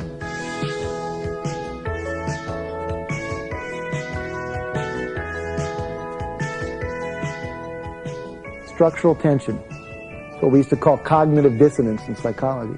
Now, the value of structural tension is this. If you hold the structural tension long enough, what it will do is it will start to change three things in your mind. It will start giving you creative ideas that you never had before. It will start allowing your mind to perceive things that have always been in your environment that you never saw before that can be resources for you achieving your goal. And thirdly, it will provide motivation to take action. So it'll provide perceptual shift, motivation to take action, and creative ideas. At Ohio State University one year, they took a bunch of kids who were really good at basketball and they divided them into two groups. And they said, okay, here's what we want you to do. One group is going to shoot foul shots every day for half an hour. The other group is going to close their eyes and imagine shooting foul shots and all the balls going in. The third group is not going to do anything. About a month later or 2 weeks later, they tested the kids, and what they found out was the group that had shot foul shots every day had improved by 24%. The group that visualized shooting foul shots but never actually practiced had improved 23%. The group that had not practiced and not visualized had no improvement. So the group that visualized improved 1% less than the kids who were out there practicing every day. Because that structural tension and that idea of sinking every shot in their head started wiring up the neuromuscular system to be able to do that. Because again, the body couldn't tell the difference between a real event and an imagined event. And so we use that principle to create that structural tension. Let me share with you a couple quotes from some famous athletes who use visualization. Jack Nicklaus, the great golfer, said, "I never hit a shot, not even in practice, without having a very sharp, in-focus picture of it in my mind." Lee Evans, a 1968 Olympic gold medalist in the 400 meters, said, "I visualized every step of the 400-meter race until I saw every stride I would take." Pro quarterback Fran Tarkenton used to rehearse every upcoming game in his mind. Now, how do you use it in your life? Probably the best example is one out of my own life. In 1978, I decided I wanted to make $100,000. Now, up to that point in my life, I'd never made more than $18,000 a year. I'd been a teacher, a consultant, and a psychologist, and $18,000 a year. Just seemed to be locked into what we call a comfort zone. What happened was, I set a goal for $100,000, and I was going to use affirmations and visualization. And my affirmation, I had two of them, two affirmations. One was, I am easily and happily earning and investing $100,000 a year for my pleasure and the upliftment of others. My second affirmation was, large sums of money come to me quickly and easily, under grace, for the highest good of all concerned. Okay? Very simple. Now, that was kind of a spiritual one. The other was a little more materialistic, but it was toward the same goal. Secondly, I cut out a piece of green construction paper, and I cut it in the shape of a dollar bill, except it was very big, and on it, I drew a $100,000 bill. Now, there is no such thing as a $100,000 bill, but I drew one as if it were, and I spent about 3 hours drawing it, looking at a dollar bill and thinking what it would look like and drawing it. And I put this above my ceiling, so the first thing I'd wake up every morning, what would I see? $100,000 bill. Now, I got this technique from Bruce Jenner. Remember Bruce Jenner, the decathlon champion that won over there in Germany and got the highest point level? I think it was a record it held for a long time, may even still hold, I don't know. He used to, every morning when he wake up, on the ceiling were 10 pictures of him winning each of the events in the decathlon. So every morning I'd look up, I'd see a $100,000 bill, and I'd say my affirmation, and I'd close my eyes, and I'd visualize what it would look like to have $100,000. How would I dress? Where would I live? What would I do? Then I would get up and I would just live my day. I'd do what I do, go where I go, hang out, etc. What I experienced was that nothing much happened for about 6 weeks, and then all of a sudden, miracles started to show up. I'd wake up one morning and I'd have an idea. Wow. All I have to do is sell 400,000 copies of my book. But see, it never occurred to me that I should sell my book. That was my publisher's job. But I get a quarter every time my book is sold. So 400,000 quarters is $100,000. So my creative mind was starting to work, right? Next thing I know, I'm in my grandmother's bathroom. Now, how many of you have been in your grandmother's bathroom? I see a show of hands. What magazine will you find in almost every grandmother's bathroom? Reader's Digest, that's right. I look down, and here's this magazine I've seen a million times. It's always been background. All of a sudden now I've got this goal. It pops out, see? My perception changes. I say, wow, it says on Reader's Digest, 8 million readers in 17 languages. Far out. All I got to do is take out an ad in the Reader's Digest. 8 million people will see it. 400,000 people will buy my book. I got my goal. So I call up Pleasantville, New York, where the Reader's Digest is headquartered, and I said, I'd like to take out a one-page ad. And I said, how much does it cost? And they said, $108,000. Now, I was curious, since this happened so long ago, I actually called them last week to find out what a one-page ad was going for now. It's $121,000 for one-page ad. One-page ad. Now, it is a bargain at one level. To reach 8 million people, think about what the cost per person is. But I said, look, I can't do it. They said, why not? I said, I don't have $108,000. And secondly, even if I do it, I lose $8,000 in the deal. See, because my goal was 100. And so I hung up, and a couple days later I wake up, new creative idea. Write an article for the Reader's Digest. In fact, they may even pay you for that. This is good news. So I wrote an article, spent a whole week writing an article about how to raise teenagers with high self-esteem. Sent it off to the Reader's Digest. 2 weeks later, it came back. Sorry, we're not interested. Now, a couple weeks later, I'm at the checkout counter of the supermarket. Guess what I saw? That's right, National Enquirer. Said 12 million readers weekly. I said, this is better than the Reader's Digest. Reach 4 million more people, and they do it every week. So I called them up. I said, what are your ads?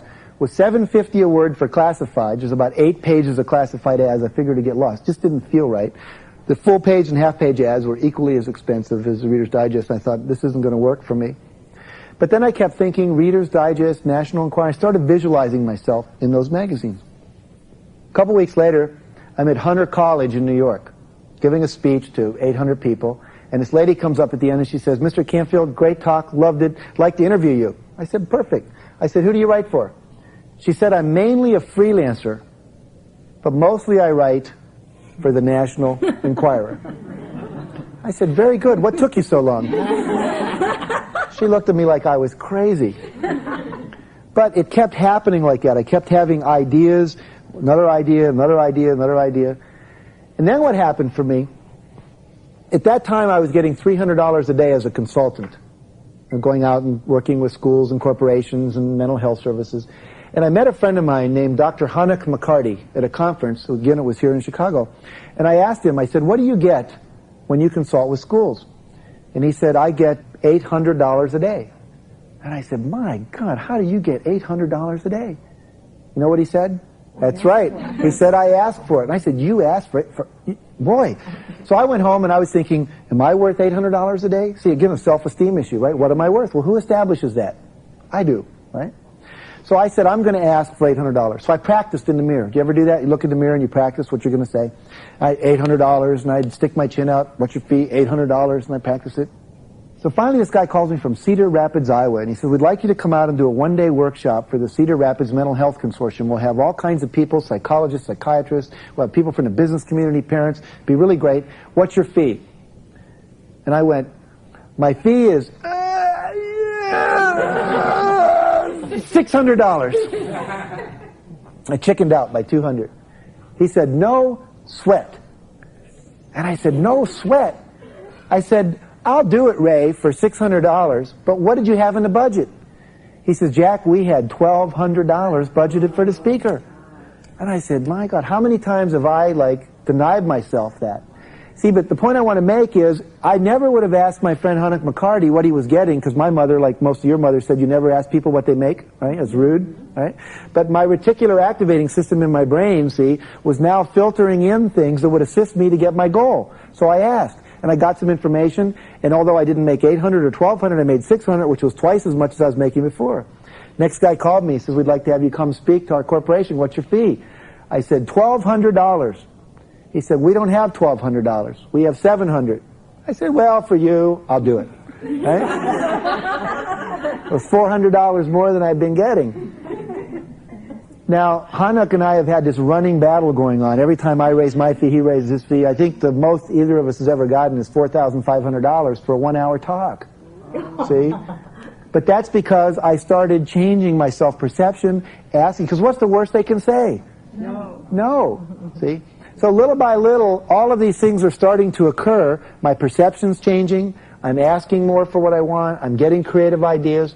By the end of the first 3 months of the year, I had tripled my income. Tripled my income. I had gone from $18,000 a year in the first 3 or 4 months. I had made over $60,000. I started a mail-order bookstore and started selling my book. Took out ads in journals. Buy Campfield's book. My book was called 100 Ways to Enhance Self-Concept in the Classroom, a guide for parents and teachers. I also realized that as people were buying my book, they might buy other books like that. So I started selling other people's books. Then I started doing bookstores at conferences. And then I started, raising my fee, and I had new workshop titles. Well, I didn't make $100,000 that year. I made somewhere in the low 90s. Do you think I was really disappointed? No, I made almost 5 times more than I'd ever made in my life. So you can see how that works once you set a goal and you affirm it and you visualize it.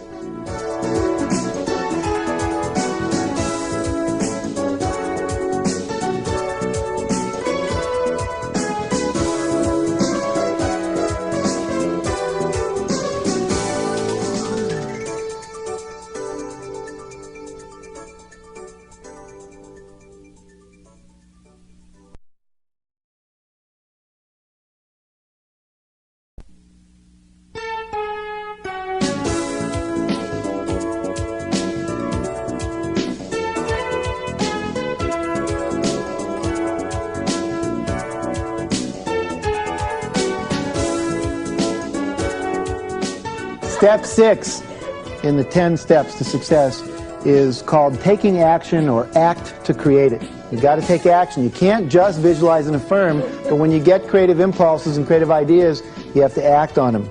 If you look at the word satisfaction, which everyone says they want more satisfaction in their life, if you look at the roots of that word, it comes from 2 words in Latin, satis, S-A-T-I-S, which means enough, and facere, F-A-C-E-R-E, which means to make.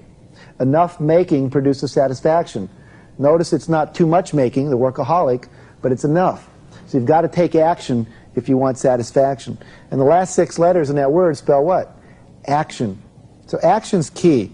I want you to repeat this after me. The universe rewards action. Would you all say that? The universe rewards action. That's right. Have you ever known people with really good ideas, really bright, 6 PhDs, couldn't fight their way out of a paper bag in terms of making their life work? Yeah. And have you ever known someone that never graduated from high school, isn't that smart, maybe they can't spell really well, and they own all the real estate on the west side of town? Yep. So you got to get out there and do something with it. One of the techniques that I mentioned earlier was what we call acting as if. If you want to have a certain job or you want to be a certain way in life, start acting as if right now. I remember a friend of mine wanted to be an actress, and she went to a workshop. And the people in the workshop told her, look, from now on you're an actress. If someone says, what do you do for a living? You say, I'm an actress. If they say, how long? Well, it's been about an hour and a half so far. Okay? So you declare and you act as if. Then you dress like, act like, talk like, interact like, read the magazines that an actress reads. And you say the things that you think you'd be saying and doing if you're already there. One of the techniques that W. Clement Stone taught me when I was working for him, again, multi-millionaire, self-made person, started with $10,000 investment and built up an insurance and publishing empire. He said, always carry a $100 bill in your pocket. Because every time you go in to get some money and spend it, you'll always see the $100. And what does that tell you? Hey, I'm rich. That was like 25 years ago. Today, maybe it has to be $300 bills to feel like you're rich. But the idea is that you carry it around and you act as if you're already there. Another technique for creating it the way you want it is a little phrase I first learned from somebody in San Diego. She looked me right in the eye one day when I was scared, and she said, so what? Do it anyway. So what? Do it anyway. I'd like to share a little mantra with you. I want you to take your hands and join your 2 fingers together, your thumb and your forefinger. Put them out to your side like this, if you would. And I want you to repeat after me in the same tone. This is what you do anytime you get scared and you're afraid to take action. You just repeat this to yourself. Oh, what the heck? Everybody? Oh, what the heck? Go for it anyway. Go for it anyway. One more time. Oh, what the heck? Go for it anyway. Very good. How many of you can dive off a diving board into a swimming pool? Can I see a show of hands? About half the people in the room. Can you remember being on the edge of the board looking down at the water when you were maybe 5 or 6 years old and the water was 7 feet deep and there was 3 feet between you and the board and you were another 4 feet tall? It's a lot of space to jump into. And if you were like me, you were standing there and you were scared to death. You're going, oh, I can't possibly jump. Now, how many of you looked down at your mom or dad or the swimming coach and said, look, I'm not jumping. You're taking me to a therapist. We're going to work on this fear of jumping in the water. When I have that handled, then I'll come back and jump. Did any of you do that? No. You did what? You felt the fear and you jumped anyway. I had this friend who took the workshop. She's become a friend since she took one of my workshops. She works on the board of directors of a school for emotionally disturbed children. She's actually a businesswoman, but she also serves on this board. And after the seminar, she was in a bank, and she was dressed in like a t-shirt and blue jeans, and she was thinking, you know, here's this bank, they got a lot of money, we need money for the school that I'm on the board of, I think I'll ask the president for some money. So she starts to walk up the stairs, and then all of a sudden a little voice in her head says, you can't go up now. You're dressed in a t-shirt, you're dressed in blue jeans, they're never going to give you any money, the funding cycle's probably already over, there's no way. And then she hears this little voice that went, oh, what the heck, go for it anyway. And she said, okay, what can I lose? So she goes up, she talks to the secretary, they let her in, she talks to the president. He says, look, we've given away all our money for this quarter, you know, we do it by the board and everything, but call me in a week and we'll see what happens. Now, she had asked him for $10,000. Called him in a week. He said, look, I can't give you $10,000, but I'll give you $2,000. See, $2,000 she never would have had if she hadn't have just gone for it anyway. Some people say, I can't ask, Jack, I'm too young. Some people say, I can't ask, I'm too old. Well, let's get rid of that. Too young. 9-year-old girl, Marquita Andrews, wants to take her mother around the world. Doesn't know how she can do that. She's a poor little kid in New York. All of a sudden, the Girl Scouts come out with a contest. Say, whoever sells the most Girl Scout cookies in the whole country gets to win a trip around the world for 2. Marquita says, here's my ticket. Marquita Andrews, in her first year, sold 3,528 boxes of Girl Scout cookies. You know how she did it? She asked people to buy one by one. She'd knock on a door. Now, here's how I used to ask when I was a kid selling seeds for the Boy Scouts. Hi, I'm selling seeds for the Boy Scouts. You don't want to buy any seeds, do you? Nope, sure don't want to do that. Well, thank you, didn't think so. Here's Marquita. Hi, my name's Marquita Andrews, and I have a dream. I want to take my mom around the world by selling more Girl Scout cookies than anyone in the country. How many boxes will you buy to support me in my dream? People go, 10, 20, whatever. The little kid was clear. She asked, and she asked by sharing her vision. So you've got to be willing to ask. If you ask, you'll increase your odds of getting it by 200%. Step number 7. Respond to feedback. After you take action, what you have to do is respond to feedback. What is the feedback from your universe? See, if I take action, it might be the wrong action. I need to be willing and open to get feedback. Now, there's 2 kinds of feedbacks. One is called internal feedback. It's called what you feel in your body. You feel depressed, you feel alive, you feel healthy, you feel loving, you feel joyful. And the other is called external feedback. It's called feedback you get from the universe. They fire you, they hire you, they give you a promotion, they invite you to a party, they don't invite you to a party, they say they never want to see you again, your wife leaves you. That's all external feedback. Now, there's 2 kinds of external and internal feedback, positive and negative. Which kind do you like best? Positive. Positive. However, have you ever gotten value from negative feedback? Yeah. Yes. Have you ever had someone tell you something that was hard to hear, but it was really valuable? Yes. Yep. Okay. So in order to be successful in life, you have to be willing to respond to the feedback. You have to ask for feedback. You have to look for feedback, invite feedback, welcome feedback. So you're going to make mistakes when you take action. Let the universe give you feedback, and then fix it. Every time you make a mistake, what happens? You learn something. And you've got to be willing to take in that learning. When I started self-esteem seminars, I made more mistakes than you can ever believe.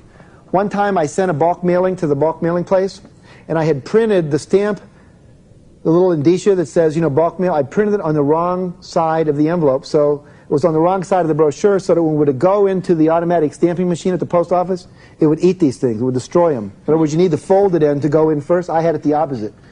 I lost $2,000 and had to start all over. Right? Do you think I ever made that mistake again? No. Right. But you have to be willing to get in the game and make mistakes. We all know the famous story of Thomas Edison, who, he tried 9,000 or 10,000 filaments to make the light bulb. People would say, Dr. Edison or Mr. Edison, boy, you really screwed up. He says, son, I never screwed up once. He said, I invented the light bulb. Happened to be a 9,000-step process. See? So each mistake is going to get you closer to the goal.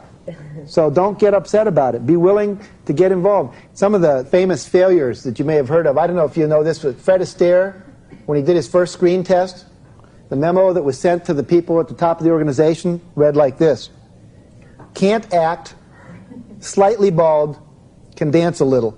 And Astaire eventually got a hold of that memo and framed it and put it above his fireplace. The next step is step 8. It says perseverance. Perseverance. Simply stated, keep on keeping on. So you take action, you get feedback, and you correct. When you get the feedback, you don't get defensive, you don't make people wrong for it. You say, fine, I'll do it. And you keep correcting, and you keep persevering until you get your goal.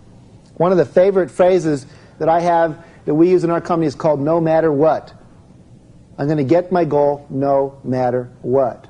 See, when I set a goal, and I commit to it, and it's a scary goal, the first thing that comes up inside of me is what I call roadblocks, fears, and considerations. I can't do that. I'll have to borrow money. I've never borrowed money before. I don't want to risk my house. I don't know the technology for that. I don't know anyone who's ever done that before. People will think I'm foolish. People will think I'm too greedy. I'll have to expand my staff. I don't want to move into a bigger office space. You know, all that stuff comes up. And it's called, so what? Do it anyway. It's called, I'm going to achieve my goal no matter what. But you've got to find a way to support yourself to deal with the resistances that will show up in your life when you commit, because they will be there. And you've got to persevere. There was a woman that I hired recently to do this video for welfare people that I've talked about. Her name was Torcy Wiley, a black woman from Mississippi, and tried to convince her to write a book called From Mississippi to Malibu, because she lives in Malibu now. She's a real estate developer. She grew up as a sharecropper's daughter in Mississippi. And what she noticed one day as she went into town for her parents was there were people actually making a living sitting in a building instead of out in a field picking cotton. And she said, wow, that's for me.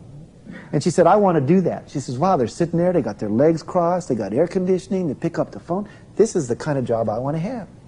So she saved a little money and she went to night school. And she studied typing. Now, she had no typewriter. She literally took a cereal box, turned it inside out, drew all the keys of the typewriter on it, and every night practiced typing on that cereal box with her fingers for an hour. She had perseverance, she had dedication, she had commitment, she had will. And she said there were a lot of times she wanted to give up because they weren't supporting her. She was black, she was in the South. She wasn't getting what she wanted, but she went for it anyway. And last time I talked to Torcy, she was worth several $1 million worth of real estate in the California area because she persevered and she went for it. She didn't let people beat her down. Jonathan Livingston Seagull, the great story when Richard Bach was trying to sell Jonathan Livingston Seagull, 51 publishers turned him down. Wouldn't have you hated to be one of those publishers? Other than the Bible and a few cookbooks, it's a book that sold more copies than almost any book in the country. Aristotle Onassis, one of the richest men that ever lived, didn't start out that way. His father died in prison in Greece. I think it was debtor's prison. And what happens was, Onassis is in South America, and he tried to get an appointment with this guy to do a deal with him, to try to get something rolling, because at that time he was working in the phone company as an operator. And he had this idea for import-export, the way he could make some money. Couldn't get an appointment. Finally decided to stand on the guy's doorstep until he could get an appointment. He was there for 21 days. Never left. 21 days. Guy would come to work and he'd say, finally, on the 21st day, he says, hey, what are you doing here? You're always on my doorstep. And he's got bodyguards around him. He's this really rich businessman. He says, I'm trying to get an appointment with you. He says, well, what's so damn important? He says, well, if you'll walk me to your car, I'll tell you. Between the time they left the building and walked to the car, which was only about 100 feet, he sold him on the deal. And since then, you know, he became one of the richest men that ever lived. Gunther Kleinfeld, who wanted to get a deal with Onassis, had read about Onassis, rented an apartment in the same building as Onassis in New York and rode up and down on the elevator every day, all day long for 7 days. Because he knew eventually Onassis was going to have to come either in or out. And he sold him a deal from the top floor down to the bottom floor that made him several $1 million. But it's called perseverance, not giving up. I don't know if you know this, but the average millionaire in America has gone bankrupt 3.5 times. I don't know how you go bankrupt half a time. But I'm well on my way to being a millionaire, I guess, because I've gone bankrupt twice, so I'm getting close. But seriously, they go bankrupt 3.5 times, which means they go big, and they lose, and they start over. Walt Disney, the stories vary, but went bankrupt between 5 and 7 times before he built Disneyland. And then when he went to build Epcot Center, they said, forget it. He said, I need, several $1 billion. And they said, no way. What do we have down in Florida? We have the Epcot Center. What's opening up in Russia? Disneyland. What's opened up already in Tokyo? What do they talk about building in China? In Japan, because that man had a dream and a vision, and he wouldn't take no for an answer. See, how committed are you in the face of no agreement? Are you willing to keep going no matter what, and persevere, and go to the end and get what you want? Because if you are, you'll get your goal. And if you're not, you won't.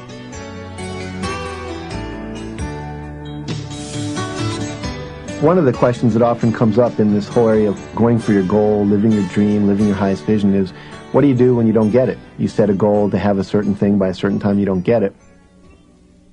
There's a concept which we call high intention, low attachment, which is really critical at this point, to realize 2 things. That I'm going to go for my goal with the highest intention possible. I'm going to commit to it. I'm going to do whatever it takes, no matter what. And yet sometimes, no matter what you do, you still don't get it. And so then what you have to do is realize that it's okay. Not beat yourself up for not getting your goal. That's not going to build your self-esteem and not going to make you feel good about going for goals. So at that point, what you need to do is recommit to the goal or reassess. Is this goal really a valid goal for me at this time in my life? Maybe I started pursuing this, it was important to me, and now I realize my children are more important than perhaps owning the biggest house on Lake Michigan.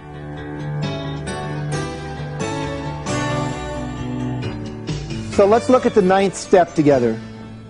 After taking action and correcting from feedback and then persevering, the next thing that shows up is the best one. It's called reap the rewards. Step 9, reap the rewards. You get the result. Now, it may take longer than you want, and it may show up instantly, but you will get there if you keep on. I've got some goals I've been working on 30 years. They're not here yet, but I'm really, really close to some of them. It's really exciting. I have other goals I set, and I think it'll take me 2 years, and a week later, it shows up in my life. So eventually, you'll get the reward. Now, a couple techniques I want to share with you about rewarding yourself when you get the reward, when you get the goal. One is called a joyful and triumphant fund. And what you do is every time you have a positive experience in your life, you get a goal, you take a $100 bill and you write down what the goal was that you achieved, and you put it in your pocket and you carry it around with you. And then I predetermine a amount that when I get to, when I've got so many of these $100 bills, like let's say $2,000, that I will spend it on myself doing something totally frivolous and self-pleasuring. Like I'll take tennis lessons, or I'll rent a limousine for 3 days and drive all over Los Angeles, or I'll go to Tahiti. I can't do it for someone else. I can't put it in my grandchildren's expense account for school, even if I think that would make me feel good. It has to be for me. Now, the neat thing about this, when I start having wins, and then I start to get to even have a bigger win because of the win, what does my unconscious want to create more of? Wins. Wins. See, I start having more joyful and triumphant experiences. Another one is called the 5% opulence account. It means that all the income that you take in, you take 5% of it and you put it in what we call your opulence account. And much like the joyful and triumphant fund, it must be spent on something that you would normally only spend it on if you were very wealthy, like buying a certain kind of clothing that normally you wouldn't afford, or again the limousine, or a vacation, or a week worth of body massages, whatever it is. So you start giving yourself the experiences of success. Because I know a lot of people that win, that make money, and then they deny themselves. You know, I know a person's a multi-millionaire and always wanted a Mercedes because they grew up in Germany and won't let themselves buy one because they think somehow they shouldn't do that. So start allowing yourself to appreciate your successes.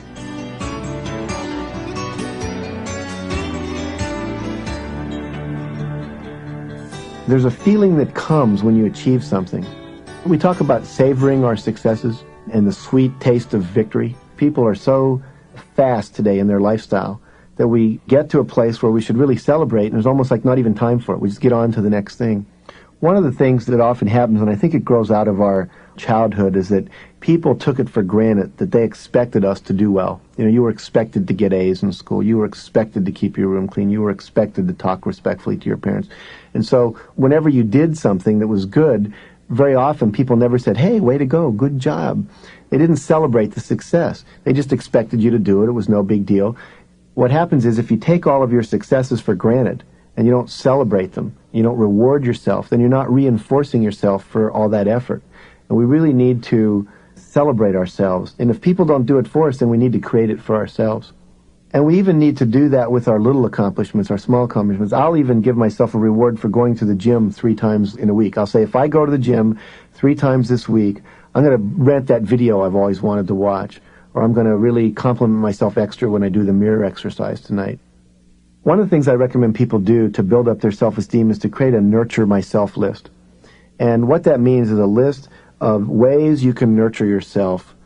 Things for me are going to a bookstore, just browsing in a bookstore. I love to do that. Another one for me is walking on the beach, or taking a walk in the woods, or listening to classical music. Another thing I love to do is listen to comedy albums. You know, so I make this list called my nurturing list, and I have one on my refrigerator, and I have one in my bathroom.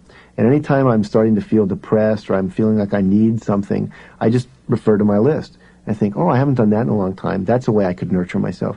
Because usually when I start to feel lonely, or I start to feel undeserving, or I start to feel down, that's the least likely time I'm going to feel creative. It's like I need a friend to say, hey, come on, snap out of it. So my nurturing list is a way to snap myself out of it and remind me of things I can do that'll make me feel good. And we deserve to feel good. And so as I nurture myself more, it builds up that sense that I deserve to feel nurtured.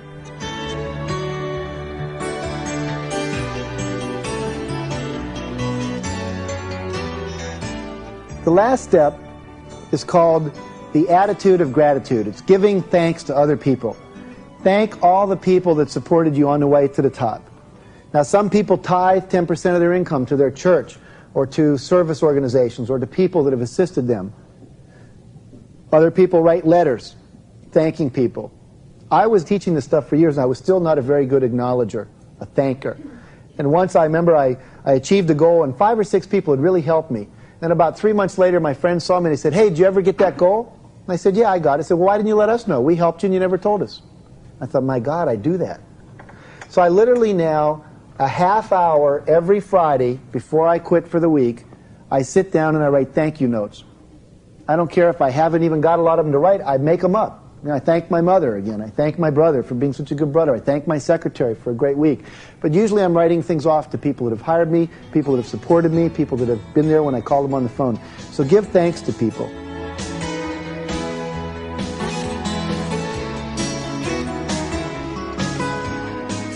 One of the basic rules of success is, as you prosper others, they will prosper you. And so I think if you want to be successful, you find ways to serve others, and then they will be willing to serve you back. It doesn't always come from the person that you give to. In other words, I may do something for my mother, but my mother doesn't necessarily do something back for me. But somewhere down the road, someone else will do something back for me. It's like there's this law in the universe, the law of balance. You can't give something away without getting something in return. And you may not get it in the timing you imagine you're going to get it. You may not get it in the way you think you're going to get it. But I've never had the experience of feeling like I gave something away and that I didn't get something back in return. At the very least, when I do something for someone else, I feel the love and the fulfillment for doing it. And there's that fulfillment that just comes from making a difference.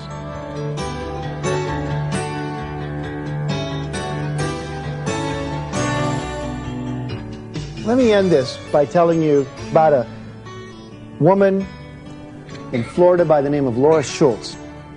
In 1977, when she was 63 in Tallahassee, Florida, her grandson was playing out in the driveway, and they were playing around her old Buick, and one of the kids got in the car and accidentally tripped the emergency brake, and the car kind of rolled back and lodged on her grandson's leg. She heard the screaming, and she came running out, and she tried to, move the car at first, and eventually she got right behind the car, and she just lifted it up. Now, we're talking about a major car. Buicks are not small cars back then, right? And about a half hour later, some of the men in the neighborhood heard about this, and they came over, and they tried to lift this car. They couldn't do it. Now, a friend of mine named Charles Garfield, some of you may know his work on peak performance, he wanted to interview her because he thought, this is a pretty peak performing event here. I'd like to find out, what's the secret? How did this little lady do that? Because it had been reported in the National Enquirer. That's where he read about it. And when they interviewed her, she said, I have never in my life picked up more than a 50-pound bag of flour before. So here's this car, a ton or more of steel. So Charlie called her up and said, I'd like to interview you. And she said, well, that's a great idea, but I don't give interviews. And she hung up. Called her back again, said, I'd like the interview. She said, I told you I don't give interviews. Hung up. So finally he was down in Florida for a conference once. He drives over to Tallahassee, finds her house, and he knocks on the door. He says, hi, my name's Dr. Charles Garfield, and I've been doing research on peak performers, and you're the lady who picked up that Buick. I'd like to talk to you about that event. She said, Dr. Garfield, I told you on the phone, I don't give interviews. Why are you so darn persistent? He says, well, I'm a peak performer, and that's one of the keys, perseverance. He said, but I'd really like to talk to you. She said, well, where'd you come from? She said, well, I've been over at this conference. He said, well, you drove all the way over, come on in. And she said, have you had breakfast yet? He said, no. She said, well, let me cook you breakfast. So she starts cooking him breakfast, and he starts talking, and they're talking about the weather and grandchildren and all this stuff. And he keeps trying to steer her over to talk about the Buick. And every time he gets close, she steers away. And finally, he just confronted her directly. He said, Laura, why is it that you're unwilling to talk about the Buick? And she said, I don't like to talk about the event. She called it the event. She says, because when you're my age and you do something you didn't think you could do, it challenges all your beliefs about life. She says, because if I lifted that Buick and I didn't think that was possible, what else in my life might have I done that was possible that I didn't do? Then she said, the question that comes up for me is, did I waste my life? And he said, how old are you? She said she was 60-some, and he said, well, what did you really want to do with your life? She said, well, when I was a young girl, our girls in our family didn't go to college. The boys went to college. I always wanted to go to college and study rocks, geology. So why don't you go? You got this house, you can mortgage it and second mortgage it, go to school. She said, Charlie, you don't understand. So I'll be over 65 years old by the time I get out of school. He says, I got some bad news for you. 4 years from now, whether you go to school or not, you're still going to be 65, and you're not going to be studying geology. She said, well, you do got a point there. 2 years later, Charlie gets a letter. I just got my AA degree in geology. 2 years later, she gets her BA. She's now teaching geology at a community college in Florida. See, and the question I would ask you as you listen to this is, are you going to get to the old age stage of your life and say, gosh, I wish I had done that, when you could have changed your beliefs about what was possible simply by setting your goal, visualizing the result you want, affirming it, and that way changing your belief system about what was possible. But I tell you that story because I know when you go home tonight and you do that mirror exercise we talked about, you're going to see two eyes looking back at you from the mirror. And I want you to realize that behind those eyes, it's the little kid in you that maybe hasn't had their dream come true yet. And I hope you'll have the courage and the willingness and the wit and the support that you need to enhance your self-esteem, to accept your body, to love yourself, to express your emotions, to trust your mind and your intuition and start being more positive, and to set goals, to visualize and to affirm, because you deserve to have all of your dreams come true.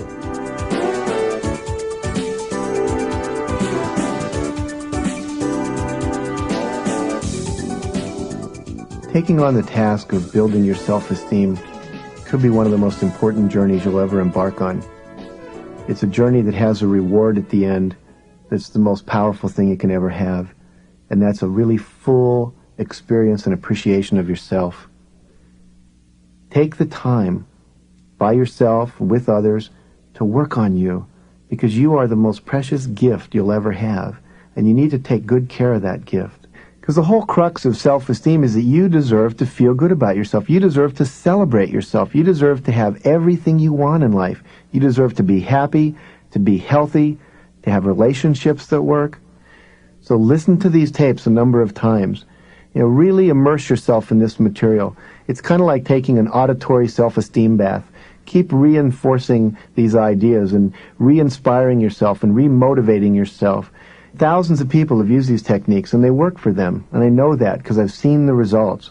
But you've got to put these activities into practice. The reason I'm involved in self-esteem work is because I think it's the bottom line of every problem anyone ever has. When you feel you've got high self-esteem and you realize you can cope with anything, then what you do is you participate in life in a way that will produce miracles. So as you begin this journey, if you choose to take it, I want you to know that perhaps the real seminar begins now, not from listening to this, but from utilizing that which you've learned. Good luck.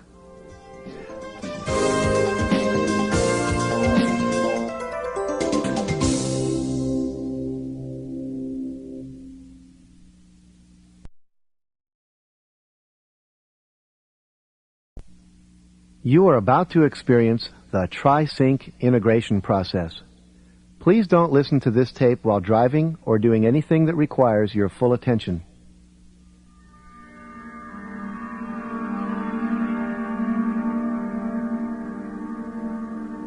Remember yesterday when you were thinking about your future, and before you knew it, it was here today? But that was yesterday, wasn't it? Relaxed. Or is it today? Just That you were thinking relax about now. yesterday? But it doesn't matter. It doesn't You can just matter. relax Just and let relax now. You because deserve yesterday some becomes time tomorrow. off now. And it's all Just contained let in the go. now. Just let Just go. let go. Imagine a Imagine a soft, warm, beautiful, safe, and secure place where you can just let go. And You continue to know let you are go. good. Today is You are your really day. good. You Today want is the your best for special yourself I know you are and good, others. and I You know accept you you are as good at you your are. very core. It is there when you look, Hear and feel Remember deeply when you were young, as since you you those are nursery loving, rhymes, gentle, and capable, into the Jack, future. be nimble, core, You might be Jack, be wondering quick, is limitless. Jack, It jump goes on. on and on and on, so you can take risks You can easily know that because you It have will an all abundance work of out self-esteem. fine. just fine. It's like being in a poker game with a huge You have pile of so chips. many You have chips. so many chips of self-worth that you Chips find it of easy to take risks. Today is your risks day. more easily. Because you achieve Take some things time easily, off. You can you take feel time better You about have yourself. permission to And relax since now. you feel better about yourself, Feel yourself better go. you now. achieve things easily. Relax now. You A are time in loving the and past. capable. that time in the Loving past and capable. when you felt Loving and capable. And your ideas slide quickly Easily and now easily into action. easily. And you carefully decide with wisdom exactly what you want. Exactly what Relax you even need more. to do. And then And you go go deeper for it. now. People say that once you decide, Say you it's decide as good as done. it's done. When you were You a are little what child, you learned you to learned things You are naturally. finding your And awareness now is you becoming can more remember that clear, time once more again. Your powerful, clarity And that and way of power, learning. you can choose And now since you love to to live a take life action, that's now extraordinary. I don't pleasantly know. surprised You at your don't growth. know. This will happen. And Your it's nice reactions to to enjoy these situations things, these are new positive. learnings, and And for your changes when they highest and manifest best The good. for you highest now. and best good For the of highest you, and best good of everyone around you. You see, There's feel, changes that become hear like a little I bit of like snow you and events care rolling about down as a you. learning experiences. I turns want into you an to So your win. outcomes avalanche always change delight in you. your life. Others wonder why you feel so good and are so efficient and so powerful. They simply don't see. They don't see You react you to react to everything You are a everything light, in the best light, and you light in the up best other perspective, people's lives. with the best feelings, so your outcomes show up in the best light and feel and sound good Just like a to great everyone. stew, with That all of wise its water in ingredients your mouth. put together only to focus produce on an everything exquisite in positive with taste. your terms. highest and best Positive good. terms. You don't know how Positive long terms. these changes should You are percolate aware of the negative, before you can but you do just not dwell relax. on it. Where your attention Dwell on the goes, positive. your energy Only use the shows, negative and as results feedback for show. correction. You can be It is your pleasantly advisor surprised. and New ally. road Like the starts ancient from an alchemist, alchemist in line everything you with your think vision, of now and is steam heard is for your then highest and fertilized. best And good. when the time is The ready, time is ready it now. pops generating out. pictures and sounds and feelings. It's okay to come out Flowing. this This way imagination is as a flowing great out valve like and a huge Cascading. river with great imaginations about who you can become, about who Being. you are becoming Doing. and who you now. can Having. And these thoughts grease the This is skids interesting. so it is Most easy, And this people is don't true know. effortless It's for you to effortless achieve for your you achieving goals. your goals. These thoughts Relax set the even thermostat more. of your self-image higher and because higher, they see so the themselves temperature of your And performance here is increases to now. the moon and higher setting. It is rising. You find it You natural are to rising. express yourself more and more and more. Flowing out freely Your and emotions flow easily. out freely, and you enjoy them as part of the beautiful tapestry of being a human being. Being a All human being. woven together Your body in a beautiful is so manner. satisfying to you. It is your gift. You accept your Tell me body. so well. I'm your Even though it's a friend, natural and I cycle. thank you for So taking you care now of me, really and I appreciate will take care you of for you. being your friend. You thank it by loving it and giving it nutritious All of shoots it washing and rest. away now in a All of your natural way. organs and cells respond Everything to this life responding by and healing growing, themselves and you select good foods You because are the good noticing friend that Your inner voice intuition even more gets deep now. inner feeling, voice, vision is getting stronger. feeling gets And stronger. you know it is right, and you know, and you know how to tell Health the difference and between prosperity your deep are inner coming intuitive to voice you now. and chattering Because surface negative going self-talk. You and know moving that You as a know that result you of know, your past and you actions, know that take you are now on the becoming corrected more and more actions aware the most optimum every day, for you day each by day. day. All You constantly ask choosing yourself good. this question on both the conscious and subconscious level. How is my wisdom Like and a how are tree my with love roots increasing that go by what I deep think and do? into the ground. Then you pick the most optimal, the best way to increase your wisdom and love in every circumstance. And it all comes together with balance, and it all integrates with wisdom. And it is all for yours and everyone else's And it's highest all for and yours best and good. everyone else's highest Do and best now good. know that the purpose of goals is to expand your ability to cope. You become a bigger person You mentally love to grow. because you grow as a result of setting It bigger makes you goals. feel good. Yes. Goals are fun to set. Now that you understand this, and you do understand this, because this means you are growing bigger As it by setting grows, bigger goals. it provides And that support excites for and other delights you. But And not most until people are it's afraid of there. things out there. And You then see it now can that really You know support that they a are huge mistaken goal. bigger because impact. what they are afraid of really is their ability to cope. They're afraid They don't know they that, can't, but you know that.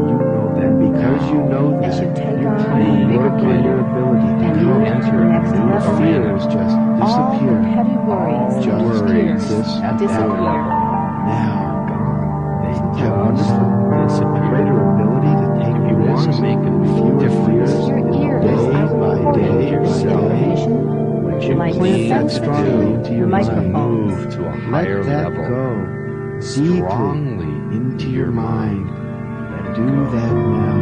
Deeply Think, into your mind. I am taking more risks and having fewer and fewer Eyes fears are recording this every day. information. Like As a sensors, result, video, the memories. diamond in you And your shines mind through. is storing It this is not clouded information over anymore in its with files, fears that and you can pull it that up is not even at any covered time with the you superficial wish. nail polish that other people have on their Mind You exterior. bring out the people's best lives. And because you in shine yourself born and again, others. You may others be are helping attracted to them. you. Shine You now. start to Never shine know. also. Shine Never So now. let their diamond self Now, shine isn't through that too. wonderful? And And it is all integrated and balanced balanced all and into a integrated beautiful and human balanced as a tapestry beautiful that you human are. tapestry that In you My heart of are. hearts, I know I am a wonderful and worthwhile person. Your heart of hearts when you look at it that way, You are no a worthwhile person. what anyone does, No matter what anyone says, else does or says to you, you are you Find know yourself in the you are a flow worthwhile naturally. person. in the flow And naturally. you rest And your you didn't know attention You on didn't your know got victories. there. how you got You there. rest your attention on your Energy, successes. attention, That is what you concentrate on. attention Because goes, you know by energy doing that, flows, and you will results produce more show. success. Nothing builds self-esteem You like control how success. you feel, Life is how a you matter of react to quality. things. Life You is simply a matter of assume mastery, physiology peak and performance. step into that Step state in now. that will produce Now, the it will optimum produce results the for you. optimum results for you And now. soon you will fly It's into like You a expect cage. the best, You're doing, see the best, eating, feel having. the best, When that state hear the flows best out, outcome. only the best shows Continuously, up. You always, know that when now, you're moving, and in the you're future. immersed as in the something. lost in a beautiful Time dream. flies by. Just Because you take responsibility for what Take happens responsibility. around you. You take You are responsibility in this dance for what state. happens around you. Dance as though you are Because you dancing do, yourself. people are And the attracted to music, you. and you your can ask for genius what you want shows up. easily. And you forgive others easily. Your feelings flow out easily. and you express them appropriately. And at the bottom, you always find it is love. always there Like when You you always look, find choreographing your love. life. and you by discover seeing that wisdom once hearing every again. life feeling incident. now Now, in front of you, see, feel, and hear your this destiny. point in Feel time your has mission. prepared you for See your your life's Your mission life's on work earth. is Your now life's being It is why journey. you are here. This In a next moment, journey you are going will to take a complete journey. It is a It's special a special journey. This in which you journey pick up the resources to manifest your destiny. manifest. It is a journey leading to high Destiny. self-esteem and peak Mastery. performance. This is a journey of With each step mastery. of the journey, Like a you will fine go deeper and engine. deeper into a relaxed state. that Now Choose to that let you're this deeper, information filter have deeply you into every cell of every your mind and every into the cell of your journey body. of high This self-esteem. journey is only 10 steps Steps long. It's It is a magic step journey in which you only have to take 10 linear steps. in this reality. And with each step, With you each not step, only go deeper, deeper, but you get stronger and stronger and stronger. and you So your possess level of both Take soft the first and step hard now. strength. And Areas acknowledge is and now release your increasing. past.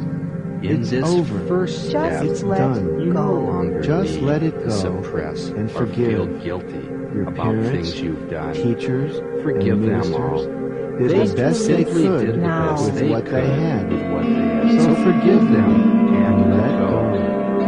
Let go of that anger Very that is good. holding you back. Just let And go you now of any find pain. that more energy Let is go available, of more any space is suffering available, now. and you can And begin many a new people project. know that And the the dark moment you side, decide to the share shadow this, side, you plan sometimes to stays start, in a finish it, separate and acknowledge it. integrated. Each one following the other, as surely as a plant stands.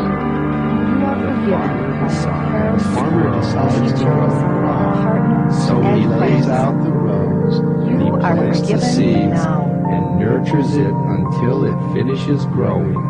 and celebrates the Now all completion of the parents of your can harvest. communicate and Now grow your together. farmer knows he must hire the ground, No planting a longer new seed. have You can't have too many seeds in the same place, The otherwise garden nothing is will being grow. cleared now. Your farmer also uses the waste. there, He grinds up It's the being waste. It changed. becomes food for new growth. It's Even all the parts of being the changed. plant that are too transmuted. prickly We or know painful that to we feel did the best with what we ground up had, as It's mulch being so we no used for longer good and now. is used for new Grow growth. now. use it now for new growth. It's time to take the you next ready step to in the take the journey. next step You have in the so journey? What many are your strengths? You know something You interesting? What are are so your strengths? strong. The other day, Think of them now. Aren't you Aren't you grateful for Has them? made you and as strong. you appreciate them and It's a acknowledge law them, of they nature. They grow now. now. The It's another ideal law of Like the nature. Attention coral goes. that What faces you use the Energy pounding multiplies. sea and results is You strong and are robust. successful. And You that coral have is faith. having And its your strengths and and you resources are strong. support Touch your face. As you look into your imaginary mental mirror, see the good in you at your very core. So you can truly say, God love me, A master's and I mind love you. is a And this beginner's love mind. grows and grows. Like a It child makes you feel better and better and even better now about yourself. And you begin to notice that more people like to be around you. And as you accept and love yourself, Hebrews found that you will regardless of any shortcomings you think you may have.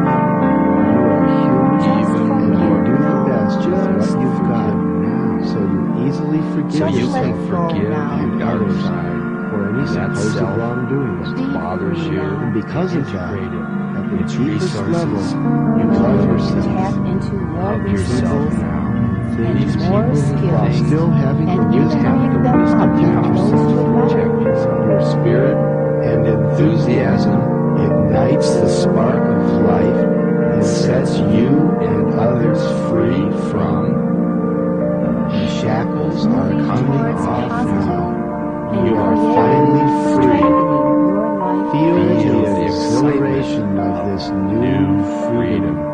Sometimes take the third step now and imagine you could go back to the time before you were born. It's as though they have some kind of place yourself in your imagination back before you were born. Good. There is just now you see that what was feel lost. and hear your mission. What are you supposed to do on this earth? What is your destiny? Before you see or feel a number of gifts, these represent your qualities and ways of expressing your talents and resources. You are receiving these gifts now. Manifest your destiny. Receive them, and because you use them wisely, take them you now. Let them grow, protect and multiply. Use them so they can grow. Recommit to your life's destiny. Recommit to your life's destiny. And get more excited now about your life's destiny. Hear it. You can listen to it, feel at any time, and hear it being played out very fast, like a high-speed motion picture. And it all comes together. And it all comes With together. balance. It all comes together. And it all integrates. It all integrates. It all integrates with wisdom. It is all Yours. for yours. Everyone else's. Everyone else's. Everyone Highest else's. and best Highest good. and best good. There is something special I want to set you are ready to take the fourth step it's now. It's a gift. And your self-esteem is getting stronger. And your personal power is getting stronger. So you manifest results very gradually. And because you do this, you love to set goals to direct all that you always wanted to do.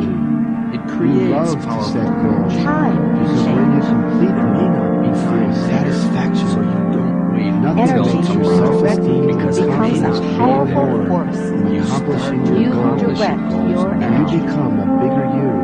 You grow as a result of setting goals. Setting goals a stretch. Like it's Yes, timeless. time is a stretch. You move into time. Grow more flexible. And you learn skills every moment even more. More skill, more and more ideas which excite you. And all of this because you're set and accomplished your goals. Push, then Time pull. reminds me of this racehorse that the keeper didn't have. Push, then pull. And the horse started to get wanted to depressed. But your new keeper arrived. Enjoy. A very wise keeper arrived. Now He you started know. to run and train And the you racehorse. know now. The horse was a little rusty at first, but your keeper kept at it. And in no time at all, the horse became a world-class You performer. are a So pretty soon, your body, mind, and spirit are running for joy because you are running again. And that great feeling that you haven't from your felt in center, a long time is from your coming back. core. That freshness to Always life, stable. that newness Always has finally stable. returned. And you are grateful. Causes it to further increase to sprint. No Finally, difference. sometimes automatically balancing your commitments. Taking on Balance the now. moments that you want to take on. So you can integrate decline now. request that you do not align with your goals. Your And to do it in such pace grace and elegance that others feel and your your loving mind support. learns these things fast The now. time has come for you to take the fifth step now. And as Imagine many areas yourself as you stepping wish. into a space is like a space you step A into. special space. Because when you step into A it, special you time. find you can't stop affirming and visualizing your A special success. person. Even if you It's try all to stop, special. you can't stop affirming and visualizing your successes. Be sure now that you want to step into this space Up. because your life will never be the same. Soaring. You must keep performing Higher because your and mind higher. doesn't know the difference between a vividly imagined success Great and a real imagination. success. It makes the imagined feeling. success become a real success. Great successes. So if you're ready now, That is you. step into this space, You are that. affirming and visualizing your And success. you know once again, Step in now, see, destiny. feel, and hear yourself Destiny. doing and feeling the results of your success. Make the Source. successes come faster now, like leaves being Reaching faster along wind. through life. You just decide what you want and how to show up. So you find it easy to ask for what you Looking want down because on your vision makes a contribution to the world. Includes the highest and best good from everyone, Always so that they choosing naturally want to support you. always doing the best Since you with what you constantly have affirm got. and visualize success, both now and even when you are not thinking about it, this sixth step follows easily And to automatically. You love to take action.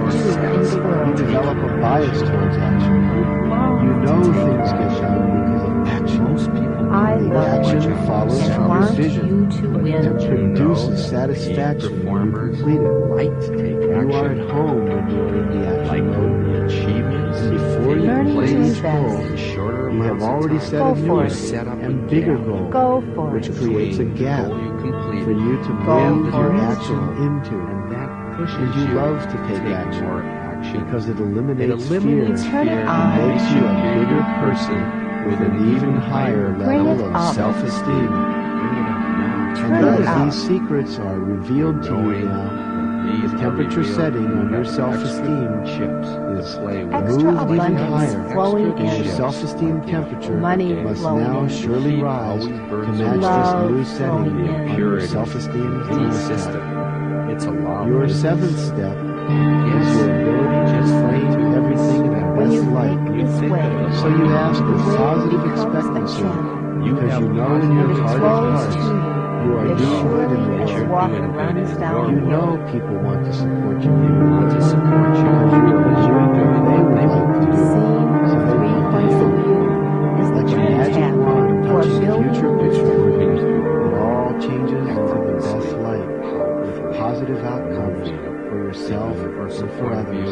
Eyes And getting since you know clearer the end now. goal is in line with your destiny, In now focus you know how to now. make corrections on your course like a torpedo speeding towards its destination. Make Pulling you corrections back. based on the feedback. It never gets discouraged. Seeing the Gets big knocked off picture. course. So It I just grabbed makes the you when direction a problem came begins up. for the Problems target. shrinking It down. always gets there because You your will eighth rise. step is persistence. You have And you don't stop just like a torpedo Get it. never stops. allows So you always get there. It's easy to be persistent because your fuel is enthusiasm for your life's It's work. okay to And we relax know now. enthusiasm comes from the And Greek your word work becomes theos, which means of God's Spirit, which is an inexhaustible form of energy. You are so persistent that people are saying once you say you will A do brittle something, tree it's as may good crack as when the wind done. They blows, can count on it but because your they bamboo know is you flexible are and persistent. bends with the wind, And it's not but persistence never like breaks and hard snaps work. back It's a quickly. million degrees of persistence. Each context formed a role for your life's content.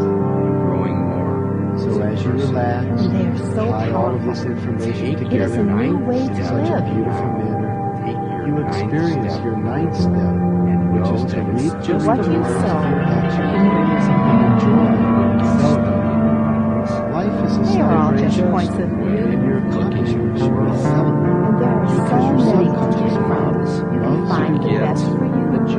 And if it gets rewarded, it will do even more for you. You deserve to You see succeed. You deserve to reward yourself because you are growing and you Choose now to see and life as making a a gift. difference in the world. So Choose you now can with all of celebrate, your heart and choose it, soul see to more make your gifts. life count. If you choose with your talents, Choose now to make a difference in the world. as a result of your choices, just because you are so blessed, Choose good take now. the 10th and final step, which is to be grateful You for have been what you blessed. have. You have been given so much. And it is growing. This I promise you. Very way it exists Learnings is to give changing to you you away because from you have earned them. How For sharing your wisdom with others. You live in a wonderful country. These golden with keys many we give to you. freedoms, Use them wisely. friends, and health, There are many paths. talents. Many Every moment paths. is filled with gems. Every moment is As you filled with walk your diamonds. path. And most people can't see it, but you can. A special you. Just the wonder of life Going itself. this way one time. Just walking down the street, Each moment you precious. see the jewels of life Leaving itself. footprints And that on the makes you sands of humbly time. grateful. This gratitude Radiating love spills over and wisdom to your to all relationships beings. because you prosper And those others, blessings and they you prosper receive, you. you share in with this others. beautiful dance called And it is life. good. It is all beautiful. This is a precious life. It's special. Why? Because it makes And a like difference. light, you glow from And you are source not and interested light in the it. way Now for choose it yourself as a and menial way others. person. you want it. And You're they interested become You source. are thankful for And this more gift is as a given to you. because you are making Sense changes in the in your blink life. of an Making eye. changes You now. are just finding yourself You're happier finding yourself and happier happier every day without knowing why. Play big. Every moment Go is for it. precious to you. You Succeed. live in quality, Grace. grateful for being able to play. And it all comes together with balance, and it all integrates with wisdom, and it's all for yours and everyone else's highest and best good. Each breath Sleep is good. you relax, You can just a dream bit of more, these Precious learnings, and you may and in your New sleep, learnings. you can continue this It process can that go makes you on so until as it's long complete as for we you. do. And all the You may information smile lines Our life and with your because you goals, wonder integrating. vision, and harmony. or 100 And when you wake up, you remember Knowing all your and dreams knowing and you know. understand what they mean. they all function This in is another unison. way for you to Your learn about Every yourself tracks in your and to subconscious get mind guidance on your and play journey. You simultaneously can dream a dream be at night, orchestrated or together. dream a Follow dream your The old during patterns daytime. fade like All evening these light, patterns and the fade new ones arrive like the dawn. like a new dawn in the morning. Now, if it is time for you to go to sleep, you should wake up now Wake up and shut off this recorder, and then Turn off drop the back recorder into a deep, wonderful, relaxing sleep. And you will wake up at your usual time, refreshed, satisfied, energetic, and ready to start your day. If it is not your regular bedtime, let this recording play a few more minutes until the end of this tape. Turn this Turn off this off now now, so you can go to sleep if it is your regular bedtime. If not, listen on.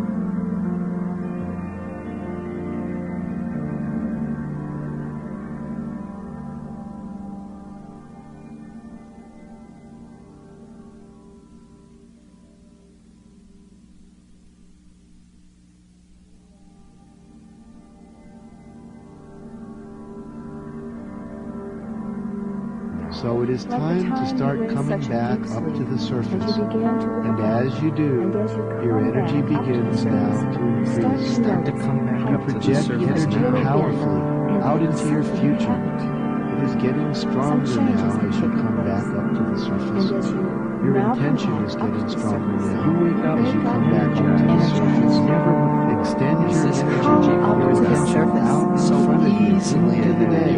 preparing Having you the future align with your intention as you extend the this skin, energy. so when you get It is there, being everything replaced flows easily. in ever And you increasing are a peak amounts, performer which now. excites you. And now your Come back up to self-esteem the is Like a jumping up rocket. There are even no higher. limitations, Now, so and you it can grows afford to have and everybody multiplies, win. and you're It's really all becoming win-win excited for yours and about everyone your day. else's. Generate that That's excitement. good. Wake up. Come up Wake to the up surface to life now. Buzzing. More See powerfully. things in a different Literally light buzzing now. with energy. And as you come Thinking back clearly. refreshed, pleasantly surprised Jump.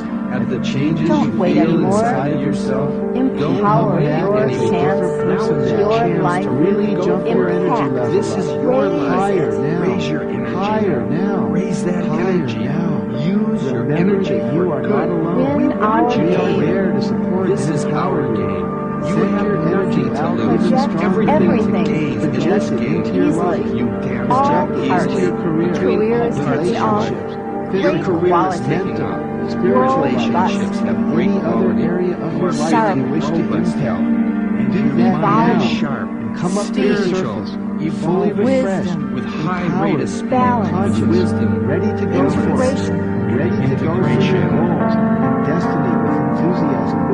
This is your life. It is not a dress rehearsal. Do the best with what you've got. It's a good life. It's your life. Come back now. Welcome back.